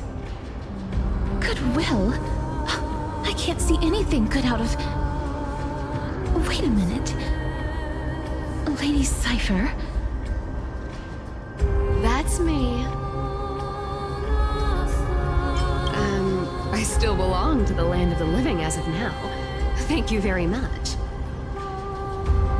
Could it be that you are the living being that those souls met? I couldn't take their behavior anymore. So I stole some things here and made up some lies there. Just trying to give them something to look forward to, you know? It's because of vile living creatures like you that we're being misunderstood by all of them. What else am I supposed to do? You can see the mess this place is in. These poor souls are denied by the Netherrealm. So now they're stuck in a few brief moments of their life, unable to move forward or back. Did you see those two blacksmiths on the way? They've been here for as long as the sun's been around, wailing over and over about casting a shield. Styxia is so freaky. Then why have you come back, Lady Cypher? Hey, I'm not here to aid your adventure. I hate water more than anything else in this world. Especially that stinky river of souls. But, I just discovered some stuff before I left. And I reckon you should know about it. It's about that boy who defied death. I found traces of him here.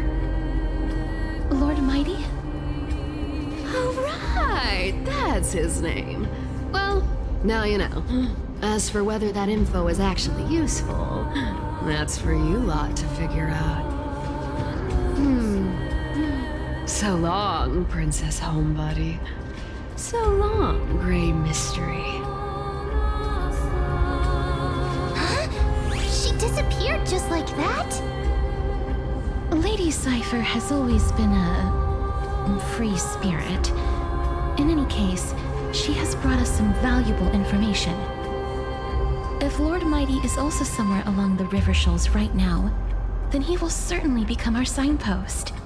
After all, he's different from those wandering souls. He will find his way, even in the realm of the dead. Don't worry, it's time for me to shine. Orynyx's rune of recollection is nearby. Use prayers to return the river to before it got flooded.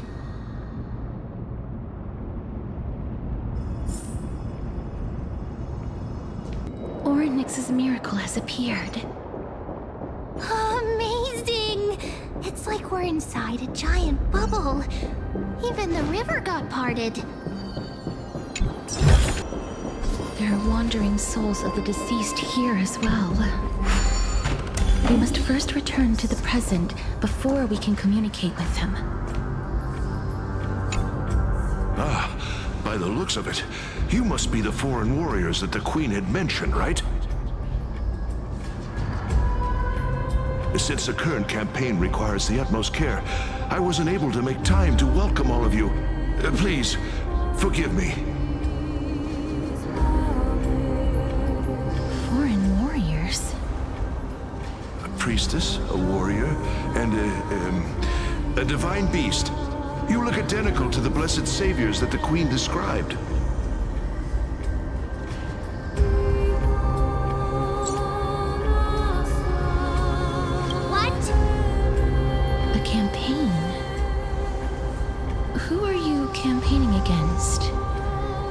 Nobody knows, as of now. Of the scouts that went ahead, only one has managed to return. He says that the land ahead is a forbidden land that should not be approached, as it is the doorway between the netherworld and the mortal realm. As for the rest of the scouts, they've completely lost their souls and are decaying by the day. While there is still dissension within the city, the scholars agree that this calamity was so unprecedented that it needed to be given a new designation. An unprecedented calamity. Could it be death? It seems that you have indeed heard about this. Well, death is just one of the possibilities. It's too early to come to a definitive conclusion. A world that has never seen death. Looks like these people lived in the era Chrysia before the Calamity Titans descended upon the land. May I ask, where is the scout who managed to come back? So he returned to Styxia. He only had enough left in him to last no more than half a day. However, it was his intel that convinced us to rally together. He said that he witnessed the demonic specter of an evil dragon at that treacherous land. The apparition opened its giant maw and devoured everything in sight, and thus brought Styxia that thing called death. Styxia, an evil dragon that brings death. It all sounds rather familiar. Wait, wasn't this part of that fable? Sir, could I ask how the Queen and Princess are doing? The Queen?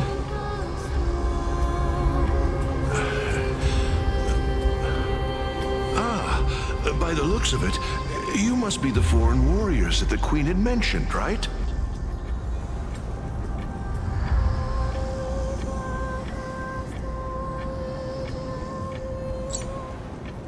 Oh, it's the same lines. Looks like he's still trapped in the moments before his death. Leave it to me. Sir, the war ended long ago. Styxia no longer exists. Styxia is no more? This cannot stand! Newcomers, hurry up and go take your positions!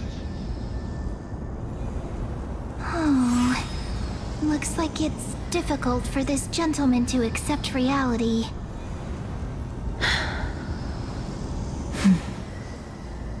Sir, I am the Maiden of War, sent here by the Queen herself. If you accept my blessing, then today's battle will be smooth sailing. Maiden of War? I've never heard of this. There's little time to waste. Please don't take too long. Don't worry. I'm typically unwilling to prolong such a moment.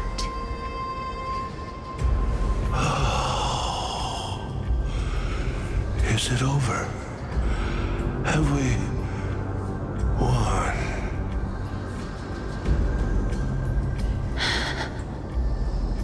Cass, oh, are you all right? I'm fine.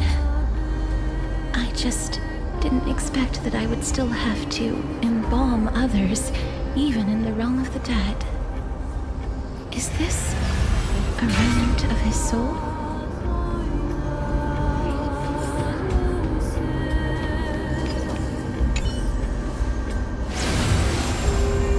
Well then, why should I place my trust in you? Holy maiden from afar. Wait, this is... I don't quite understand what you're trying to say.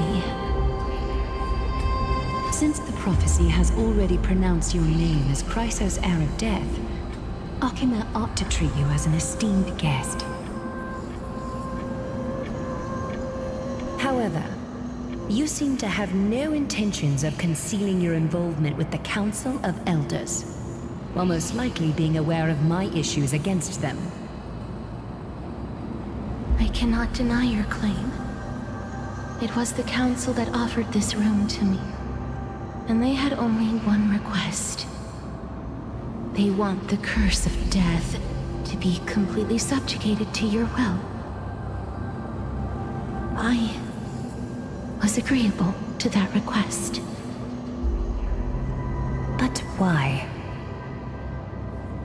I am unable to rid myself of this innate curse. However, from this day onward, I shall use it according to your will. I will never make any superfluous moves on my own. I see. So that is how they plan to control the Flame Chase journey. They have shifted the heavy responsibility of granting death over to me. If I ever become obsessed with executing people, they will then have ample reason to terminate the Chrysos Heir's journey. And yet, you seem to not mind. This is quite surprising to me. That's because the fate that we were born with is a burden far heavier than that of an individual's life. I've woven many unforeseen events into the tapestry of fate. This is but one instance. Tidy up your precious garments and come with me. Aglea welcomes you, Castorice.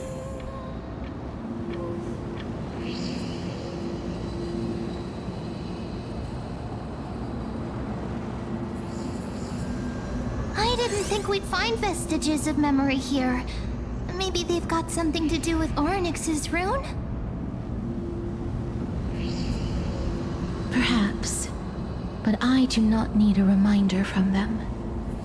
This memory is one that I will never forget.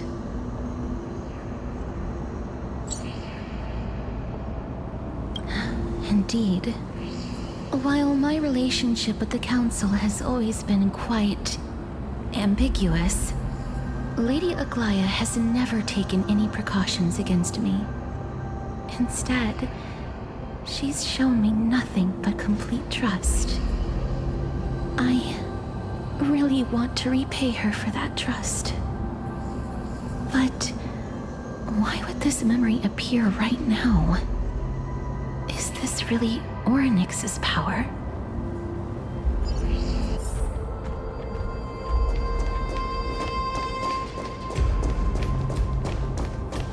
Could these dead monsters actually be...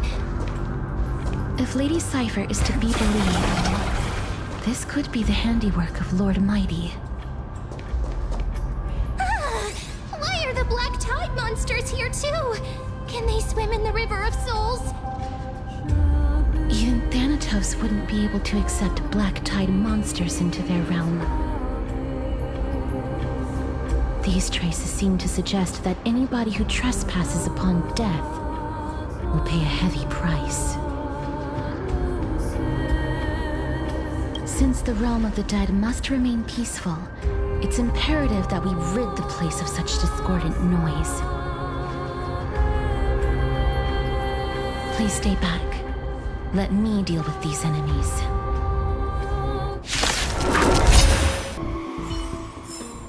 All in all, the path ahead is blocked by the River of Souls again.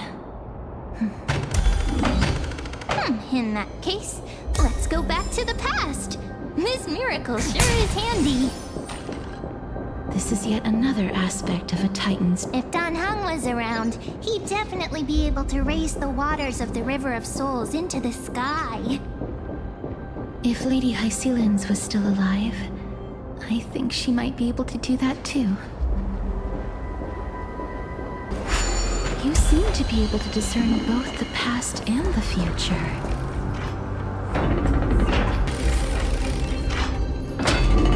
Oh, this place must have been a beautiful courtyard in the past. Please excuse me. I am but a scholar from a distant land who had the misfortune of falling into the River of Souls and turned into a member of the dead. Huh? This one seems to know that she's already dead. Oh, I was merely speculating, but it seems I was right. And you... I recognize you. You're the Holy Maiden of Death from Idonia, right? I'm sorry. I cannot bring you back to life. However, should you desire it, I can end your prolonged limbo. I'm well aware of that. Even if you were able to revive me, I would never choose that option. That's because I didn't fall into the River of Souls by accident. Instead, I leaped into it to seek my death. Why? If you could see the life I've led, then you would not reproach me so.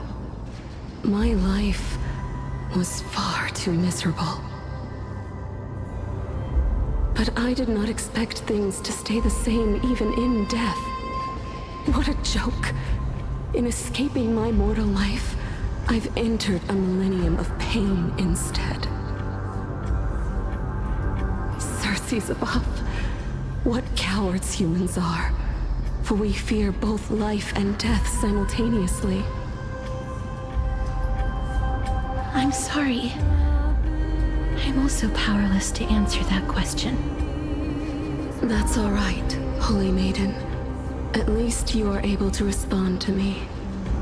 Please, grant me death. Circe's above.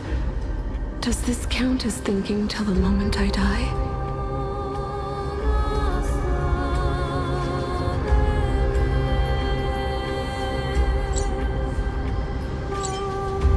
I have seen too many farewells. Her distress is quite commonplace. There are those who will end their lives over what seems to be the smallest of worries. For some people, this power that I possess is a blessing rather than a curse. But I never managed to convince myself of that. Cass, are you still trying to create a world without death? Yes, because when placed under time's vast scales, there is no worry in this world that cannot be solved.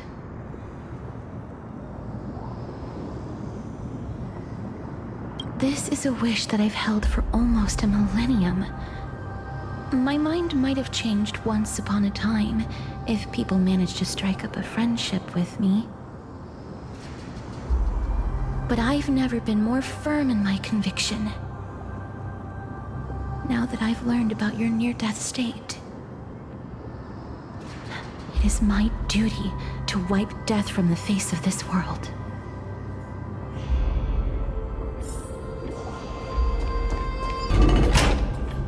Wow! This place is so spacious. Is this the kingdom's vault?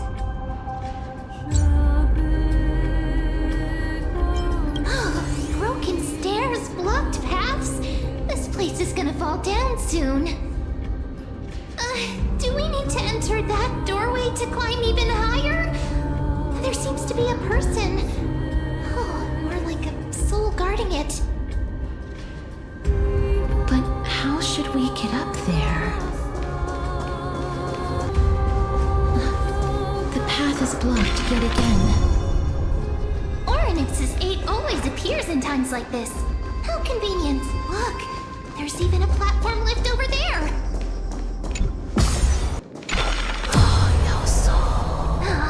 A chest of the past has been left behind, but none of its treasures remain inside. I'm crying. Wait, what if the miracle suddenly loses its effect? Mem, do you really want me to answer that?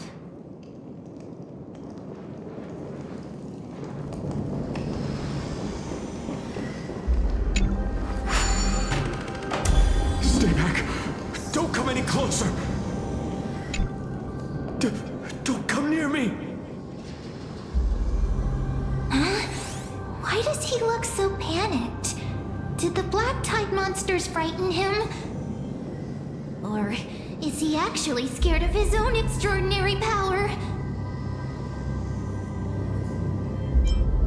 There's no need to be alarmed. We're just passing by the area. See? None of us look threatening.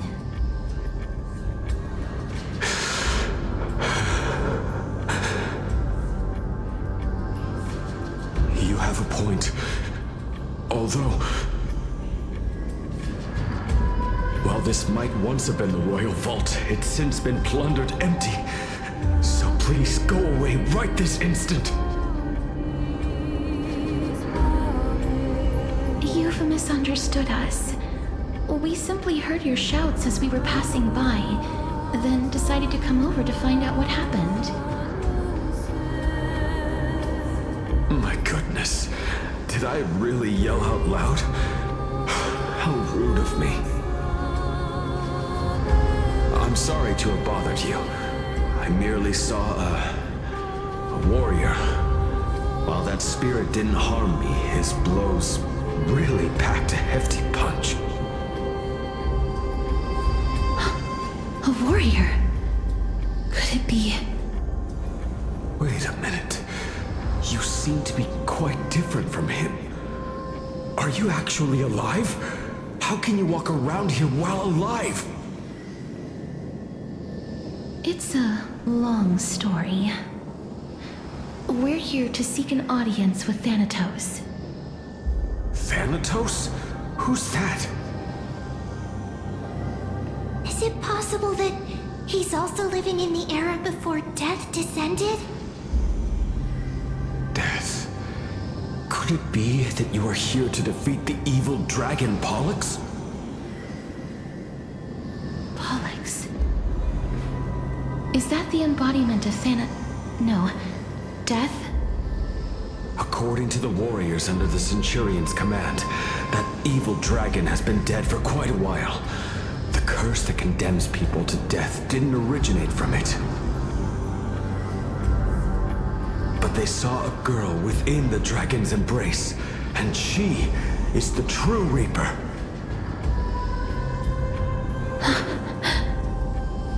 Pray tell, where is that girl right now? I've heard that the Queen spared no effort in bringing her back to the castle. Her Majesty intends to control all of Amphoreus with this unprecedented power. As for whether this rumor is true, well, no one knows.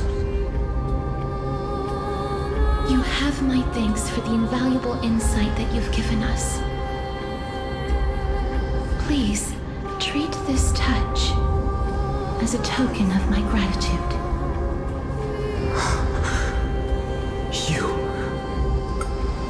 Are you?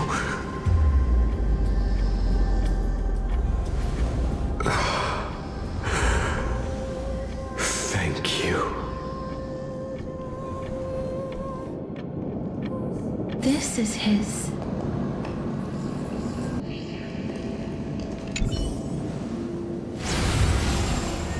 Then you granted him death? That isn't like you.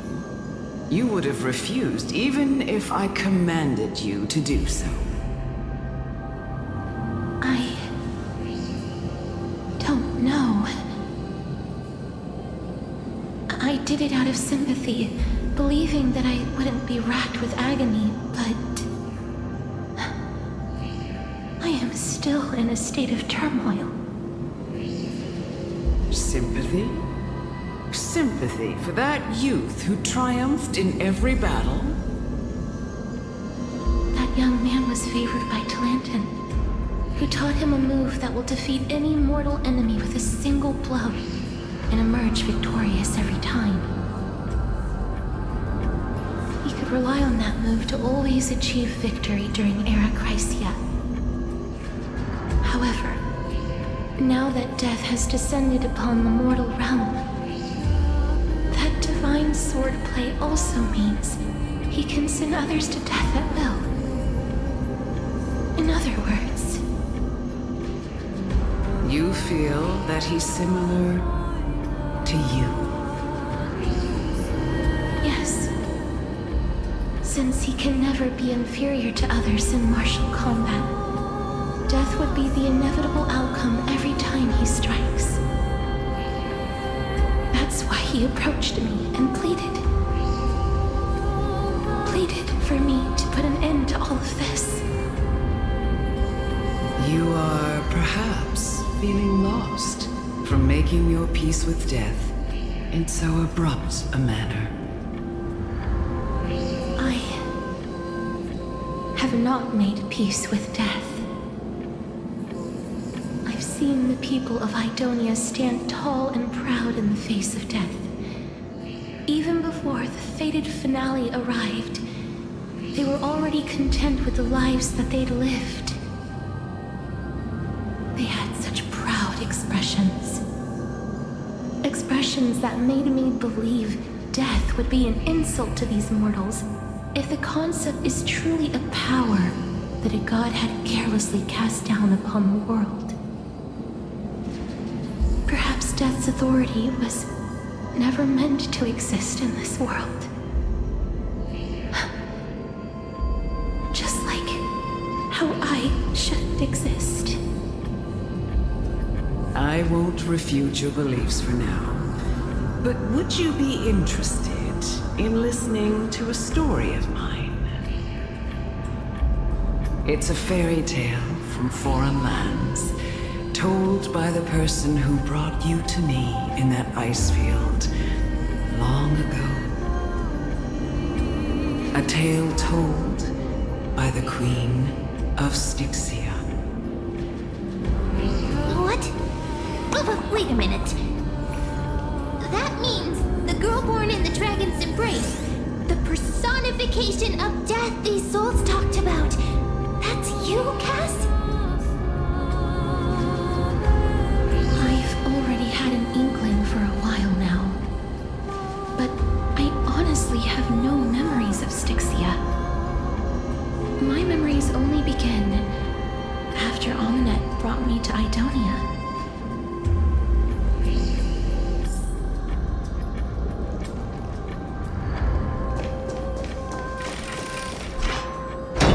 Don't look back.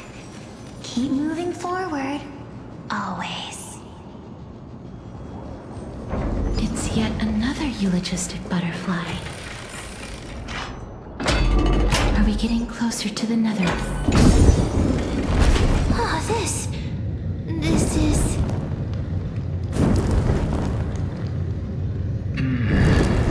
Living ones?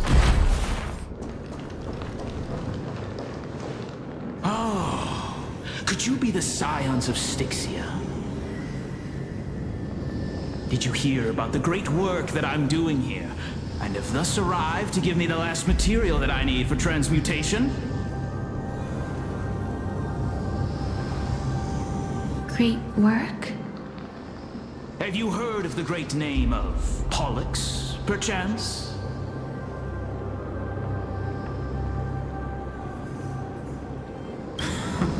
You have? Then that's good.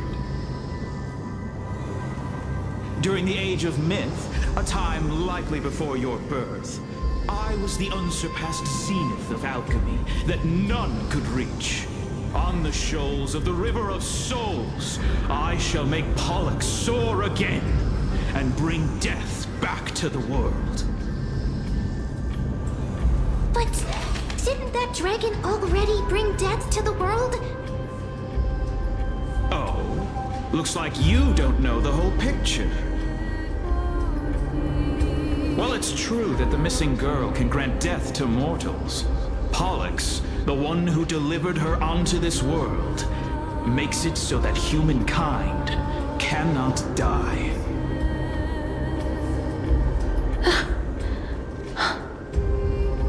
So, it's just as I feared.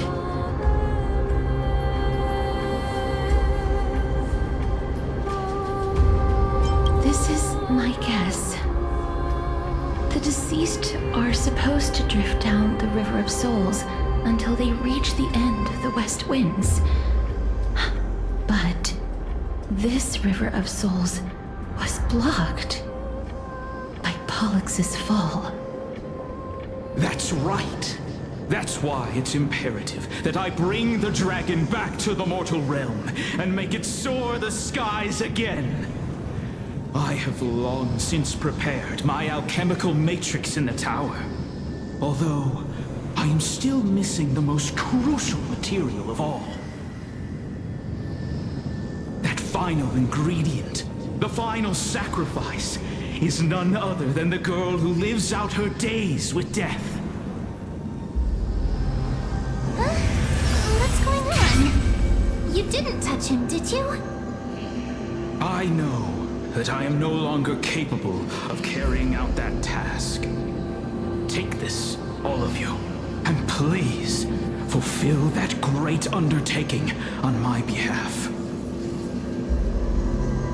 This. We had been inebriated in Fagusa's feast too long before we began to seek divine bestowed death, so that we could be freed from the whims of fate. However, that brought doom upon us.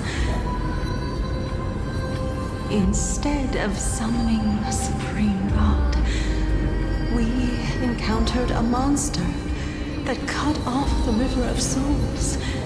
That detestable dragon Pollux denied all the dead from the gates of the Nether Realm. Unable to rest in peace, these departed spirits engulfed Styxia like a roaring tide. As a result, my city and its people no longer exist. That child is the only person whom I managed to save. Born within the evil dragon's abdomen, she has possessed the talent of death since her birth. She must have been granted to us by the gods as a chance for us to atone for our sins. Please, you must nurture her to adulthood and prevent her from experiencing all of the suffering that we went through. I promise that I will care for her as a mother, that I will protect her from the evils of death. By Fagusa above, thank you for your kindness. As her mother, please bless this child with a name. Before I am swept away by the River of Souls, please let me know how I should address her in my next life. Oh. Like how a transient raven butterfly, a fleeting papilio castor, perches on the twig of death. Castorice. That shall be her name. That's where my name comes from? The sound's back. What is making that ruckus?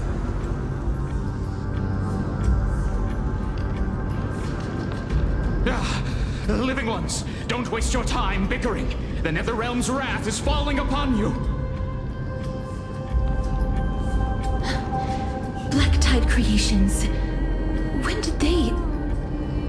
Mister, please fight them with caution.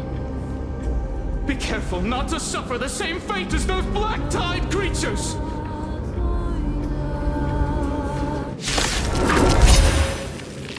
Everyone, hide behind me! Your time to shine.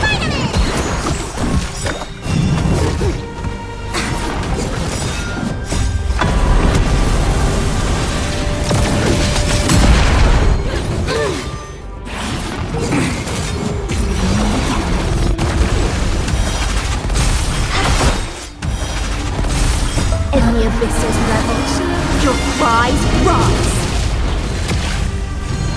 An insult to the ears.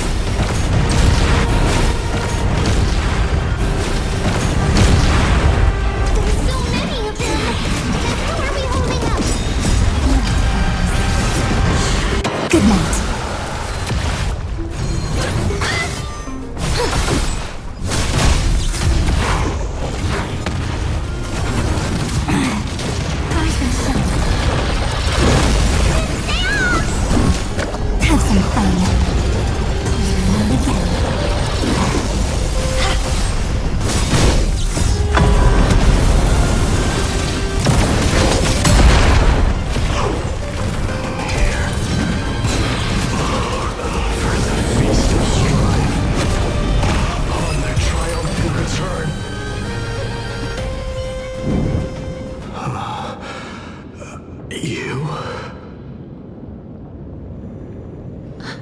Lord Mydei?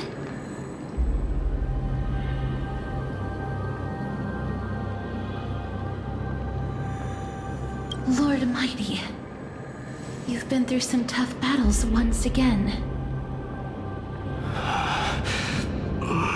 That black tide is endless. My death is only temporary. I will find my path of return and go back to the world of the living and continue my protection. Lord Mydei, I have always wanted to. Why does death reject you? I'm the one resisting it. I must resist the temptation to go with the flow. I'll go against the current and kill my way out of this cursed nether realm. That is my destiny.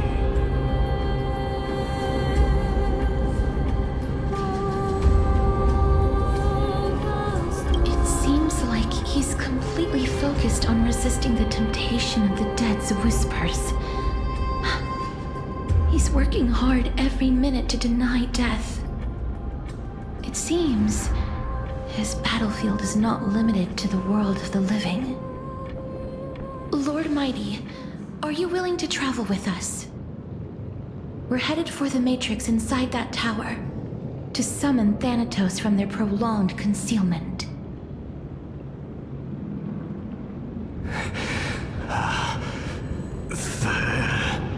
Thanatos. Challenge. Death. That's right. If we can work together and defeat them, you won't have to be troubled by the curse of immortality any longer.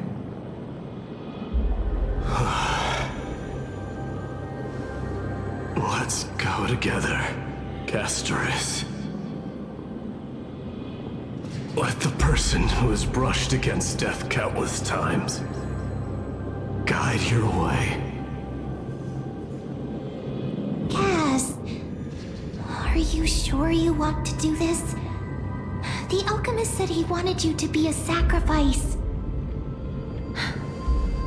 I'm not afraid. There's no reason for us to turn back anymore. Rather than standing still, taking action is by far the better option. Perhaps fate might take pity on us today and show some compassion.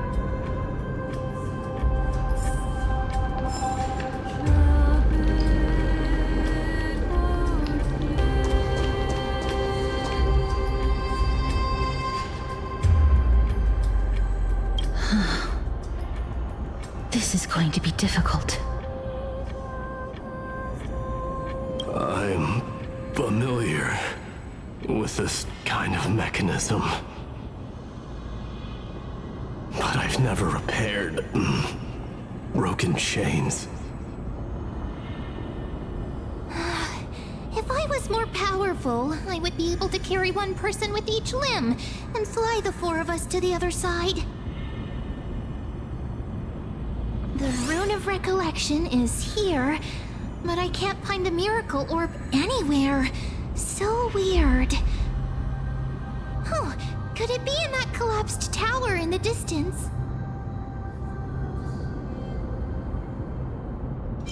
That sounds so weird. Forget it. Just leave it to me.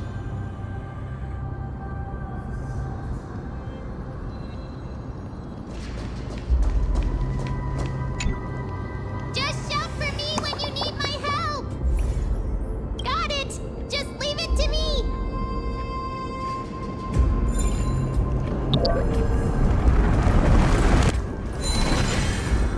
Mem did it. The pink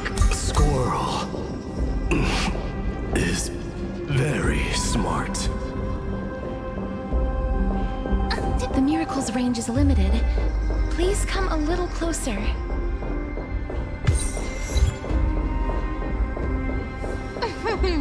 Aren't I a good fit for Orynyx's priest? Of course. You're the most competent priest ever.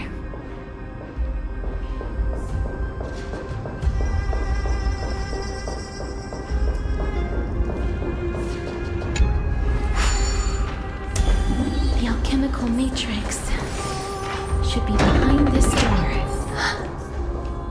Is that... Wow, there are so many of you!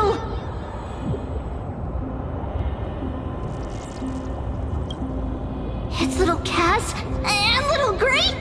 Oh, there's also little D and the big puppy! Trian? Aren't you...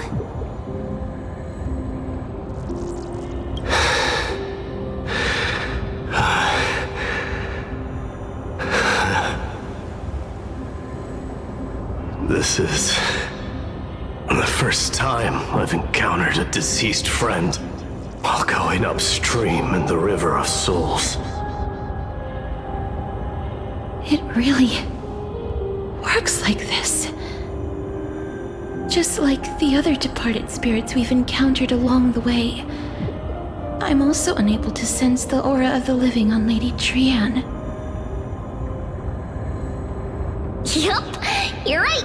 Trian already knows that she'll not be able to return to everyone's side. But Trian believed that little Cass would eventually return to the Netherrealm. So, Trian has been standing here, at this spot closest to the world of the living, and waiting for little Cass. Oh. It must have been very tough for you. But according to what Trian said, we're almost at the entrance of the Netherrealm. Trian promised Tribbie and Trinan that when little Cass got here, Trian would get the gift ready and be the first person to run over and welcome you.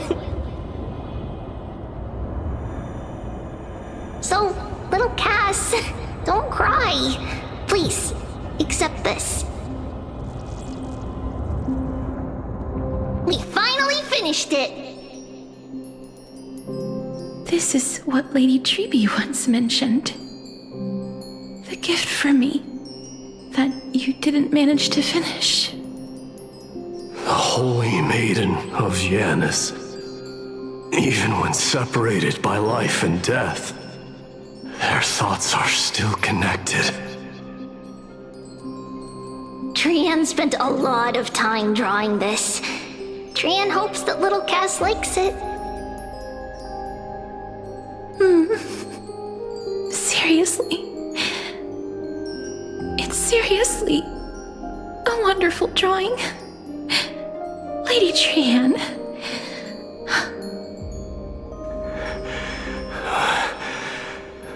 This is our flame chase journey. Little Cass, we don't know what your journey was like before. Tribbie has always said that it must have been a very harsh and frightening journey. But little Cass no longer has anything to fear now, because everyone is here with you in this flame chase journey! That's right. Only now, when I see Lady Trian's gift, do I realize that I've already obtained so many things I would never have dared to dream of since I embarked on the flame chase journey. It's the first time I've gained so many companions. The first time I picked up the hobbies of crafting and photography. The first time I had dinner with someone else. The first time I went to the market to buy the Chimera doll I'd liked for a very long time and hugged it to sleep. The first time I wore a dress personally made by Lady Aglea. The first time I went for a walk with Lady Tribbie, Lady Trian, and Lady Trinan. first time I enjoyed the night breeze and looked up at the stars with Miss Hyacine. The first time I took care of Dromesis with the Trailblazer. Looking back at all these experiences I never thought were possible, it feels as though the scales of my life had shrunk from centuries and decades down to minutes and seconds. And all of them are so precious. I took countless photos in the past, but they're all black and white landscapes. I don't have a single one with friends. If I had known, I would have taken more pictures.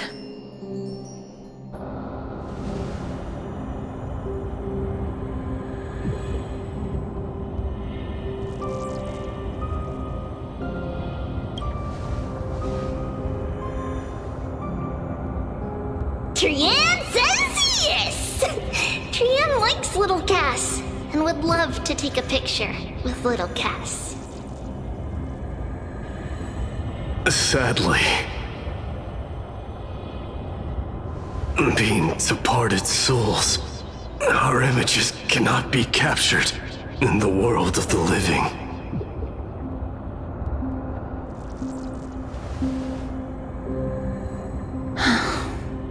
I thought so too. What? Are we seriously going to leave any room for regret?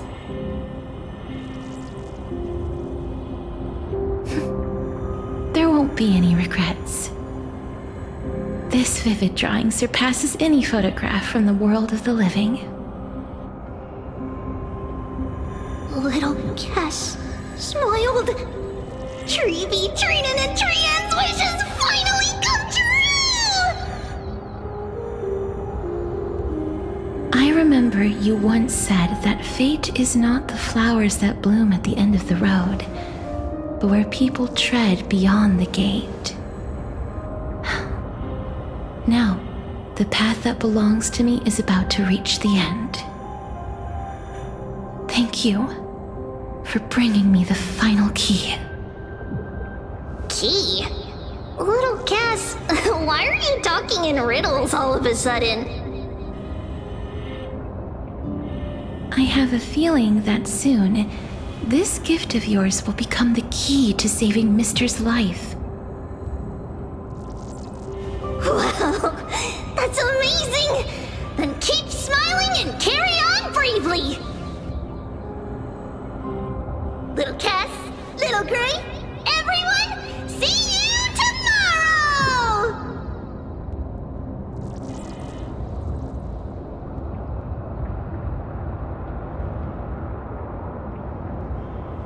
Lady Trian.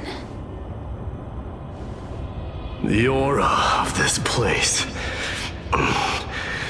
We have indeed reached the end of the stream of souls. If I go any further, I might lose myself. I must leave now, for the black tide still wreaks havoc in the realm of the living.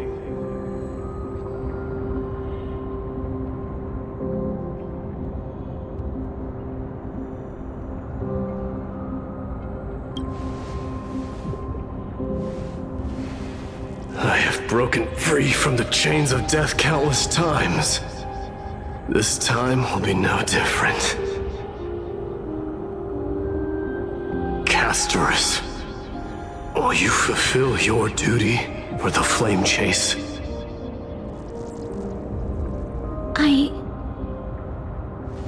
I have yet to make my decision, Lord Mydei.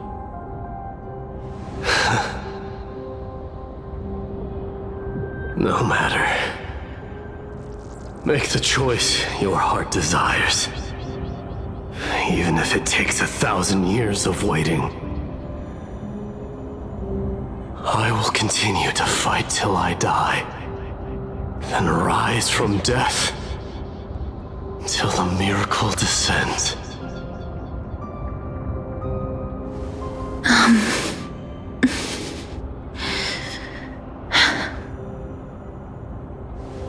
There is one more thing you should know, Lord Mydei. What is it? Professor Anaxa may have deduced the principles behind the Era Nova. You and I may be reincarnated as strife and death in the next cycle, becoming calamities wreaking havoc upon the world. I see.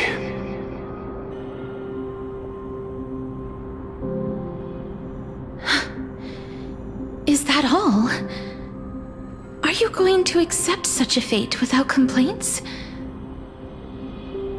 Do you have a strategy to shatter the shackles of our fate? I haven't found it yet. Perhaps I never will. Then, cease wasting your thoughts on futile matters.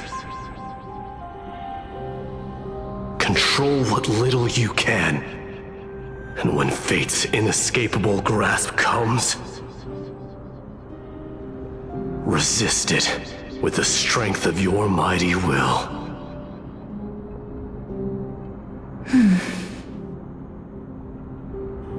Thank you, Lord Mydei.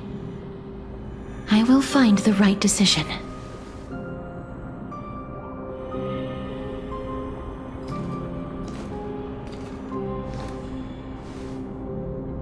In the name of strife, may you meet a fitting end. This must be the alchemical matrix the spirit mentioned. Let's see. We need to insert Aquila's sky, Giorios' earth, Kephali's fire, Fagusa's ocean, and Nestia's love. It seems our sweet Princess Homebody has made up her mind. In that case, seamstress, I suppose I no longer need to deliver your message. My time is rather precious after all. Whether you wish to break free from death or not, please, follow your heart. By the promise you once made, I ask that you fulfill your duty one final time.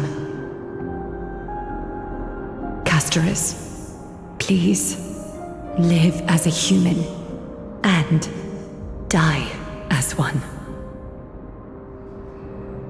According to that alchemist, the final piece is supposed to be me. However, he is not privy to the past, and therefore cannot see the full picture. The past? I saw the twins of death in Kephali's memory, and now I am certain that I was one of them. The trial of the Hand of Shadow demanded taking the life of your family. I died during that trial, falling before the gate to the new world. And my sister, whom I never met, became the Titan Thanatos of this cycle. She was consumed with regret over my death, so she used the Titan's authority to reforge my soul. Yet, it also means she has never revealed herself to anyone, hidden away from the entire world. That's because the Titan she became already fell at the start of everything. They died for me, and now lie in slumber in the River of Souls. You mean Pollux? That's right.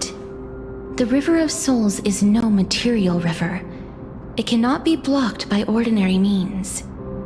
Only a divine corpse can prevent the dead from reaching the next world. And that's why we have to awaken Pollux from death before we can retrieve the core flame of death.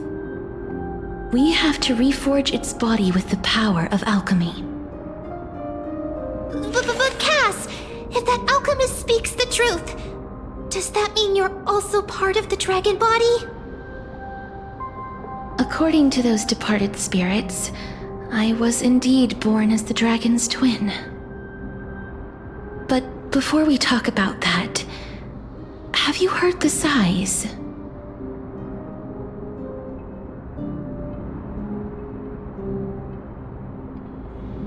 No, not from me. The sounds that come from the memories when we were collecting the souls. I heard them too. So what are those? I think it's probably the sign of Pollux's wish being fulfilled. They must have realized how heavy a price they'd need to pay when they used their divine authority to resurrect a dead woman. That's why they exerted every ounce of their strength to send me to Styxia, a city that called for death, a land where none is hostile to death. They never saw their wish fulfilled and fell so prematurely, all because they wanted to give me a new life. Pollux must really want to know how their sister has been after giving their all to save her. That wish is the reason Pollux's soul still lingers in the mortal realm even after their fall, quietly watching and documenting every detail of their sister's life. So instead of picking up objects on the way here, we were instead showing things to a strand of yearning that lingers here. Now, we must weave these yearnings together and restore them into Pollux's complete soul. But all of this is just a hypothesis, right? What if we go through with the ritual and it turns out totally different? That's fine. As Professor Anaxa often reminds us, such is the nature of alchemy. The true outcome can only be known once the process is complete. This is why alchemy is also known as the miracle of creation. Now, the puzzle of Pollux's yearnings is nearly complete, with only one final piece remaining. I shall reveal what they have been yearning to know in the alchemical matrix. I will show them my whole life since I left Styxia. Lady Trianne has already drawn a picture of my entire life, and it is now in my hands.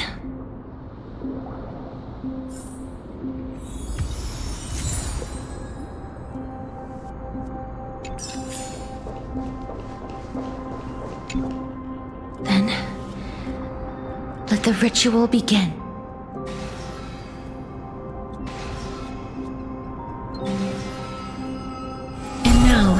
The objective is complete.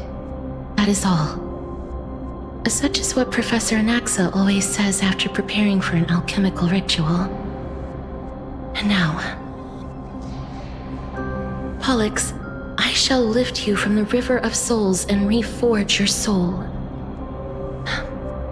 Perhaps you will be disturbed by this, and your body may become horrifying to behold. But if even the slightest trace of your soul remains, the soul that once ferried me to this side of the shore, then please, look at me. I wish to thank you in person. I have obtained everything you sacrificed your divinity for. Lady Almanette. Did she recognize you? Oh, she must be the first soul we can communicate with here, right? I'm afraid she is just another spirit trapped here, like the rest of them.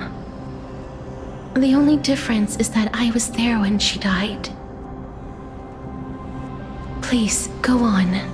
I'm listening. Are you about to tell the story of Styxia? Yes.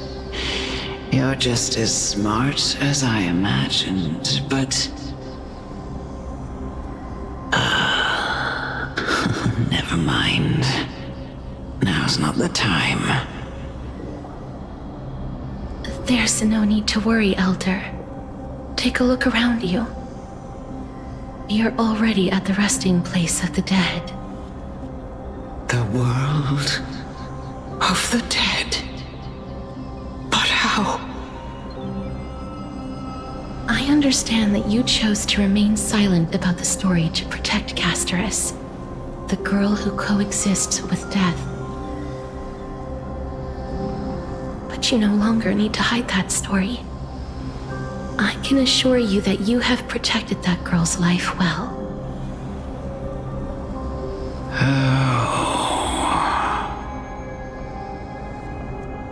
Well, in that case, let me begin. Styxia, the pearl of the ocean, plagued by unwarranted calamity and ravaged by death in the fairy tale. It was the first city-state to shift their faith towards death, even before Idonia did. From where you stand now, I suppose that's a bit hard to believe. Right? Indeed. I cannot imagine that those from the era Chrysia, blessed with eternal life, could ever yearn for death. I have pondered the same question, child. But I am afraid there is no clear answer to it. Journeys and epics are only glorious and magnificent because all things eventually fade to dust. That's how someone once explained to me why death is necessary to the world. But I still can't take that as the final answer. Would a world without journeys and epics be worse off? I take it the one who spoke this line was a general, or perhaps a warrior. I, however, did find some inspiration in these words. Would you like to hear my thoughts, Castorice? Please enlighten me, Lady Amunet. Though I have already made up my mind on how to handle the authority and core flame of death. Your words might truly guide me toward the path forward. You and I are neither warriors nor generals. Therefore, journeys and epics cannot truly resonate with us. But what if I reframe it like this? What if love is not a trait bestowed upon mortals by Nestia, but a blessing from death? Love. No one ever invented the word cherish in the era when life was eternal. For all the good things in the world could be revisited endlessly, and every bond formed carried no risk of being severed. The so-called era Chrysia was an age devoid of both virtue and sin. People did not truly live. They simply existed, going through the motions without passion or purpose, then waiting for something to happen. Perhaps the people of Styxia chose to embrace death not out of fascination with its cruel and fearsome side, but instead became fixated and obsessed with the impulses and desires tied to a finite existence. Therefore, death is not a thing of fear and desperation, but... That's right, Castorice. It is the reason we shed tears when parting ways, and also the original spark that ignited the passion of mortals. If you truly intend to deprive the world of death, then be prepared to witness it return to a state of stagnation. I understand, Lady Amunet. Our limited lifespan shapes all that we know and love. Not even the Death Titan has the right to take that away from humankind again. Nestia's love was the chrysalis of gold's first blessing, but it most likely wasn't understood by mankind. We only learned to interpret this wonderful gift after Thanatos' arrival. If the world was bereft of death, then the Queen of Styxia wouldn't have played midwife in delivering me into this world. You wouldn't have welcomed me into Idonia, and Aglea would never have invited me to join the flame chase journey. None of these stories would ever have happened, and I would never have lived, let alone found happiness. Thank you, Mother. I will use all the love I've experienced in this long life to complete the final miracle. My teacher, Anaxagoras, grant me the wisdom of all things. I call upon thee, the stripped dead dragon's corpse.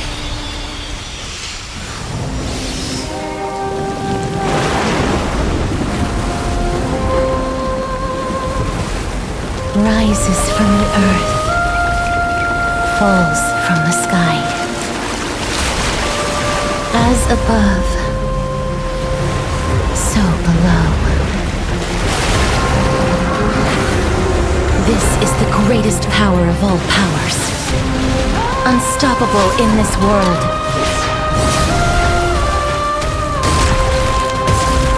The great work that commands all death.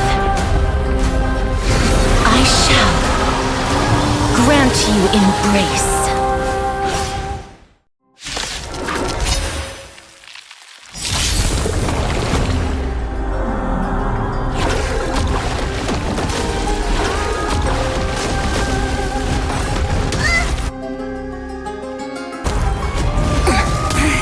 Is the girl who once saved my life truly gone? Or will you show yourself again? Once we eradicate this hatred and regret. Your cries rise! Don't worry. Night falls. Good night. Again. Till we meet again.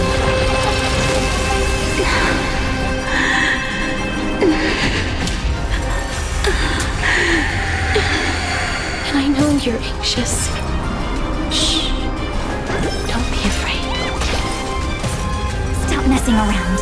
Have some fun. Rise and shine. Don't let Wei be intoxicated. Let me tend your wound. Stay off! What's in your prescription? Time for some sweet dreams. Your time to shine. Sink with me.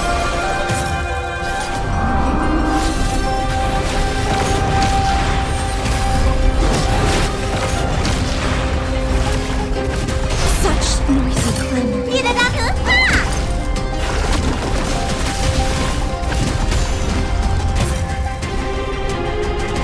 Treat our guests nicely. Till we meet again.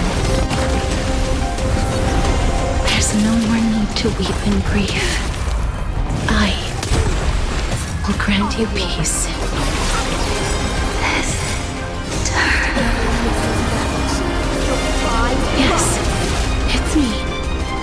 I'm back.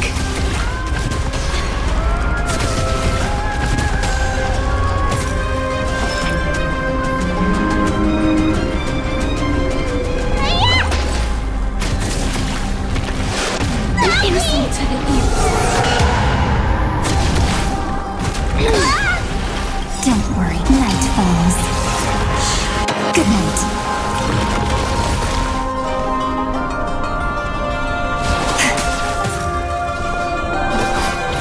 Sync with me. Be careful. They may be moving by instinct, but there is fury welling up within them.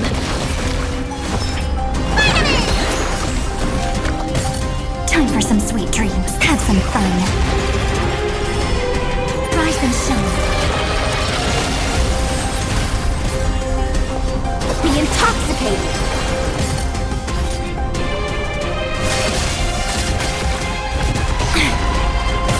Stop messing around. Let me pet your wounds.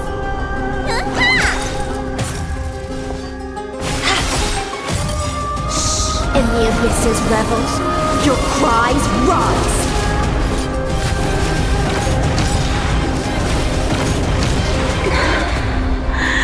Please, don't turn back to the nether realm.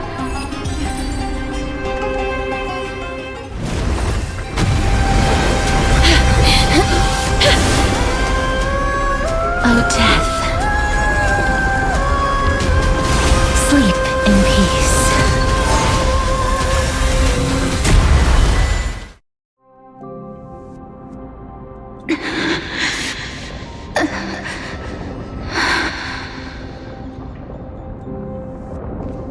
I'm sorry I have to wake you up from ancient death. And I know you're anxious. Shh. Don't be afraid.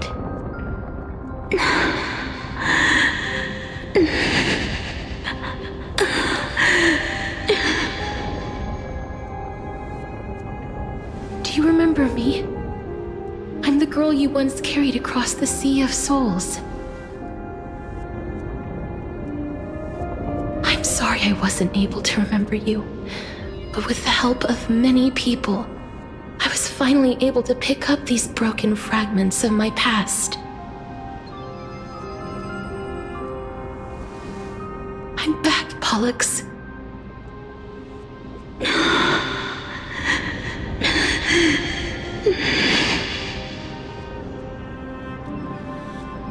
I know this might not be what you wanted.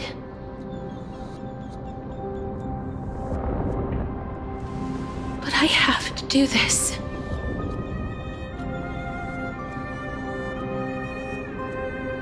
So please, carry me across the Sea of Souls again and return me to the Netherrealm, just like you did in the past.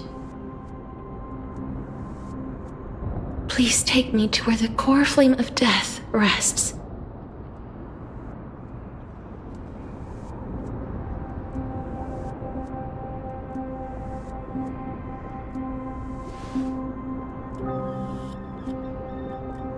I'll be going now.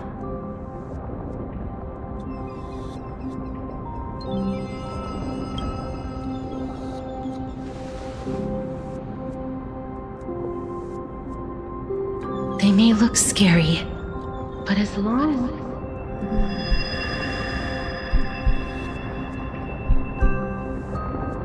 What's happening?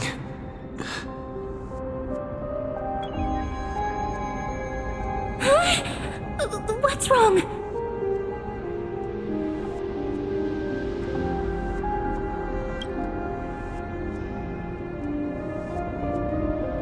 Are you... What's wrong with him? His time is almost up. If I don't go now, I'm afraid his soul will return to Thanatos' embrace before me. What? Oh no! Is there anything we can do? Don't worry. I promised I would ask Thanatos for the Trailblazer's right to roam the Earth again.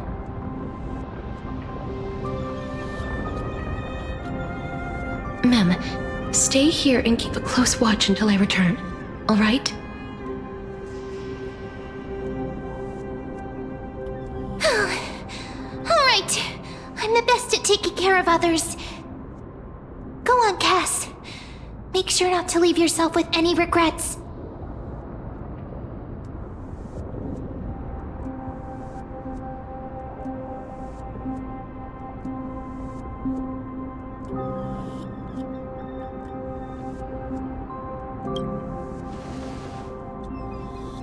That's not funny! It's a deal then.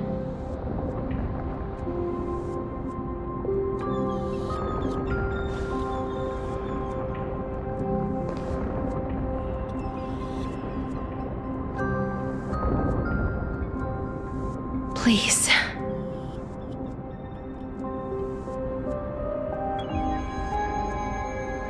Wait for me.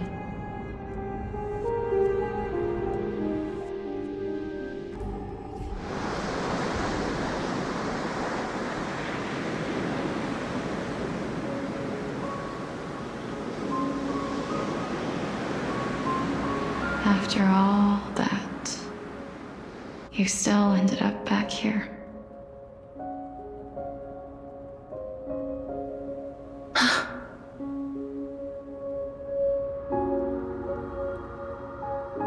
So the legends were true. The Netherrealm really is a sea of flowers.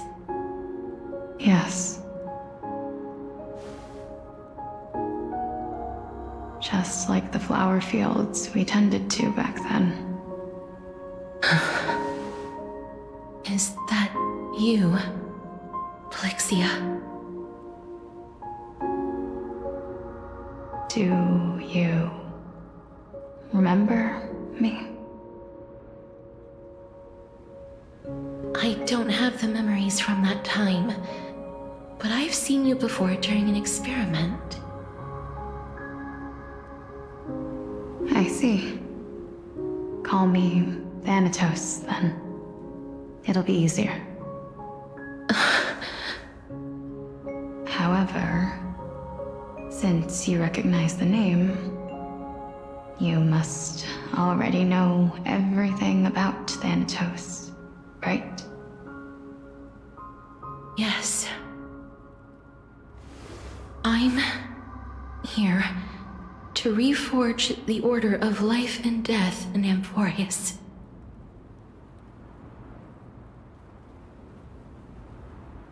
You know, my sister was a sympathetic, but rather sensitive person. Whenever she didn't want to say what was on her mind, she would avoid eye contact and look off into the distance. Just like what you are doing now. Can you tell me about the last Era Nova? What did you do, Plixia?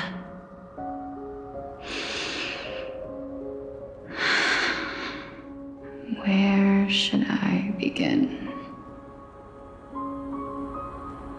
I suppose we can start from the beginning. A long, long time ago, there were a pair of like-minded twins.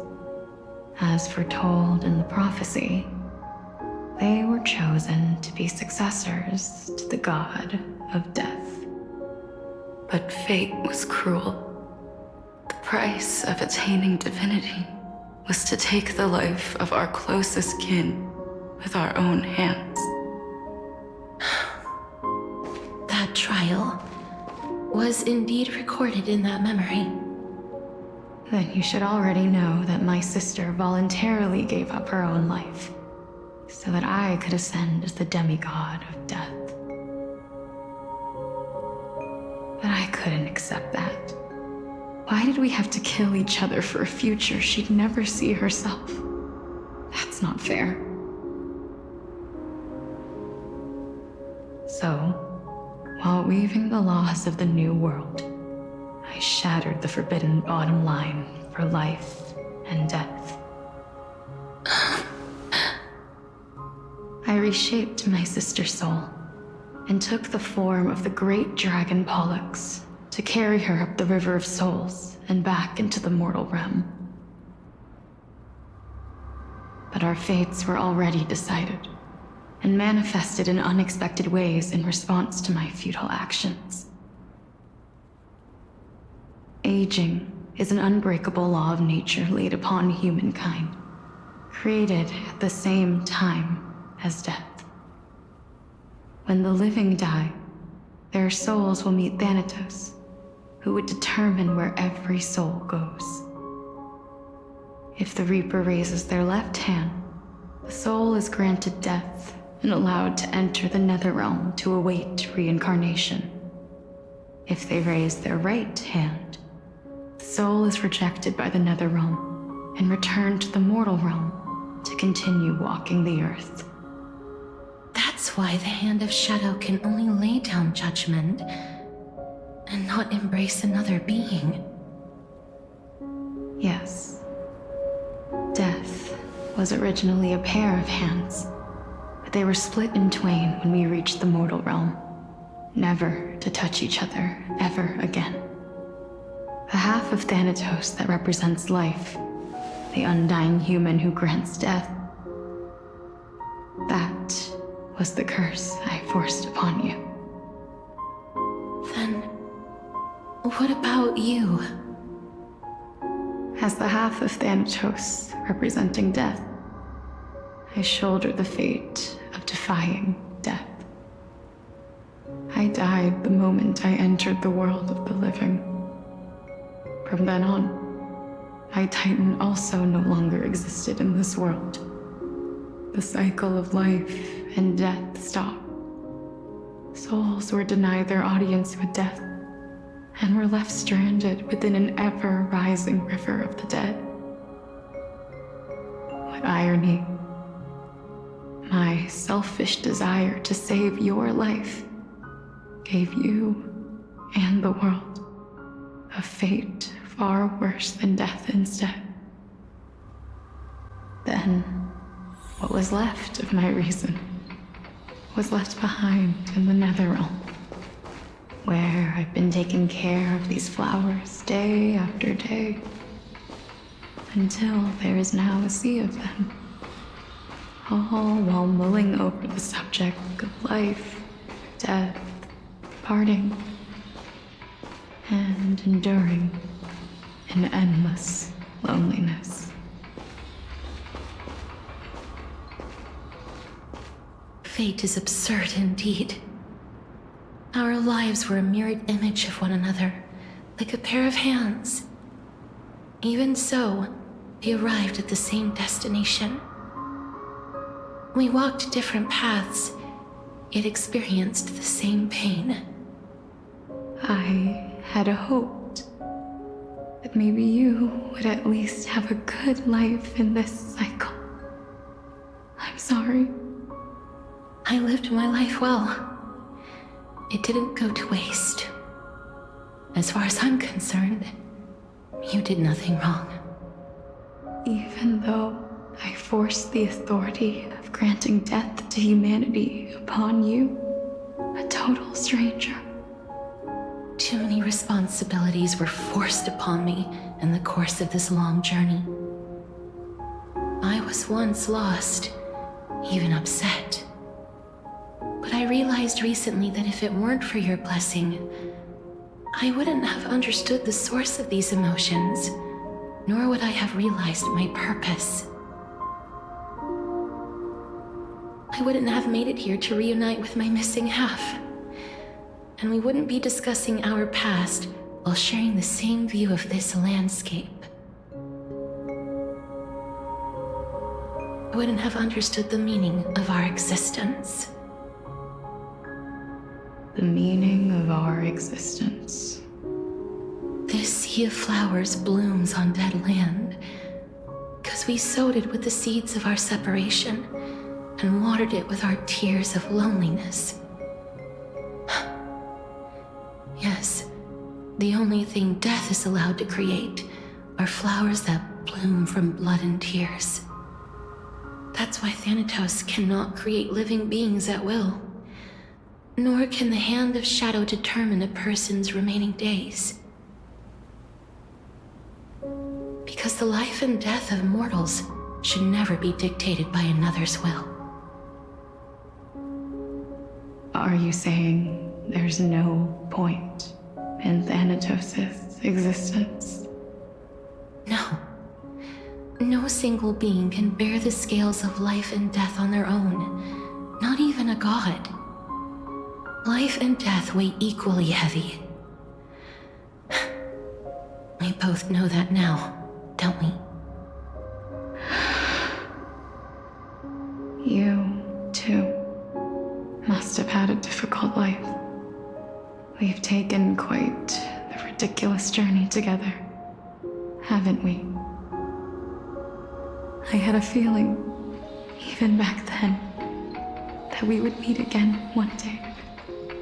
Not to embrace one another after a long separation, but to come in search of retribution. Tell me the answer that's already been written, and let us draw this seemingly endless fate.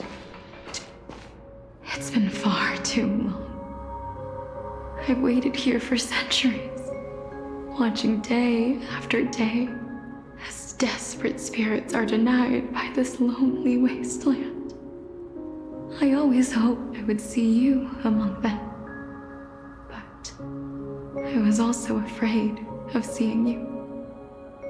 I didn't know how I could possibly face you again, but more than anything, I was afraid that you might have forgotten all about me. I know. But don't you see, Polixia? I made it back anyway. You don't have to shoulder death's authority on your own anymore. It was always meant to be held in two hands anyway. So, let's give our core flame to him, and have him take it back to the mortal realm. Give humanity back their cycle of life and death.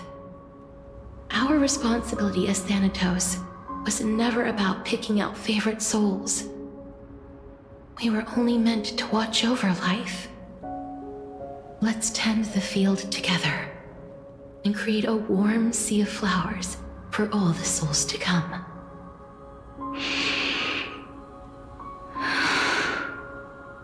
What do you think, Polixia? Yes, just one last step. You shall wither, and through that, the dead will sprout again from the remains, and be reborn with the dead flame. As foretold by the prophecy, Thanatos' authority is only destined for only one person to wield. As the Chrysos heir of death, as their demigod, as a titan, our fated moment has arrived once again. Just like before. Yes, just like before. But unlike that time, the ones undergoing the trial this time are prepared. You've made up your mind? Yes, as dictated by fate. But I won't be afraid, as long as you're here with me. Complete your trial in this life. Grant me the embrace of death, and light the spark of life ablaze. You've been tempered by life and death. I know you'll be able to give this wasteland its first breath of life. Like a raven butterfly, flying swiftly into the netherrealm, perching on the twig of death.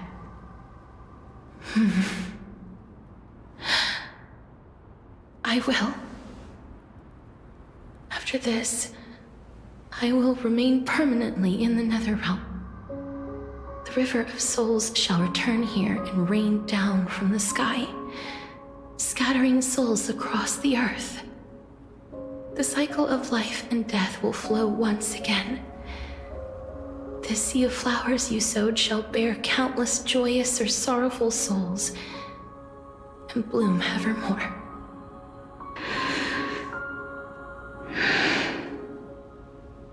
Thank you. Just one last thing. Can you grant me one wish? Of course. What is it? Please, don't forget me. I promise you, when we meet in the next world, even if I have endured another reincarnation, even if we do not know each other's names, I will still hold you tightly in my arms, just like what I did when we were born. Castorice. Castorice, you're as beautiful as a fleeting butterfly.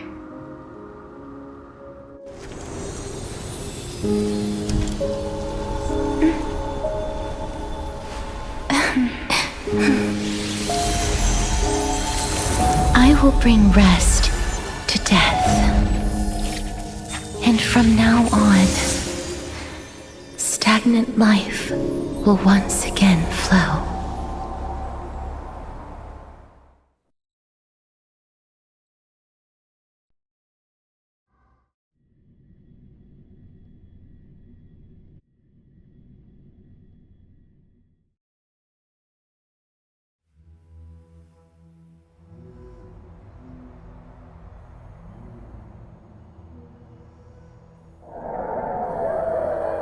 Time flies. In the blink of an eye, the 15th entry hour is already at hand. When this farce is over, your soul will be placed on the scales of life and death. Are you ready? No need to ask so many times. Of course I am. Then why do you drag your feet? Is your fear of crowds holding you back again? I simply find them too noisy. Paying attention to conceited fools like them would be an utter waste of my time. Such harsh words. As I see it, you are no less arrogant than they are. I couldn't agree more. Oh. I did not expect to hear that from you. Are you not going to refute me? I know myself better than you think I do. At the very least, better than a stowaway like you. And they say men whose ends are nigh have but kind words. Well, that is exactly why I chose you. Should I thank you for the compliment? The hour of the trial has come. Do you have an answer for me? And how will you prove the veracity of your argument? I suppose there is no point in putting this off any longer. Do you recall where we stopped the last time? You were saying that Amphoreus's history is cyclical. Indeed. The demigods that bear the core flames eventually become the new titans at the world's end. Remember what happened on the Holy Mountain? Calypso, Naias. As their destined ends approached, one by one they left this world, leaving only the twins, who are fated to succeed death. Unfortunately, while their journey is consistent with ours, you and Calypso, as well as Nikador and Naias, act as supporting evidence. I can only come up with a rough sketch for my theory of a cyclical history. For all the pains I took to reach this point, I had already lost hope of ever obtaining definitive proof. After all, the past is in the past. Proving that we are the legacies of heroes of the past is a hopeless endeavor. That is, until I met a girl named Polixia and her sister. If Castorice was truly sent from the past to the present for the Titan's self-serving reasons, then having lived through 2 cycles, and with Styxia as the pivot, she will no doubt be the link to connect all of this together. If the Twins of Death can bridge 2 cycles to reunite at the shores of the Sea of Souls, then my hypothesis will no longer be just a hypothesis. And you too will get the answer to your question. Well, that is all well and good, but how can you be so sure? If there is even the slightest error in your hypothesis, the girl will be shattered. It matters not. The most important quality a scholar must possess is foolhardiness. If you are overly cautious, then you'll never have the gumption to make the first step, and change will never come. Besides, I, Anaxagoras, am destined to overturn this farcical world. Come, let us go and teach those pathetic worms one final lesson.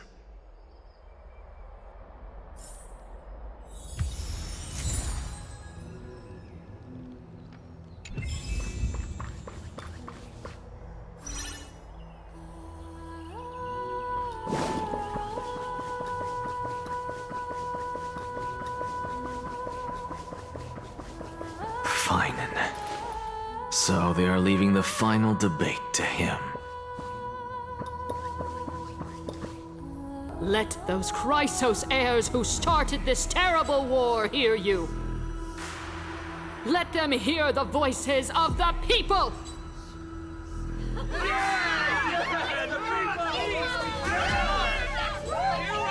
Help us! As always, that woman knows how to stir up a crowd. Professor Anaxa, I thought you'd pass on this. Everyone must cast their vote, or this assembly would serve no purpose. Prof, do you truly think it's wise to entrust the fate of the world to an assembly like this? Akhima has stood strong under this system for 1,000 years. It stands to reason that there is purpose in its existence. But that is not what you're asking, is it? What you really want to know is Aglea making the right decision in entrusting the fate of the world to you? Nothing ever escapes you. I didn't spend all those years teaching you for nothing. Most people only take 4 years to graduate, if I recall.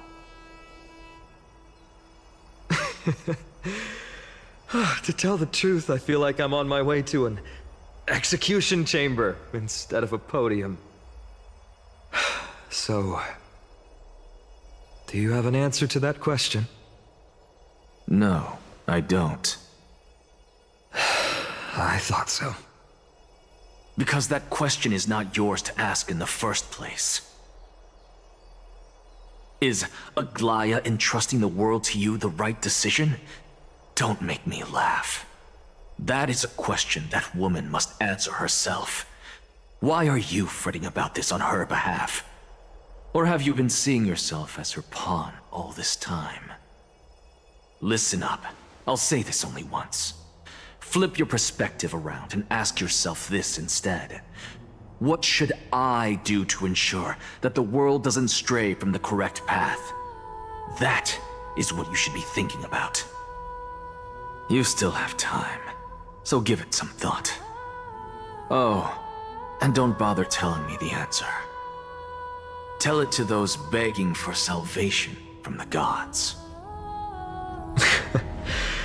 Got it. Thank you, Professor Anaxa. That's Anaxagoras to you.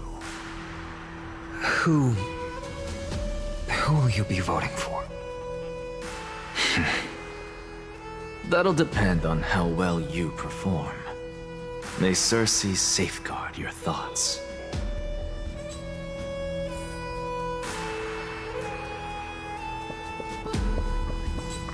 Lord Anaxa, you're finally here. The last speaker for the Assembly will be taking the stage soon. The resolution will be passed after that.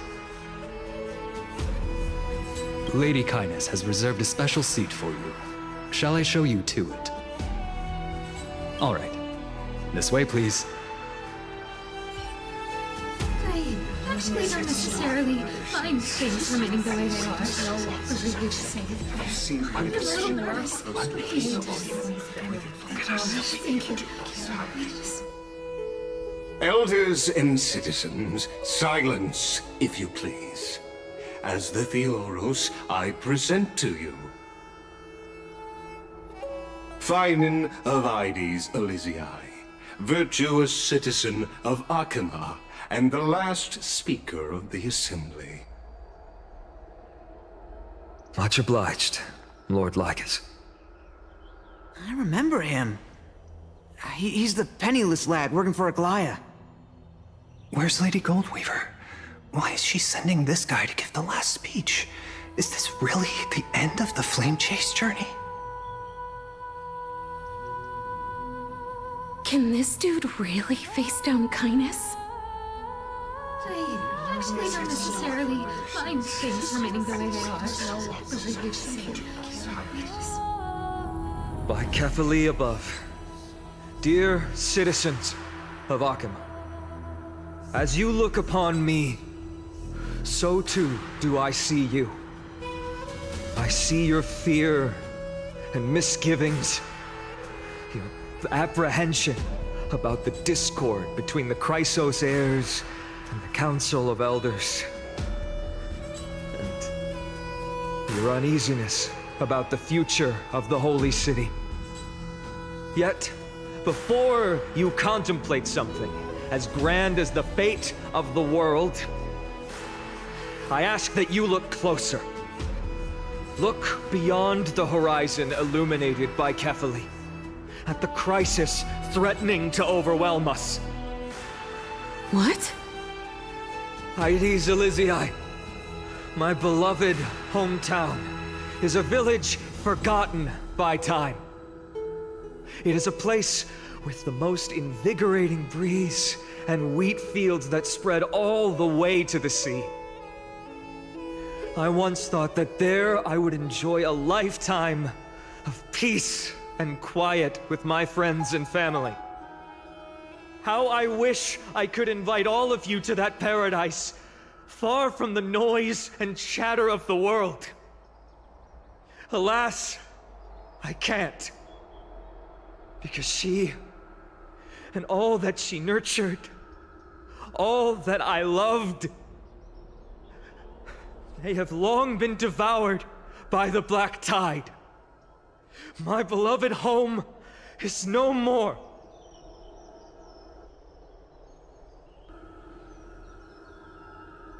I will never forget the day the black tide struck. My father, Hieronymus, fought with a broken sword to his last breath to protect his child. My mother, Aldada, she was ripped apart by monsters. Also, I might live to stand before you here and now. Galba, he was a hunter. But in the end, those arms that once drew a bow instead embraced Piso, his beloved son, as they both breathed their last. Pythias, the teacher, risked her life to save her students, but a burning beam fell on her, crushing her. And what of Livia, her daughter? Did she make it out alive? No, she didn't. Livia Piso, and so many other children. My childhood friends. They were all swallowed by the black tide and turned into monsters. They kept saying the same thing over and over. Even up until the final moment, I finally steeled my heart and granted them eternal peace with my sword. Why, Phainon? Aren't we the best of friends?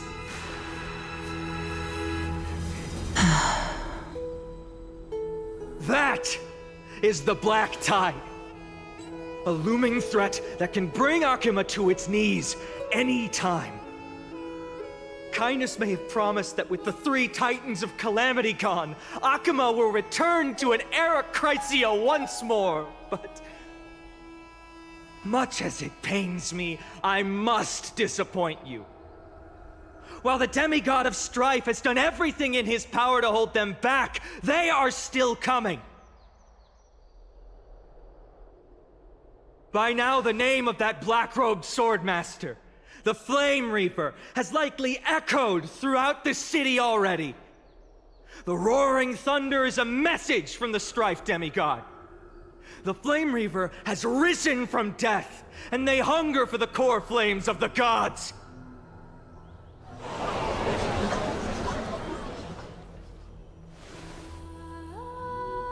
Lies! If such a powerful enemy is indeed approaching, why is Akuma still a picture of peace? Exactly! The city of Akuma shows no signs of pandemonium or chaos. And why is that? I beg you, spare a moment to think about this. Are we able to stand here and hold this assembly in peace today because the danger has passed? No! This peace we enjoy is no gift of fate. We are able to stand here today only because the Chrysos heirs have stepped up and shielded Akuma from calamity. With her golden threads, Aglea has preserved and continues to preserve these idyllic days that all of you hold dear. The Council of Elders claims that Aglea will one day forsake the people because her divinity is eroding her body and soul. But ask yourselves this. Rather than offering her aid and support, why do they choose to watch and push Akuma away from the Flame Chase journey? The answer that no one can bring themselves to speak of. A truth stained in blood and buried in greed, fear, and vanity. Allow me to lay it bare before you. It is because the Council of Elders, which bears Akuma's history and honor, along with this citizens' assembly we once took so much pride in, are now infested with vermin.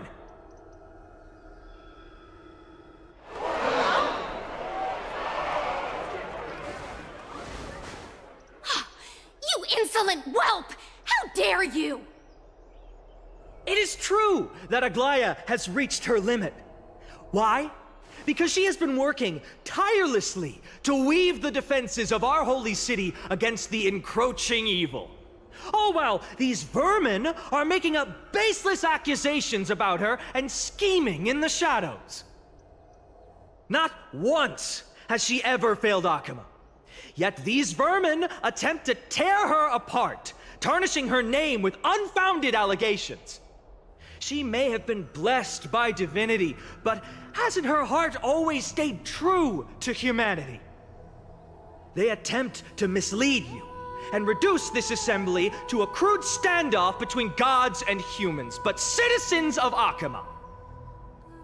Once more, I implore you to open your eyes and look at those around you.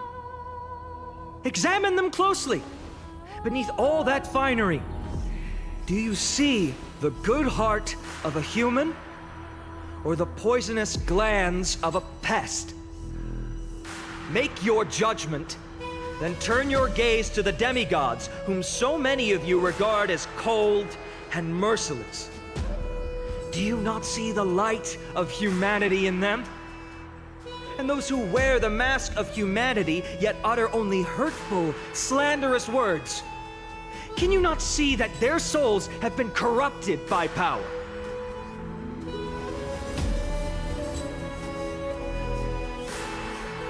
Yet, no matter what your answer is, and no matter who your vote goes to, rest assured that you have nothing to fear.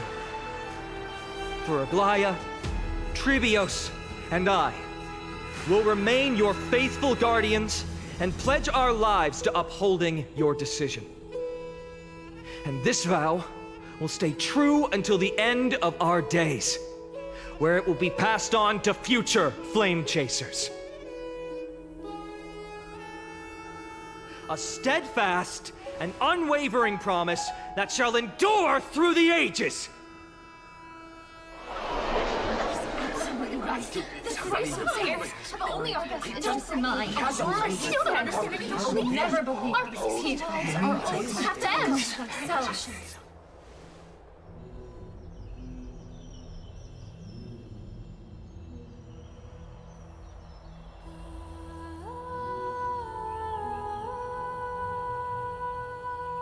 At the present time, on the scales of Talentum, those who call for the continuation of the Flame Chase journey, and those who demand its suspension. Each faction holds an equal share of votes, resulting in a perfect balance. As expected. This is the moment when the Flame Chase journey is the closest to its end. And now, it's your turn to vote, Lord Anaxa. Is there anyone else who hasn't voted? No, you're the last. Cast your vote with care, for your decision will break this impasse. I have long since made a decision. Very well. May you bring much needed change to this farcical world.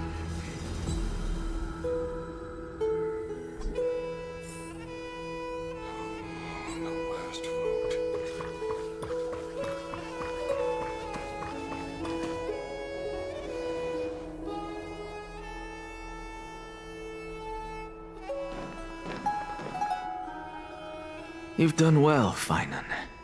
Given the circumstances, delivering a rousing speech to stir up emotions was a prudent move.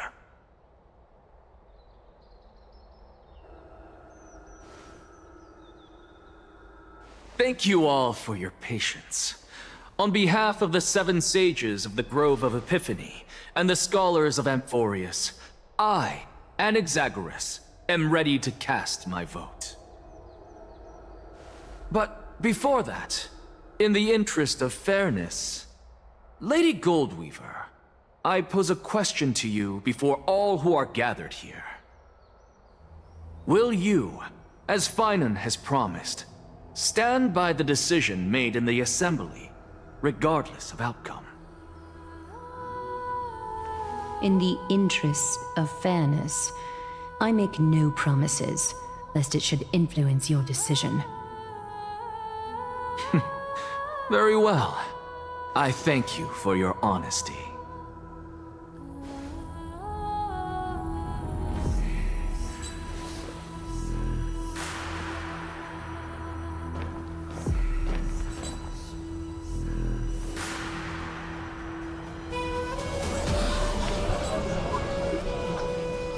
What's he doing? The stakes are high. Let's be patient. Cut the act! Who do you think you are wasting our time like this? Lord Anaxa, please do not forget that I... Rule number 1, do not call me Anaxa. Rule number 2, never interrupt me. Silence is golden.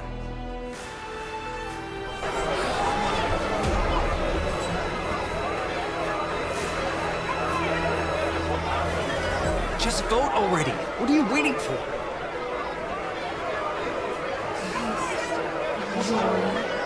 Vote. Cast your vote. Cast your vote.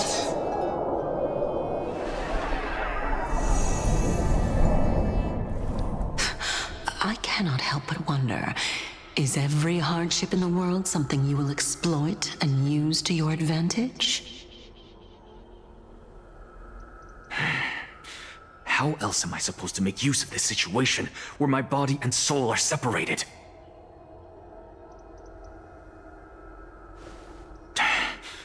Oh, Circes.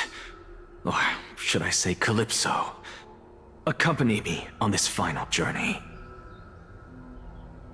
Let us journey to the Netherrealm and see how she will substantiate the answer to your question and validate my decision.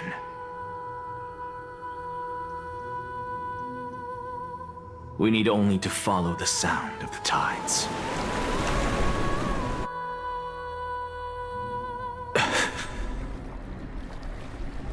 You are...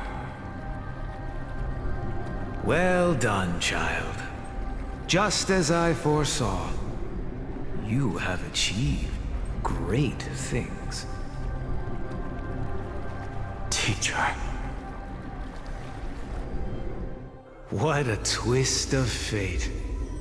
A blasphemer raised in the doctrines of the Venerationists. It's like a foal kicking its mother in the belly after taking all her milk. I respect you immensely, sir, but... You cherish the truth even more.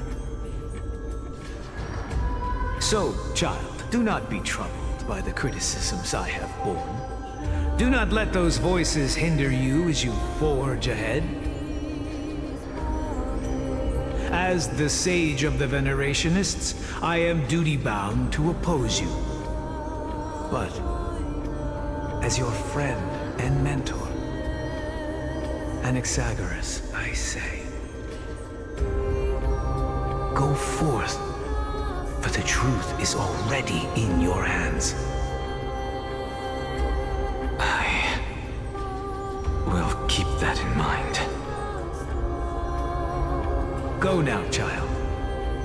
Your lonely pursuit is about to welcome a new chapter. And when you reach the end of this journey, may we meet again with the truth before us.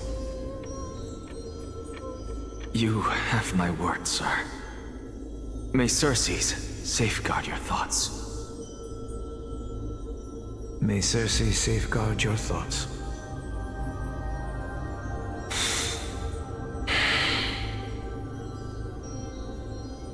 You are right, Empedocles. My lonely pursuit is about to welcome a new chapter. I must be on my way now. May we meet again with the truth before us, Empedocles. What are you waiting for? Just cast your vote. Silence! Silence, everyone! Behold, Circes, here at the center of the world, I shall write the final step of my proof. For this place is but one step away from the truth.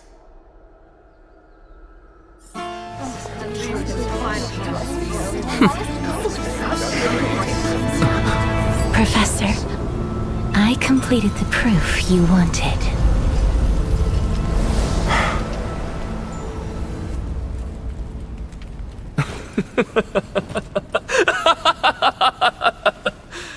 Thank you, Castorice. The answer is plain as day. My vote goes to the Flame Chase journey and nothing else! Elder Kindness, I have deciphered the truth of this world!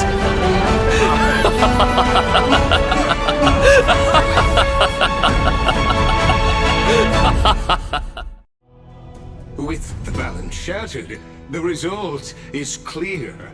By carefully and Lentin above, as the Theoros, I have observed. No! Lygus, you can't! Anaxa, what have you done? Have you lost your mind? I hope you are prepared for the harsh punishment awaiting you. Mark my words, I will make sure that clever head of yours never forgets the price of betrayal. Have you forgotten?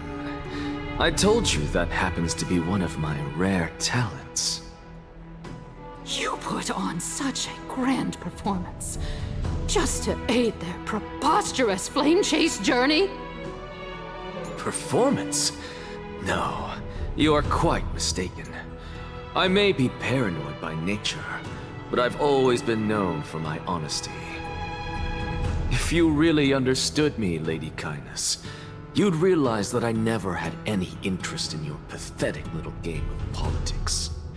Factions, standpoints, they are jokes in my eyes. I have never once switched sides. Because I, and I alone, am the truth.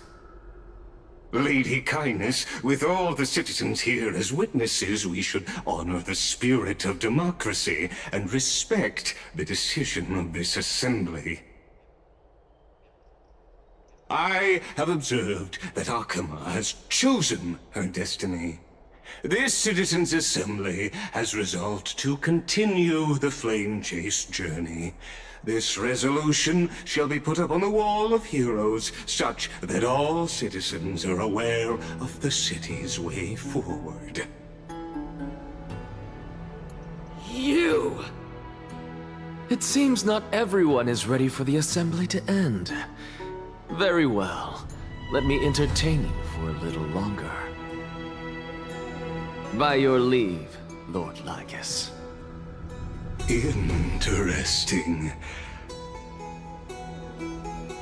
Elders and citizens, your attention, please. Stay for a moment more, if you will. Anaxagoras of the Grove of Epiphany has an announcement for the assembly. What is this performer up to now? Flame chase journey. What do you think he'll continue? I don't know. So apropos. Frankly, still. Just moments ago, all of you made a decision on the fate of Amphoreus. As a supporter of the Flame Chase journey, it pleases me to see the choice you have made. But I regret to say that I still harbor doubts about this outcome. Thus, I hereby challenge this resolution. Tell me, who among you dare swear to Kefali's name that Era Nova will truly welcome the fairy tale ending that the Chrysos heirs have promised? A beautiful new world free of calamity and madness? Nonsense! That's impossible! What is he getting at? Of course he... Not even for a second. No one? Must I pick somebody to answer? Very well. You, the one acting so wise and profound, in front of all present here, do you dare swear that it will happen for sure? No? Fine. Next. You, the one with ignorance written all over your face. Yes, you. Do you dare swear by it in front of the Titan? What are you trying to do? Useless. Your turn, then.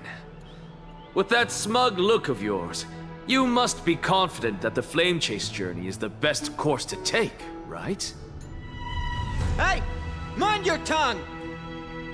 So, no one? I see.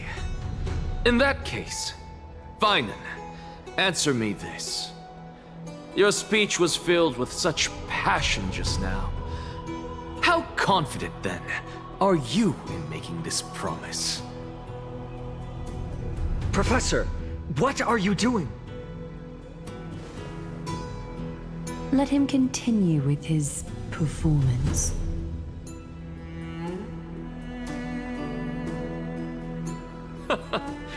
Will you look at that? Even Phainon and Aglea lack the courage to make such a promise. And what's even more absurd is that no one but I can promise you this new world. And yet, the Assembly passed the resolution anyway.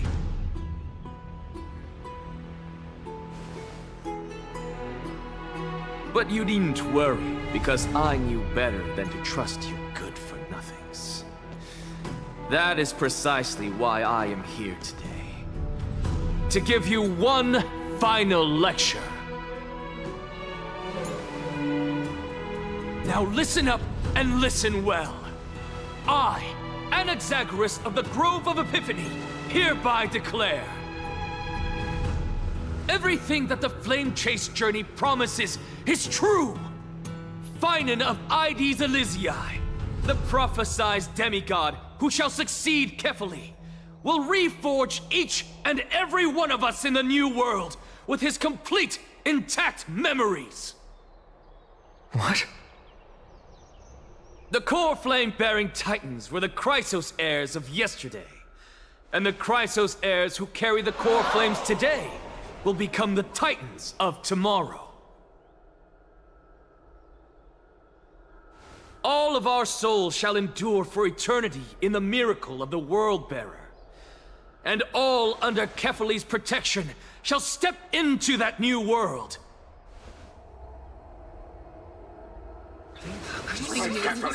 This is pure blasphemy! It's impossible. What? Are you saying that we must bow down to you and worship you, even in our next lives? Enough, you blasphemous imbecile! How dare you try to deceive us with all these lies and falsehoods? How can you prove? I told you, don't interrupt me. But since you've asked, I shall be kind and indulge you.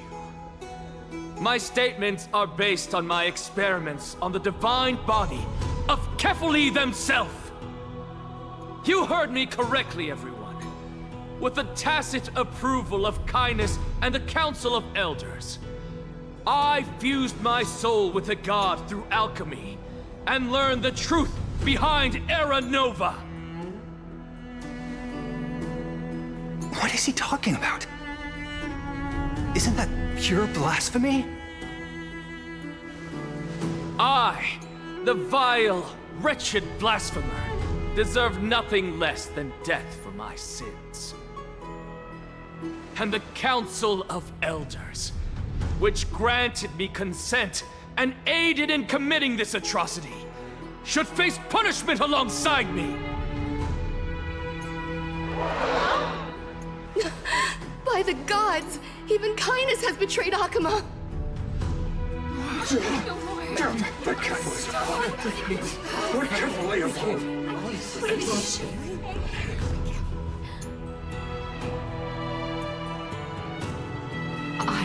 I had no knowledge of his transgressions. He did that on his own. The Council of Elders bears no responsibility for his actions. Lord Lygus, as the esteemed Theoros, are you going to simply stand by and allow the Council of Elders to be dragged through the mud?